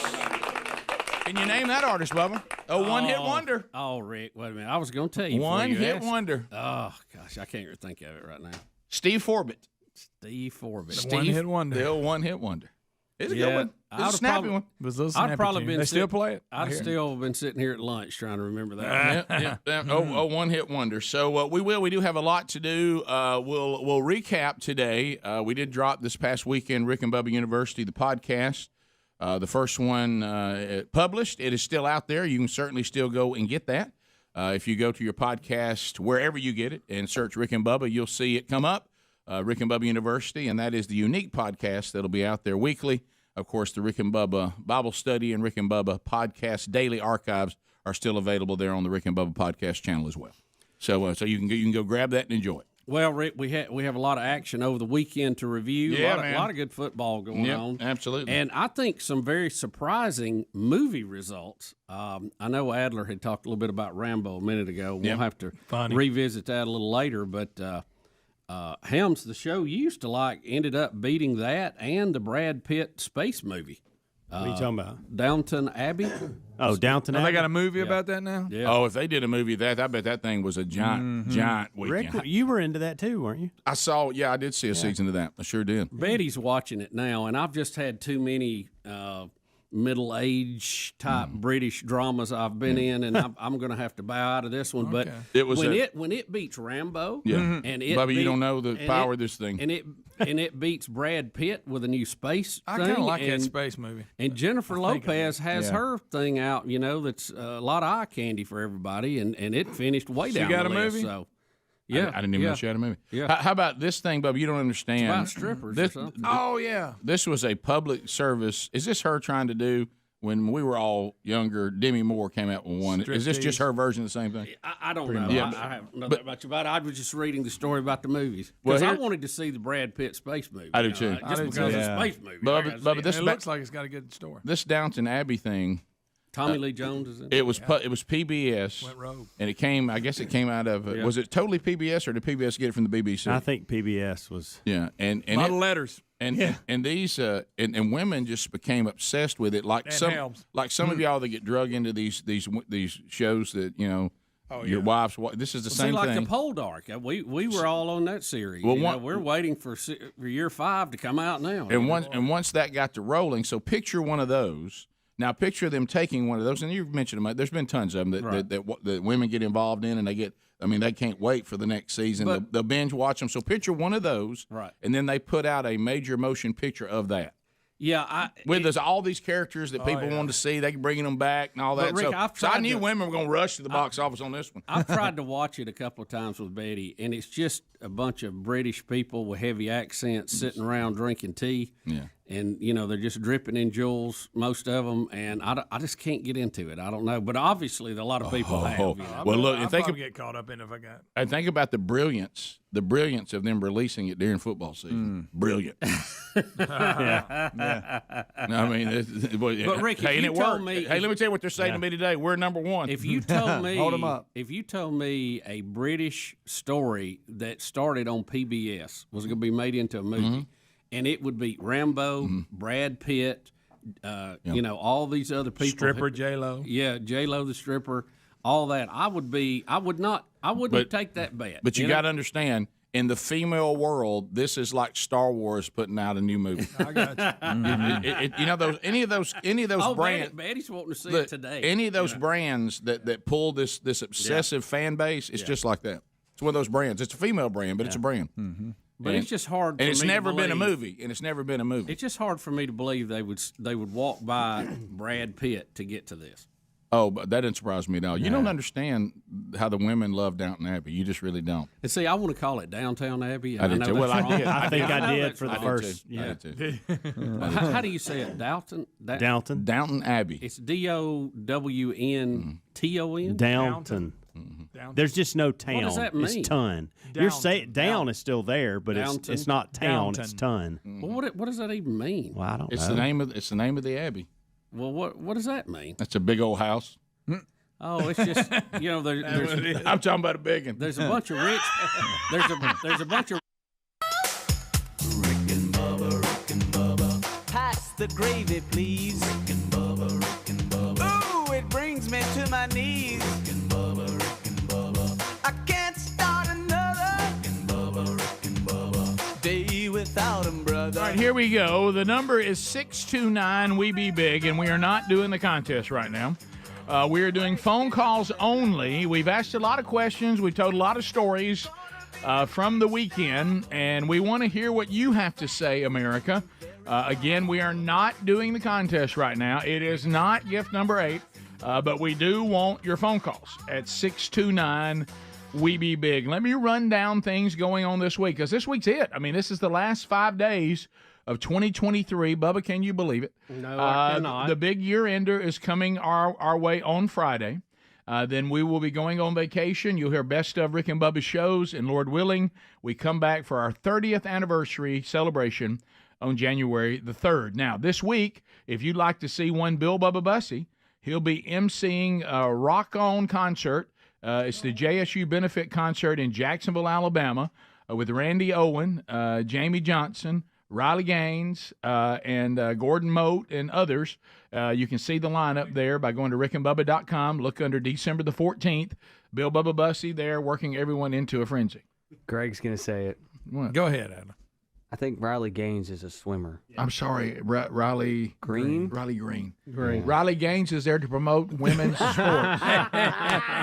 She will be debating trans Riley athletes. Gaines will be there to take on any trans athlete. Riley Green will actually be singing country music. And when she's done with him, she's going to take on the Trans-Siberian Orchestra. Y'all should invite Riley Gaines, but I know it's supposed to be a Jacksonville State thing, but maybe she would be a nice guest, too, to get up there and, walk out wearing What if you had a duet with Riley Green and Riley Gaines? What if Riley Green identified as a woman for just a moment and raced Riley Gaines? But anyway, so that is coming up on Thursday. So you want to see Bill Bubba Bussey there. And also this week, let me tell you, a lot of things you got to get in for this weekend. If you're going to order stuff from the Rick and Bubba store, get it in by this weekend.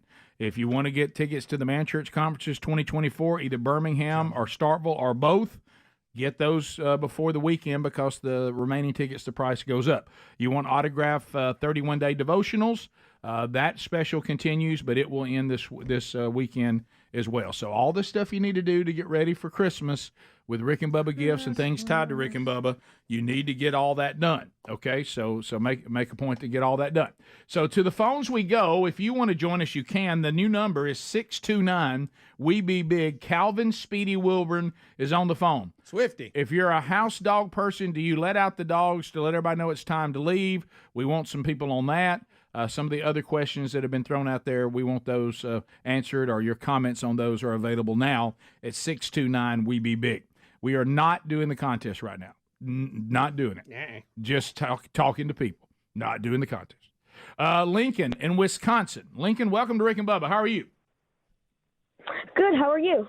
Doing all right, Lincoln. Merry Christmas. Merry Christmas to you. I have a question for Bubba. Okay. Bubba, what gun did you use to kill that deer? It was a 300 mag Weatherby. Ooh, nice. My brother just bought a gun to go hunting. Yeah. What did he buy, Lincoln? What did he buy? I don't remember what kind it was. I know it was a shotgun, but Okay. I don't know. Do you hunt, Lincoln? Do you hunt? I don't personally hunt. I have hunted squirrels before, but Okay. that's it. All right, so how old are you? I'm turning 14 on Friday. 14. How did you find the Rick and Bubba show in Wisconsin? My dad used to live in Mississippi, and he found it there, and then we moved to Wisconsin, and he told me about it. Oh, what a great that's dad! cool, Are yeah. you guys you like Wisconsin? Yeah, we like Wisconsin mostly for the cheese. Mostly the cheese. That's great. That's a good reason to like Wisconsin. Thank you very much. Appreciate that, Lincoln. And Merry Christmas to you and your family. I like when he said nice. That's good. Mainly for the Thank cheese. you. Nice, Bubba. Jason, Sweet Home, Alabama. Jason, go ahead.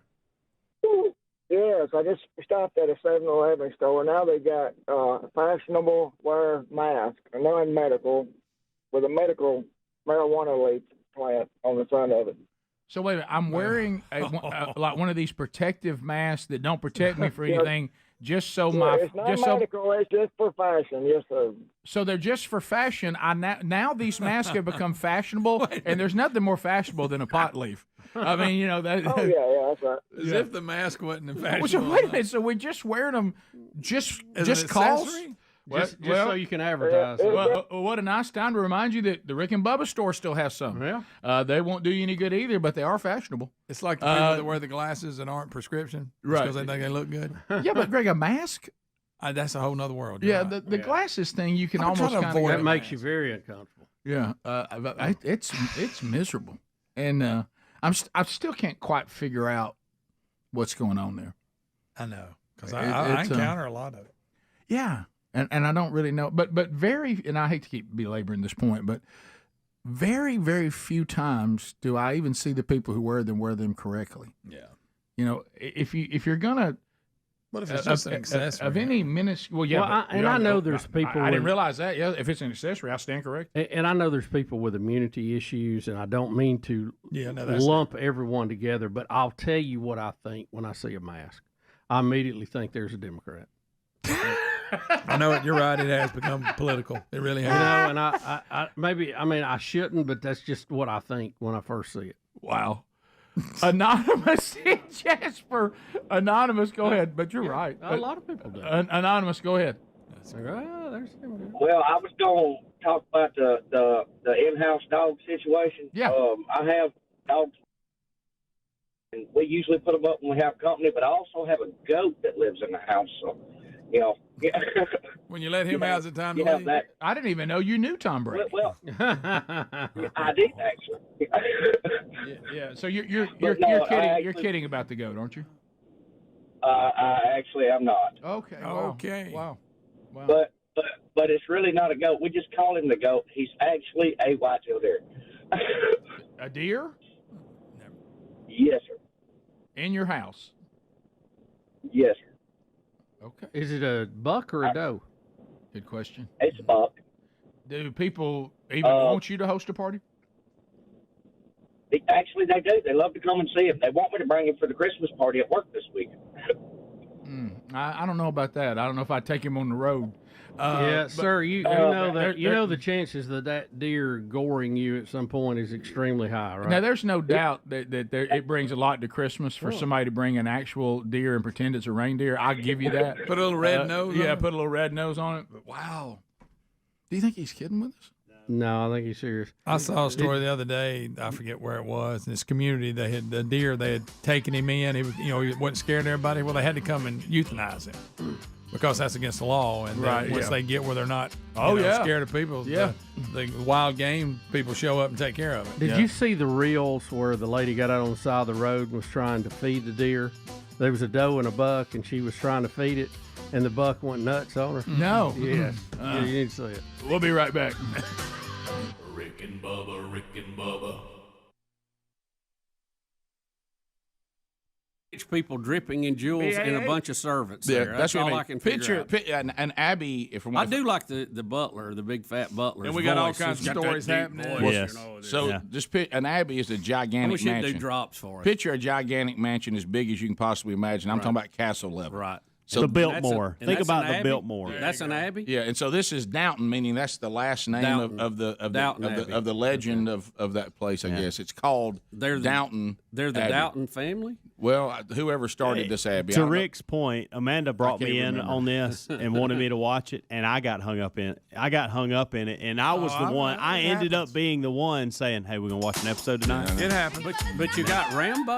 You got all of that. I'm still shocked. Bubba, putting these male movies out in football season, and they dropped a female Star Wars, Lord of the Rings in there. I mean, you can't compete with that.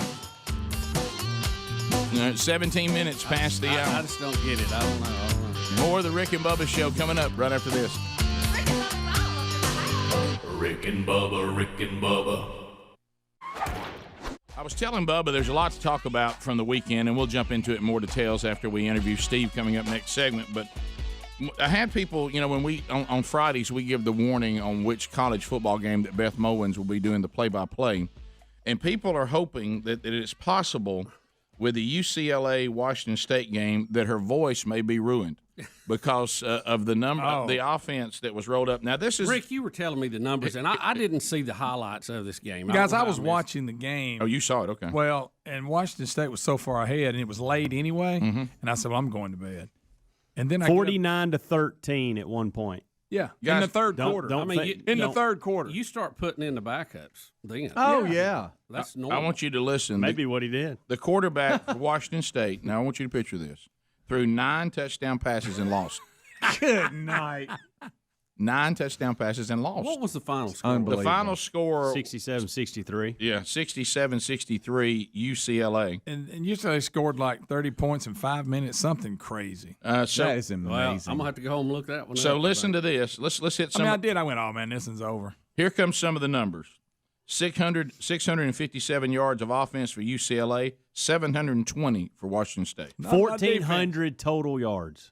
Passing yards. Think about that. Was there even a defense on the field? Yeah. I can't even imagine scoring that many points if you're just running routes throwing to each other. You know what I mean? Yeah, it with seems no like you drop a defense ball out every there. now and then. Passing 507 UCLA, 570 for Washington State. Don't you know if you're a defensive coordinator, you're over just pulling your hair out? Well, here's Do they not have anybody on here's the defense? number that also explains the comeback.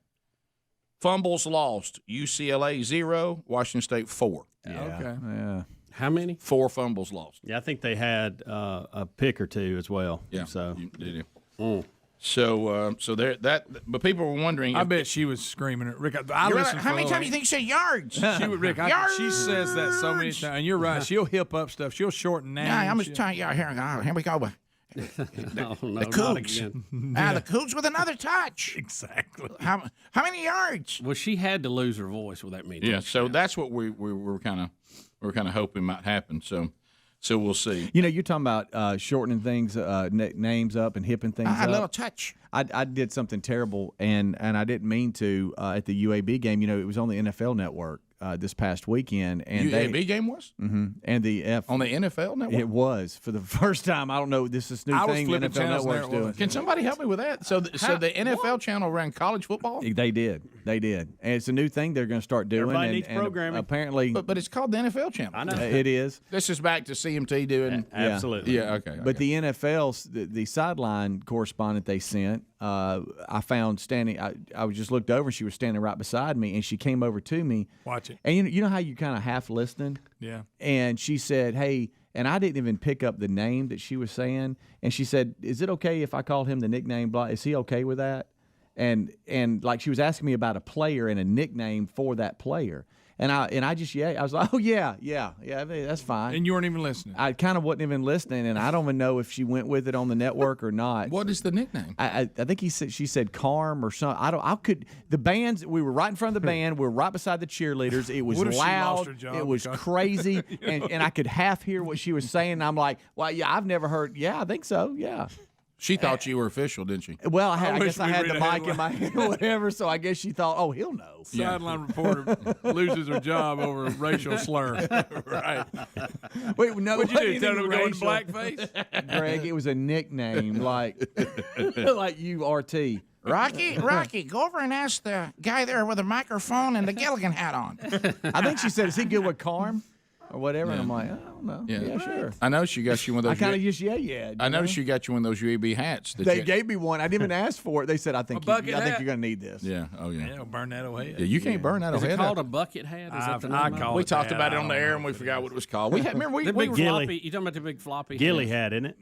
Yeah. It's a Gilly. A Gilligan hat. Here we go again. A Gilly hat. It may not The be. ghillie suit is the A Gilly bush. is where you look like a bush. camera. yeah. What is it then? Guys, I hate Started to with the G. I hate to say all this. We did start with we G. did 2 segments on It's this. a I weird. know, but we're here we To are our- again. To our defense, it's a weird name. But and we got it, and we had pictures of it coming up on the screen and everything, and none of us remember, including me. I don't even remember what it looked this is like. fun, We isn't did it? a full-blown research on it. I'm talking we about did. Oh, yeah. phone segment. Oh, yeah. My Google history will show it. Just like somewhere there's a piece of paper in a landfill that's got it written on there 2 or 3 times. You know, we all took notes on it. Yeah. Wrote it down, circled it. I felt terrible when I walked away, though. I was like, what did she say? Right.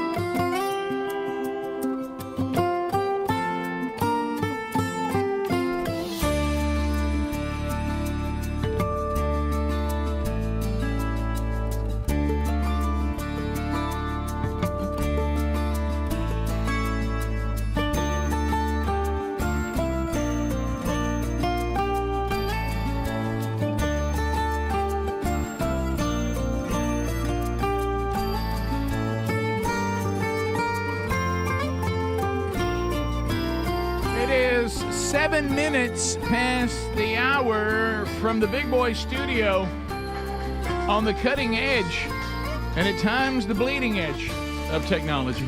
It is another hour of the Rick and Bubba Show. Gift number 8, the 12 working days of Christmas. Could happen at any time on the show today. It hasn't happened yet. Still available for you.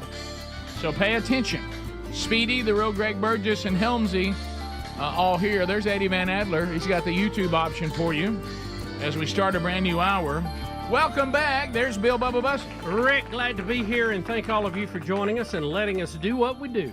Bubba, sad note. And you know, we don't like having to report these things, but at the same time, it's we want to be sure the person is acknowledged, and a person who has quite the history with you personally, and quite the history with this show. Yeah, got word Friday that our longtime, real lifetime friend Mark Norman had passed away, and there's never been a time I didn't know Mark. He was a little older than me, but he was our pastor's son and one of them, and I've known Mark my whole life, and he's been a good friend and an encourager, and a lot of times, and you know, he with the show he was.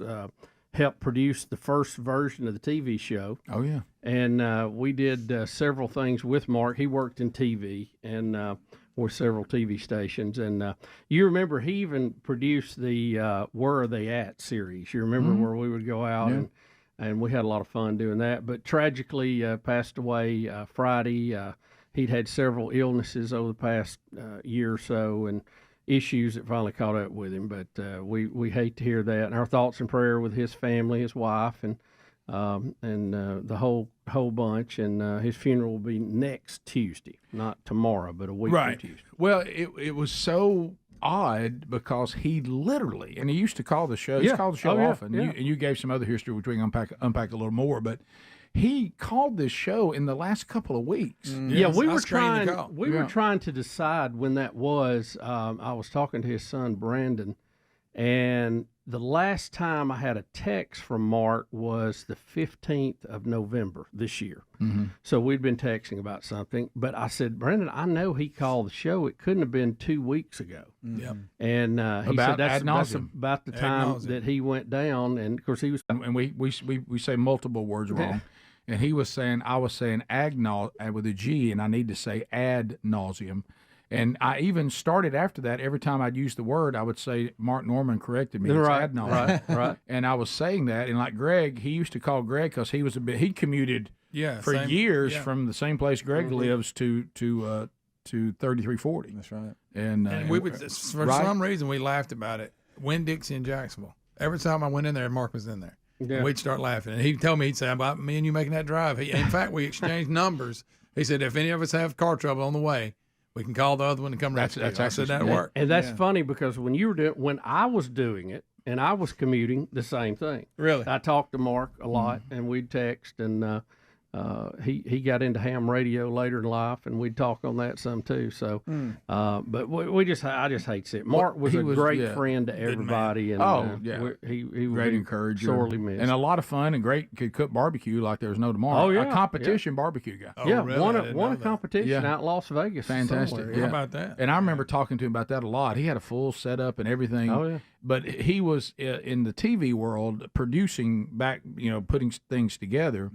And Bubba we skimmed over it. We've talked about in the past. There was a Rick and Bubba the TV show way back. Yeah. And it ran on the original on the local ABC affiliate after the news.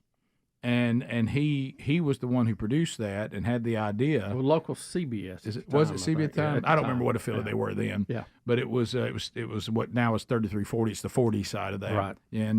And so he. We were only supposed to do 3 or 4 episodes.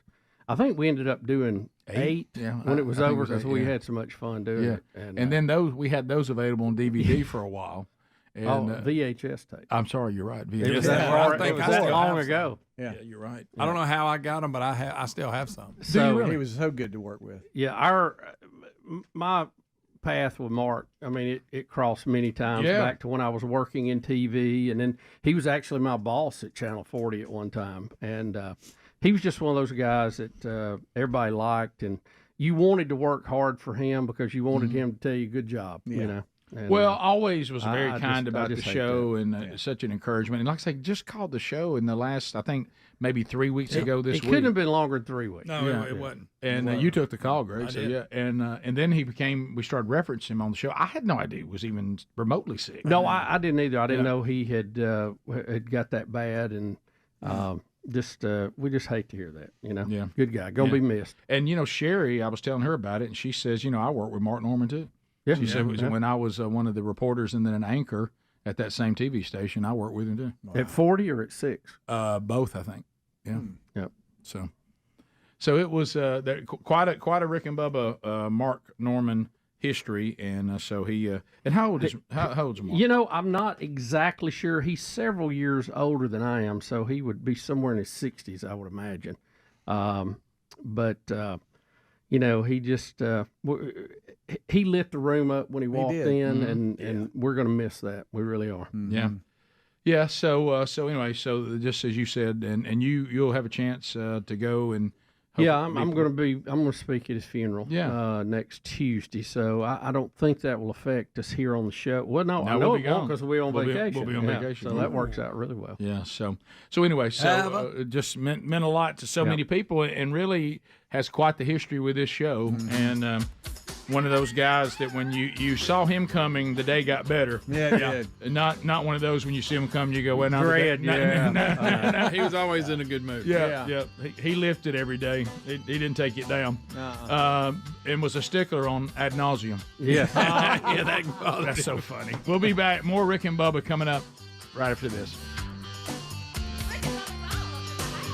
Rick and Bubba, Rick and Bubba.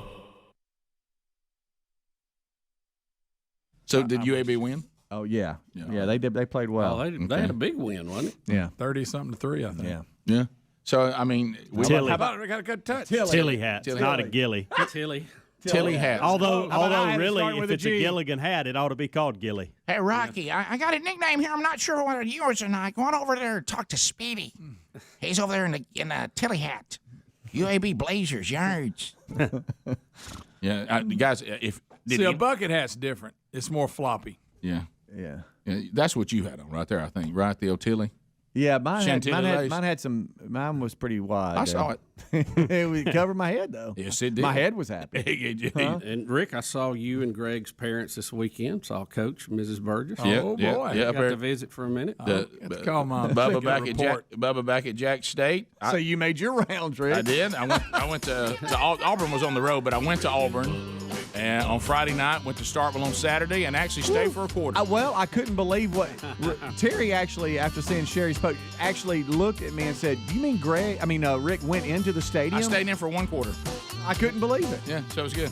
And this I couldn't believe the score either. and I brought my cowbell, and I'll tell you about that too on the show today. We'll be back. Rick and Bubba.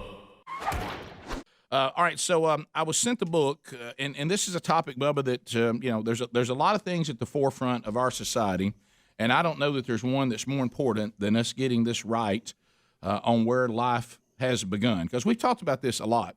This issue that comes up all the time, and of course we've seen the slide on. We started out saying, well, first trimester, and then all of a sudden, second trimester, well.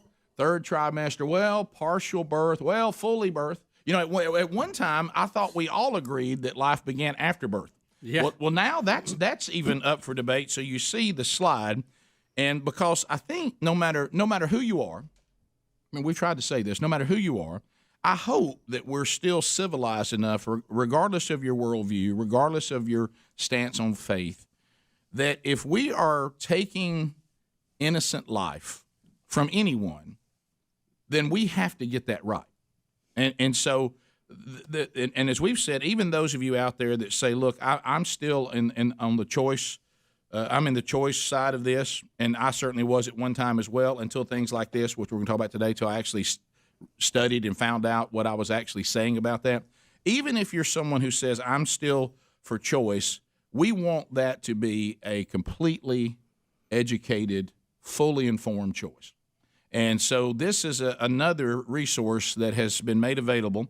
Dr. Steve Hammond is here with us today. He and Dr. Emily Labonte have written the book, The Christian and Abortion, The Non-Negotiable Stance. Steve, welcome to the Rick and Bubba Show. Thank you so much, Rick. Thank you for having me on. Well, so tell me, I've read the book, and it is, it's an informative read. It's not an easy read because we're talking about a topic that's not easy.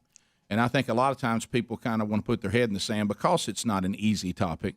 But you are coming from the medical field, and I think more people like you and Dr. Labonte, need to start stepping forward, because I think you guys can speak to this in a way that might inform people, like you have with this book, that hopefully will change their minds. But tell me, is that the intention of the book? Yes, the book is written to Christians. Mm-hmm. Both of us were really struck by the fact that Christians are as likely to have abortions as non-Christians.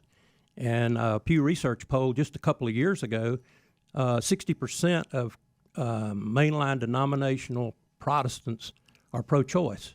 And these statistics kind of took us by surprise a little bit, the volume, the numbers. And so we felt like this is where we needed to start. If we're going to make an impact in our culture, we needed to start with believers. So can I'm certainly want people to read the book, but we're doing an interview so we can get some of it out of it. Right.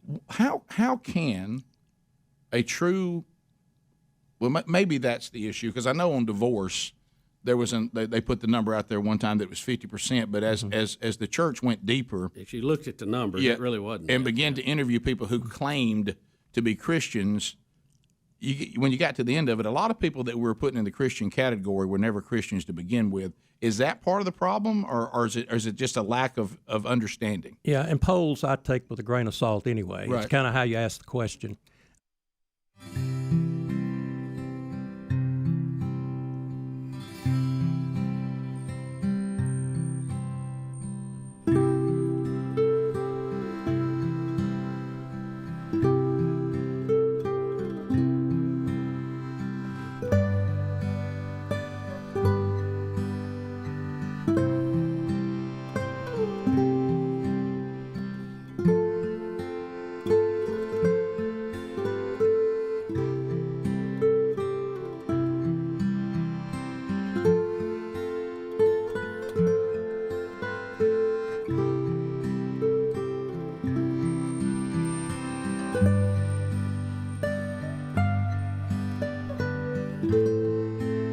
back. 20 minutes past the hour.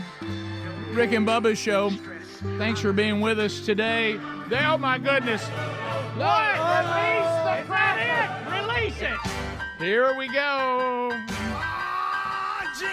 It's gift number 8. 12 working days of Christmas. Oh, it's been a wild ride today. Matt Driggers from Crestview, Florida, got gift number 1. Brian Graham, Eudora, Mississippi, gift number 2. Brandon Harper, Lauderdale, Mississippi, got gift number 3. Frank Williams on a bonus gift that day from Elmont, Alabama. On day 4, it was Shep Waits, Abbeville, Alabama. Day 5, Xavier Hughes, Big Clifty, Kentucky. Day 6, Teresa Hughes, Pensacola, Florida. Day 7, Daryl Threadgill, Wetumpka, Alabama. Bubba, what is gift number 8? Rick, this is one that I really was challenged with giving it away because I wanted it. I'll be honest with you. You did. I thought you were going to take it. And you know, if I wasn't just such a giver, I probably would have. Yeah. This is the Rodecaster Duo. It is an integrated audio production studio. It's compact, incredibly powerful, all-in-one audio production solution for podcasters, streamers, musicians, content creators, and Rick, according to our engineer, Super Tom, some radio stations are using a slightly larger version of this. That's right. That's right. That's right. What's the retail on this baby? Well, let's see. Where's my list, and I'll tell you. It's $499. $499, $500. $500 insurance on that one. Oh my goodness, Greg, that's all you can think about in the shipping. Yeah. So let's talk about our caller today. What number we'll roll with today? Oh. Boy, we tossed a lot of numbers around, haven't we? Let's see. My goodness. What number should we use today? I mean, it's what was the other day? Adler's, was it Adler's? Yeah, caller number 1. Yeah, that's one way to do it. That will be over quickly. Any numbers jumping out at y'all? Do you want to do 9 for 9 points? Yeah. You want a quick one? That's right. Or would you rather have like 40? 9 point buck. For the 9 point buck. Okay, yeah. You got it. Yeah, I mean, caller 9, that's going to go fast right there. I mean, that's you want to stretch it out? You could do 72 in honor of Nick Saban, who's going to retire for this year. All you know what? See, y'all just make people that's hear a that. doggone good one right there. They're going to report it. That's a good They're one. going to right there. report it. Yeah, no, look, just wait. All right, so 72, that's a good one. 72 works for me. For Nick Saban's We're good birthday. over here.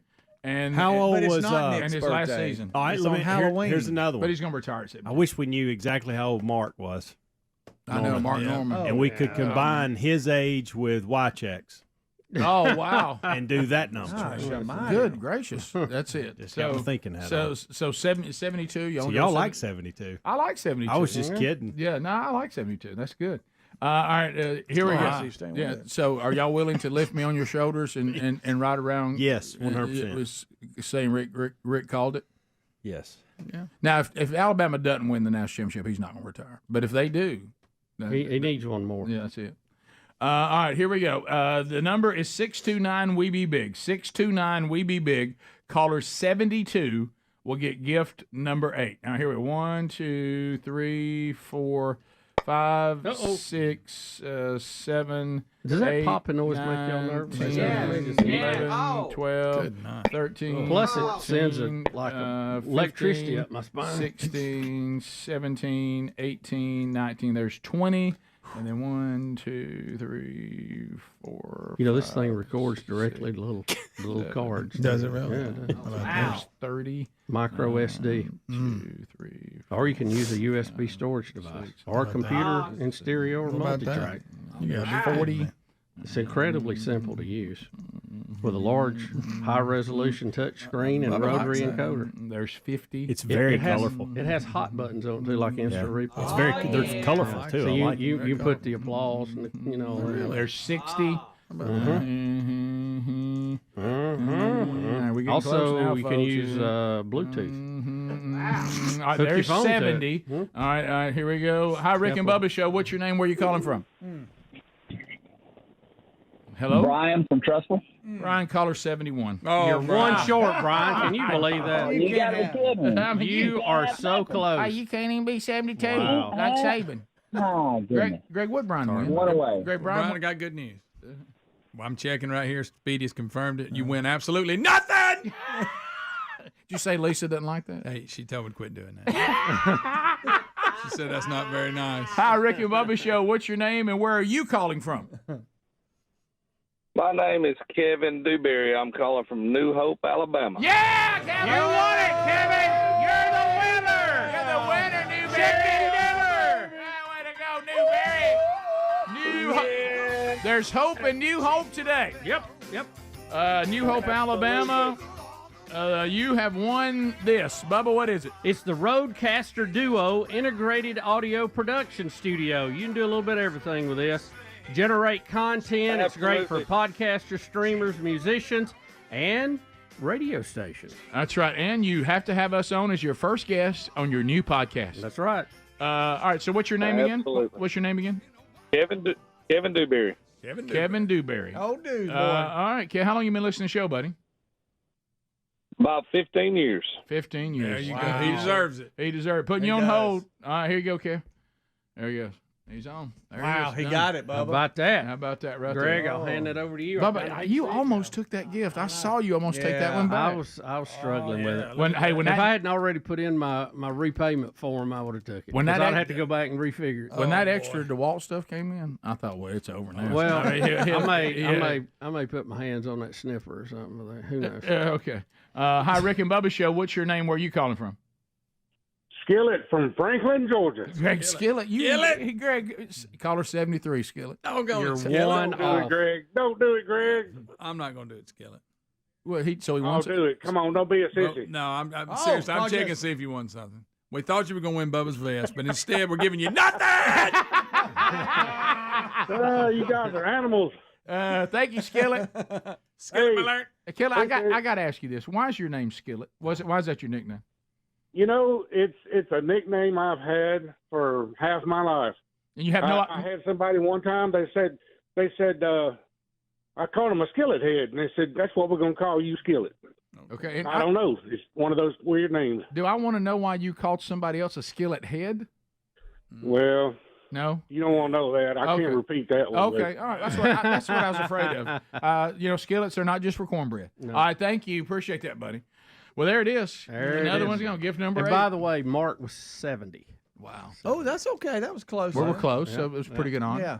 And if we'd combined him with Watch It, we're good. We'd still be taking calls. We'd be going. And do you think that what happened to Greg? I think I know. I think I know too. He ran out of here, didn't he? Well, he had that gift. He did. He had that gift. He had that face on him too. He sure did. Been talking about it the last 3 seconds. Has he really? Yeah. Why do I think he's going to deliver more than just that gift? I mean, he hot-footed it out there. Yeah. What's that universal face? You know. By the way, I think Flip Flops has got on some slip-ons today. Oh, I think it got too cold for Flip Flops. Yeah, 27 is probably a little cold. Because he was in his normal place at his normal time, and there were some slip-on loafers. So I think it's possible, because we were wondering, would it ever get cold enough that he'd come out in flip-flops, and I think he did today. And it's a little chilly out there. It is. Just for the record, he bothers a lot more people than just us. Oh, really? It's known. I'm starting to get rumbles from other people in other offices. Yeah, Okay. people that I was kind of caught off guard when they. Sometimes I think we notice things that others don't, and we let things bother us that others don't. And turns out that's not the case with this one. Well, Bubba mentioned the great Bobby Dooley earlier, and him leaving this building, it's like we lost some discernment. Yeah. Because I would ask him what he thought about something in the building, and if he wasn't overreacting, I thought, well, maybe we're overreacting. Right. But if the very calm, steady Bobby Dooley didn't like it either, I thot, well, hey. Yeah, because he's low-key. You're right, yeah. I thought, well, then I guess our gripe is legit. We'll be back. Kind of hate he moved to a different building. Which building's he in now? Is he near us still? He's right here somewhere. Is he still near us? Close, Come on, Bobby. We'll be back. Bottom of the hour, more Rick and Bubba coming your way right after this. Rick and Bubba, Rick and Bubba. The real problem I think we have here, Rick, and you touched on it a little bit, is that when we speak of abortion, we're speaking in abstract. Right. If someone else is having it, it's not my problem. Therefore, I can be morally neutral on that, and that's a myth. There's no such thing as moral neutrality. we look at this from both scientific as well as the biblical background as far as the whole process. Believers should share the sanctity of life, and the Bible is very clear on that. The debate is, when does life begin, and we do tackle that in the book. Oh, yes. And we go backwards from, and I think it's almost the fact that Governor Cuomo did us a favor almost by shining a bright light on this. And as you say, I think most people are horrified when they think about taking a life of a baby just before it could be born, certainly viable outside of the womb. To destroy that life is horrible. I think most Christians would agree with that. So we've got a starting point. And, if I can convince you of that, and I don't think that needs much convincing, let's walk that back. And that's where we walk back and all the different steps along the way in a pregnancy, which, I delivered 4,000 babies in my career. Wow. And watched them all develop, including Emily, by the way. She's listening probably on the internet from Las Vegas this morning. So you delivered I did not deliver her, but her mother came to us. So I listened to Emily's heartbeat in utero. So we met then, but we didn't really meet, which is interesting. We didn't meet until maybe a year after we'd started working on this book 2.5 years ago. So, Doc, tell us, and I know it's a big topic, but in your opinion, and based on the facts, when does life begin? At conception. Getting down to the bottom line. And we give several reasons for that. But the main thing is, at conception, it's called a zygote. By the way, you talked about it's not an easy read. We tried to make it easy as we could. Right. The science in there is not over everybody's head. I spent most of my life making medical complexities understandable to my patients. And so I hope that bleeds over into the book. It does. I think one of the things I was talking about even beyond that is, for a lot of us, and you just said it to begin with, and then I want to get to what Bubba just asked because I think that's crucial, and you make that clear in the book, is some people think it's difficult to read because they're afraid, like I had to do in my life. They'll realize, now that I've been informed, I have to come to the conclusion that I'm wrong. Right. And then how do you work your way out of that? And the good news is redemption is available to all who repent. And and so don't continue to get it wrong. Well, let me answer that, because I had to come to that point as well. Mm-hmm. If you read the book, the first chapter in there, Young Doctor's Story, is my story. Mm-hmm. Early in my career, and as a resident, I did 700 abortions approximately. Mm. People ask me, well, weren't you compelled to do those because you were a resident? No, Rick, I did that for money. And it's a horrible thing I did. Mm. A wretched thing.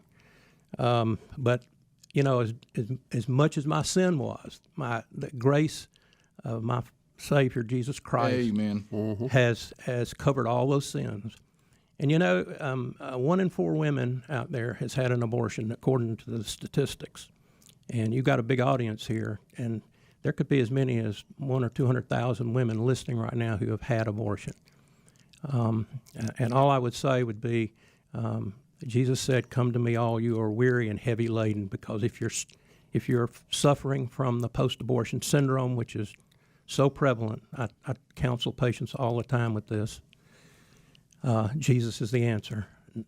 Not all the techniques that man has devised. Jesus is the answer, because He's forgiven me. I stand before you today. Amen. If you confess your sins, He is faithful and just to forgive your sins and to cleanse you from all unrighteousness. Amen. And so that would be my plea to those out there. Look at what I've done. Look at my sin burden. You would look at someone that had done what I've done, and think, how can that person have peace? And I do. I have great peace. In fact, I would go so far as to say I wouldn't be here sitting in the studio today talking to you if I hadn't gone through this. So women who've had abortions, who come to the understanding that they did something wrong, have found relief, have found where the source of freedom and forgiveness is, are eager to share that with other women going through that. So they make great counselors. Crisis pregnancy centers are screaming for women to come forth and Rick and Bubba. Pass the gravy, please. Rick and Bubba. Ooh, it brings me to my knees. Here we go, 35 minutes past the hour. The Rick and Bubba Show, thank you for being with us today. And congratulations to Kevin Dewberry. You realize how close that is to Kevin Derryberry? In New Hope, Alabama. The latest winner in the 12 working days of Christmas. Gift number 9 will come your way tomorrow. So, Lord willing, we'll be here and we'll give that away. And it's just going to get bigger as we keep moving to the big year ender. It even looks like Derryberry on paper. It does. You know, because you got the aura in there. Yeah, and we got a Kevin Derryberry, and then we got the Kevin Dewberry. Is Kev coming in again this year? Yeah, he'll be here Friday. Friday? Yeah, so Kev, go ahead. Fired up. I thought that was weird when the guy won and he said, I just love God.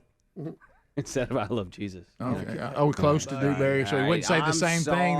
No, I got you. I see exactly where you were going. That's a good one. I like it, and I like it a lot.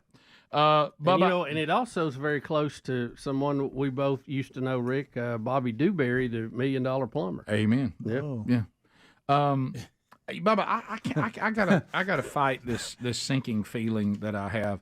I have this sinking feeling that I've let you down. And involving this tower we talked about going hunting. Yeah. And when we bought this land many moons ago, it had in the middle of it 3.8 acres that had a tower on it and an old building and all that. I kind of wish you quit talking about I know it because the ham guys are wearing me out. So the sinking feeling is real. Yeah, So the person who owned the tower finally said, I'm tired of dealing with the tower. Right. And you probably don't like there being 3.8 acres in the middle of your hunting land that isn't yours. Right. And I said, you're correct, and you are correct on all accounts. I've ever seen one fall like that.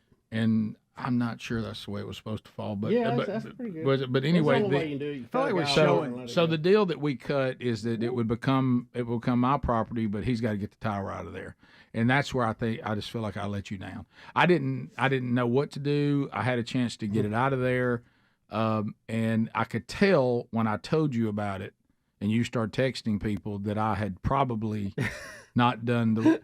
Not giving a proper heads up. Well, and I just want to say I'm sorry to you and the ham community. Here's the thing. I even felt like for some reason that Robbie Gality was short with me. If you take it down the right way to save the pieces, it can be very expensive. And it's almost not worth it because then you got to put it back up. Well, that's what the guy said to me. He said we're trying to do this as inexpensive as possible. And you just cut it and let her fall. Yeah. When you do that, I feel like I've angered the ham community, and that was not my intention. See, I don't know how tall it was. I know it was over 200 foot. Right. I don't think it was 300, maybe in the middle somewhere. Right. But when you let it fall, It's a big one. and it hit the ground, you're going to damage some of the sections that you can't use. Mm-hmm. But some of them would be usable. Just depends on how they land. Well, I saw you tried to tell the hams what the guy said, and they, of course, disputed that. I've heard that before. Some of them are just fine. It got to the point that I just took myself out of it. And I said, if you want to try to salvage a piece, here's the guy's number. You call him. Thank you. I'm out of the middle of it. Well, I kind of feel like now I've been marked by the hams. When I went down to Camp House yesterday, and I told you about that, there was like a piece of ham on the porch. Is that a bad sign? You didn't see a piece of coax hanging in a tree, did you? Is that and then there was a note that was taped to one of the gates that said, "Do you feel good about this?" I feel like did he get it all on it? And it had the number. Tell me this: it had the number 73 in a line through it. Is that bad? I feel like it just fell, like just in the middle of the woods or something. Like, well, that's what they did. It has 3 guy wires. I know, but it just seems like it was like, all right, there you go. Yeah, there it is. I'm not sure where it fell. Rick, I got to tell you, you're not off to the best holiday season. You've been marked as the crank. Yeah, the Cranks family. And now you've made the ham community mad. Right. Yeah, it's not good. I've decided to. And Sherry's taking over Camp House. Yeah, I've decided to pause the project down at the farm and say, well, let's put that on the back burner. There's a lot going on. Yeah, a lot going on. Good night. But then there's a side of me that though there is a piece that has come to me that I didn't have to really kind of deal with some of these things. I'm glad the tower's gone. And I'm glad that I don't have to worry about that part of the Okay. parcel of land anymore. That's all being smoothed Yeah. out, right? Are Can't they, y'all, can't y'all till be you happy? hit your shin Are on they something out digging? there. Are they digging up the guy wires? As much as they can. Because Yeah. there's Yeah, a you lot of talking about- concrete I don't in think the he ground. knows. You talking about when he gets a flat on his four-wheeler? When you try to bush hog that, it better be gone or it'll be. We're a not mess. going to. It's in the woods, and we'll just leave it. What in about there. Tower Field? You know, the only problem. What about the little building that was there? It's just there. That'd be a great shooting house. One day we'll do something with it. But let me You go. need to make it a new- building? You need to make it a new field. Well, you don't need one if it's a shooting house. It'd be Yeah, great. make it a new shooting Well, it's like an house. old concrete building. So And How it's real, big and is it's it, real though? close What- to another shooting All right, house. time out. Oh, my God. Knock a block out. Yeah. How are we talking? Like 6 foot by 6 foot, 8 foot by 8 foot, 10 by 10? What are we talking It's about? all it's all stuff's grown up around. I've never really learned and looked at it much. buddy, You're amazing. Oh, my gosh. This is this is a storage unit all over again. Yes. You've got one It on is. your property. It You've is. never looked in it. I hadn't been in there. No. I'm Good so night. It wasn't my- intrigued. it wa- Perfect it wa- shooting it wasn't my house. land till now. I can go in there now. Did Rick, he, this happened Did he weeks take the ago. hard line off of the tower, the coax? I don't know what all that means. The thing that because it still had an antenna on top of it. What I'm I guess what I'm hoping. Golly, it could be Well, I could Tower- use the hard It line. could be Tower Field and have his What- own shooting house. Tower Field with Tower- your own shooting house. Are you okay with its location though? We got Trash Field right here, and now we got the new one over there. Well, I mean, shoot a diff- these shoot in a people different direction. These people be sitting on top of each other. No, Well, well, shoot in a different direction, and it's a concrete block. You're not going to shoot anybody. That's true. Yeah. Did you? Here's what I hope. If you want some sweetness. Disappointed. So those Greg, get in what here. are they called? Where the cement in the ground? Those things stink. The guy anchors. Yeah, the guy anchors. Let me tell you where they can Right work. there. Let me tell you where they can work. Is I hope if somebody sneaks in on the land and tries to poach, that they're because they'd have to come through the woods. They wouldn't use the open Right. because they and that they hit it wide open with their shins and it just tears the skin off of it. Oh, wow. And Very detailed. Yeah, well, You've thought that through. yeah, I really have because I cannot stand That people. thing would make a great shooting I house. cannot I'm stand. mad at Can y'all? I can't stand a thief. Oh no. And people Thieves and people liars. that come in on other people's land and let everybody spend all that money and they come in and try to poach off of you and all that. I can't stand that. What I And- can't stand is somebody's had a brick building on their property forever and has never even thought about going in it or checking it Tell out. you what's going to happen. This weekend, here's what I'll say. Anybody who can hunt on the team hunt this weekend. Everybody wants to sit in the concrete building. Well, I'll put you in We there. gotta prepare it, Rick. We gotta look around, clean Right, around right, it, and right. we They just don't gotta tell go what's look in at it. We there. gotta go look at it. Ain't We no don't telling know what's in there. That's the intrigue for me. They could be a hang in there. Oh, You don't ever know. it might already have its own little chair. I don't in go there, in Rick. old buildings. Buddy, They hey, don't buddy. tell them what's in there. It doesn't have a crawl Bubba. space in the old Hey, antebellum home. hey, It's a brick no building. shoulders got in there. I tried to keep warm. Well, I mean, You know? it's winter right now. You could go in there and look around. Even if he was in there, he'd be so cold. He'd be so slow. You could pet him on the head. Y'all want me to walk in some old concrete building that's been sitting in the woods, all grown up for years? Yes. Yeah, because we can clean in around it. I mean, especially with it being as cold. Like, but that's like anti-snake guy, and he's like, go in. Yeah, that's a little shocking. was What if caught off what if I guard. just put a That's ground? good, Bo. What if I just took a ground blind and set it on top of the building? That's it. And you sit in the ground blind on Yeah. top of that building. Why looking not around. do that? Or use it for a base to put a regular Here we shooting go. house on it. Yeah. Really jack it up. You know There you what? go. Now you got you're talking. something. Or you could have just put a ladder stand on that tower before you cut it down. Yeah. Adler, if Or it you- could be a shelter place in You case could have a it's like 40-foot high tower. you're out in there and there's severe weather and nobody Hey. can get back in time. You just go there. You can hunt could- during a tornado. You could use it for storing things out there that you don't have I'll to look carry at back it. and Helmsy. forth. I'll take a look at it. Sky's the limit, Rick. I know. I don't even know how to get in it. I'm sure I'll have to talk to this guy at the closing. The what? Almighty. Hey, Adler, hear about this? frustrated. You're just fit to be tied to kill a deer down there with a bow. Yeah. So when you go this year, whenever you can go, I'm gonna set you on top of that building. Okay. With you bow. All right. Okay. Okay. And you see if you can get one slipping. That sounds good. Okay. Or Rick, you could put if you just wanted to have fun out there, you could put like a zip line, get on top of the building and ride somewhere. True. There's all kind of things you There can do is. with it. No, there's no doubt a lot could be done with it. And but I just don't hit the guy wire. I just could Guy not. anchor. I could not take that parcel of land and inherit a tower. I couldn't. wish they would have left like 10 foot of the tower. Like, so you'd have a little bit piece of history in the tower Right. Yeah. that you knew when you Agreed. showed up to this building, it's the tower field. Yeah. And that's why, because there used to be a 225-foot tower, and now How big here's you think it 10 was? foot of it. That's How big it. you think it I was? agree, Helmsy. I'll find well, out. Sure. It was at least 200, at least. I don't think it was over 3. But well, it my was concern, 200. my concern was that light up there. I know. Well, see, it wouldn't have to have a light if it was under 200. But imagine giving instructions. But why's the light up there? Just look for the tower. It's over 200. 200. That's what I'm saying. Yeah. That's the limit. But don't you supposed to keep it lit? Rick, there's some things you don't need to say in that microphone. Yeah. Right. Well, even though you're whispering, you're still on there. I can hear you, so the world can. Well, now that it's my responsibility that's down. I know. Because I care about people. Thank you, Rick. Rick, that tower was probably lit up, and you didn't even notice it. That's possible. That's true. That's true too. That All does this is explain true. that red light that I thought was a UFO. But I just want to apologize to the ham community. I feel like I didn't realize this was as big a deal to y'all as it apparently has been. We'll be back. Rick and Bubba, Rick and Bubba. That. So that would be my encouragement. I couldn't have written this book. I couldn't be sitting here today if I hadn't done that. So Jesus is the source of forgiveness and peace, which is what you're looking for. And he's got something for you to do. Yeah, like this. Right. So we'll come back and we're going to answer this question that Bubba just asked. So it's all in the book, and you can certainly see the science and certainly the biblical commentary on where life begins. And you heard Dr. Hammond say, just as straight as he could, at conception. And he will tell you more about that as someone who's delivered over 4,000 babies, and as you just heard, has a testimony that at one time he also was on the wrong side of this. We'll be back. Rick and Bubba, Rick and Bubba. And Dr. Hammond was very open about his testimony. At one time, he was a doctor who was performing abortions, I guess, for Planned Parenthood, and we can get into that in a minute, that organization, if we have time. But we want to hit it with this, and you've delivered over 4,000 babies, so you have watched the process of life. You said to Bubba when he asked the question, so where does life begin?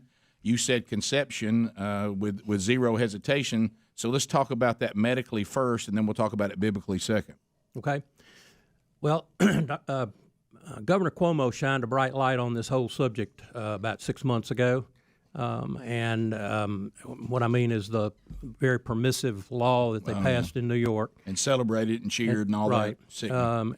And so I think no matter where you stand on this, you got to be horrified if you're a Christian at the taking a baby's life just before delivery. Literally, that's legal now there. But if I can convince you of that, let's walk that back just a little bit. So what about 5 minutes before birth? What about 5 weeks before birth? There are several landmarks along the way. We can go back as far as whether the baby is viable outside the womb or not. That's really changed a lot. Rick, I didn't tell you, but my own son, who's now 36 years old, was born 14 weeks prematurely. He weighed 2 pounds and 3 ounces when he was born. Wow. They're aborting babies further along than he was. Oh, yeah. So viability has changed. Back in 1982 when he was born, that was really touch and go. And now 26 weeks is considered, that's pretty easy for most perinatal centers. But so it's gone back now to 23 weeks, 22 weeks even in some cases. So viability outside the womb is really a kind of a floating point. You can talk about fetal movement, but that's variable as well. A first-time mother may not feel that baby move until 20 weeks, but someone who's experienced, a woman's had more than one pregnancy before, may feel that baby move quite early. And we see movement on ultrasound at 7 weeks. We can see the baby move. One other thing I want to point out is when I was first doing abortions, we didn't have the fancy ultrasounds we have now. We can see life in the womb now. You can see the heartbeat. You can see purposeful movement. We know the baby hears in utero. We use a stimulator to make the baby move on certain stress tests that we do while we're monitoring babies before they're born. And we can see the sound actually stimulates them to move. So we know all of that's in place. But where do you go back to the point that you can say the life actually begins? And there's one clear defining point, and that's conception. That's when 23 chromosomes from the female come in contact with 23 chromosomes from the male, and they get 46 together, and that when that combines, we call that a zygote. Each of us was one time a zygote. Everyone on this planet was a zygote at one time. So we all started as one cell, and that one cell has tremendous capabilities. Everything about you, your hair color, whether you're a male or female, everything about you is determined in that genetic code on that one cell. I mean, I could go into the details of how that's the fanciest, most incredible computer ever designed, but it was designed by God, not us. Right.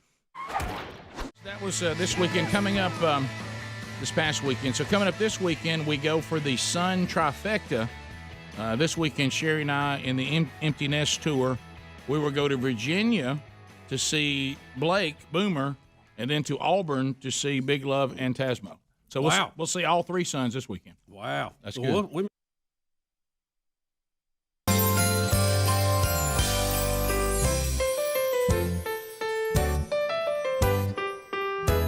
Here we go, 9 minutes to the top of the hour, wrapping her up. For some of you, the live show wraps up this hour. If you missed any Rick and Bubba, go catch the archives today. Congratulations to our winner today, Kevin Dewberry versus Kevin Derryberry. Isn't that odd? Do you think at the last minute Kevin actually tried to win and he realized that we had him? He's like, who is this? Kevin Dewberry. So anyway, things you need to know. So Rick and Bubba University, the podcast, a brand new one, is available now wherever you get podcasts. We interviewed Lance Ingram. You know him on the Rick and Bubba show, or you've known him over the years as intern Firestone, and also Dr. Lou. He does that character. And he and his wife, Brooke, wrote a one-year devotional designed for parents of small children. And it's a great, great way to take very profound but short devotionals already designed for you to do once a day for the next year. It'd be great to get this and be ready to go starting in January. And if you'd like to hear kind of the call behind all that, you got a lot of great emails already saying, hey, another great Rick and Bubba University. Hey, I ordered 2. Thanks for letting us know about this. It's one of the questions we get a lot from new parents. We got a lot of things out there designed for adults, but when it comes to children, other than kind of these little Bible story books, there's not a lot there. And this is a great one for parents to do. And especially if you're a parent and you're thinking to yourself, I know I need to do this. I don't know how equipped I am to do it yet. I'm still growing spiritually too. I wouldn't really know what to do. This is everything you need right here. So you can find that by going to all the normal locations to get books, or just go to foundations365.com. But catch that podcast if you haven't already. Greg has already started a dare now of any of the guys that make the show hunt this weekend. Now he's starting how much for somebody to sleep in the cement building where the tower was, and so I didn't want it to start. I didn't want it to turn into all that. Takers? Got any takers? I'd like to ask a couple of questions before I any make a shot decision anybody here would sleep in it for one night. Well, I don't think there's room to lay down. Depends on how you answer this. Okay, all right.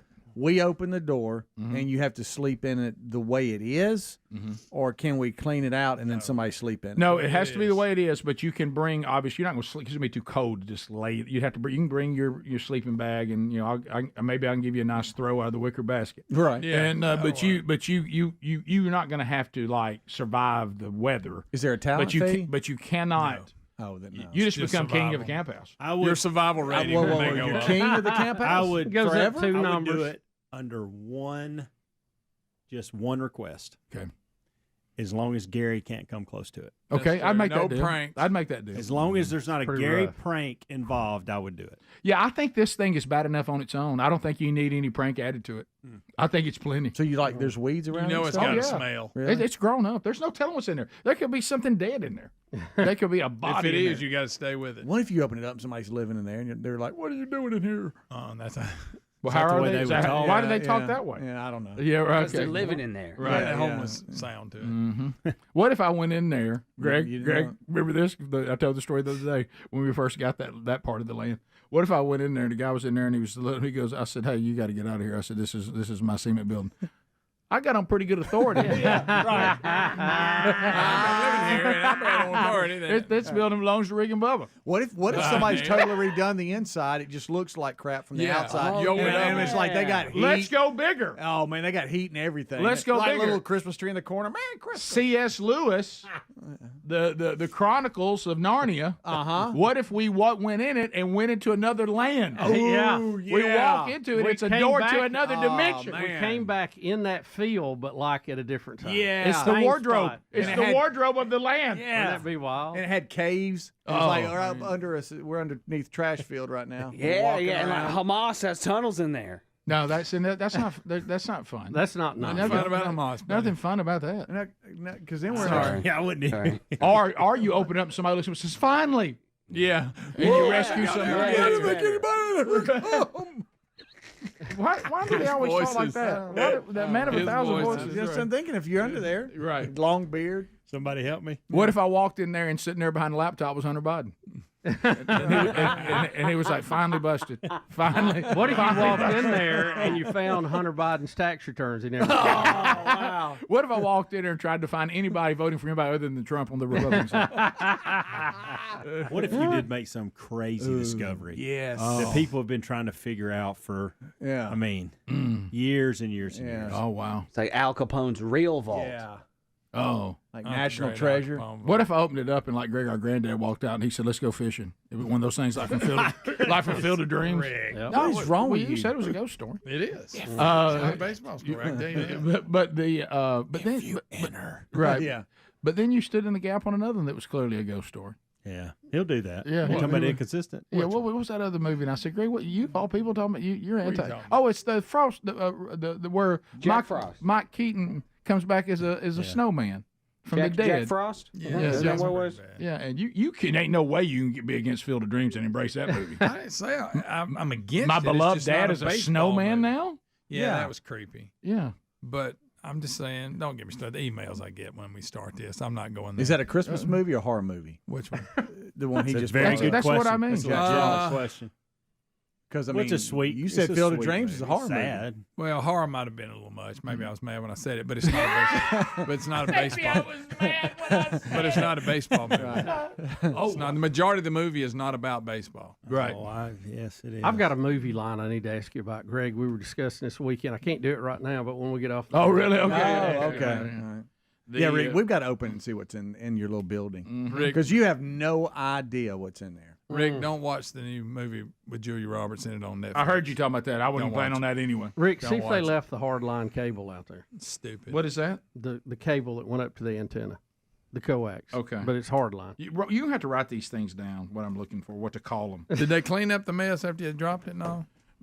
He wasn't here that pretty day good. you played the video, Yeah. so he doesn't know. What? And then Play we the played video it again. again, Adam. We Listen, played it listen. again. He was not in here. What Rick, if watch what this. if we opened up the door of that building and DB Cooper was in there? And we still That's what had I'm talking about. And he was just and we look come in Counting he's his counting money. cash. Yeah. Don't take my cash. Yeah.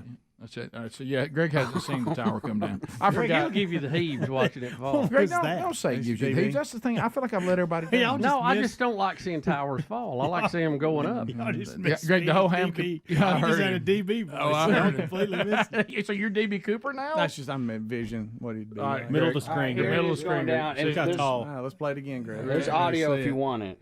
Well, I don't. Can we I play can't the see audio? it. I thought the guy said something. I'll kill it. He said he can't see it. You don't y'all see got it. closer It's to in that? the- It's in the middle. Buddy, put Hey, your glasses you don't want to on. be too close, Greg. You'll get Kinda. hurt. Do you see it? Yeah. I got her. Gary. Damn. See, It's down. It's He down. said it's It's down. down. Hey, That's can, what hey, it is. can you zoom in on the ground there and see if we can see the building? Like, Is that it's, the around, it's in building? them trees. It's in right the there. trees. To the Well, left. well, To the Greg, left. Well, Rick, you said it was weeds. Is it just pines around it? No, there's stuff, other stuff growing up on it. He's I'm down. telling you, you're not gonna like it when you see it. fall down if you do it. Hey, let me tell you It's pretty something now. snaky looking. Yeah, it's glad it's you've gone. seen it with all the vines growing up. What if we Look open at it? Greg. What if we open the door and Mr. Allen's in there? He was mad with me. I'm so sorry to startle you. Don't be mad with me, Mr. Allen. With Nope. What if we found Nope in? Right. What if it was where everything that you couldn't find is in Mr. there? Allen. Where's the tower? Rick and Bubba.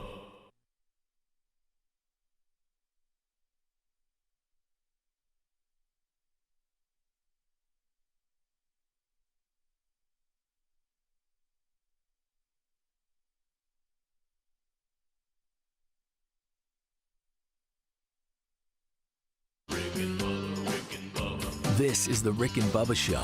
Watch more at blazetv.com/Rick and Bubba.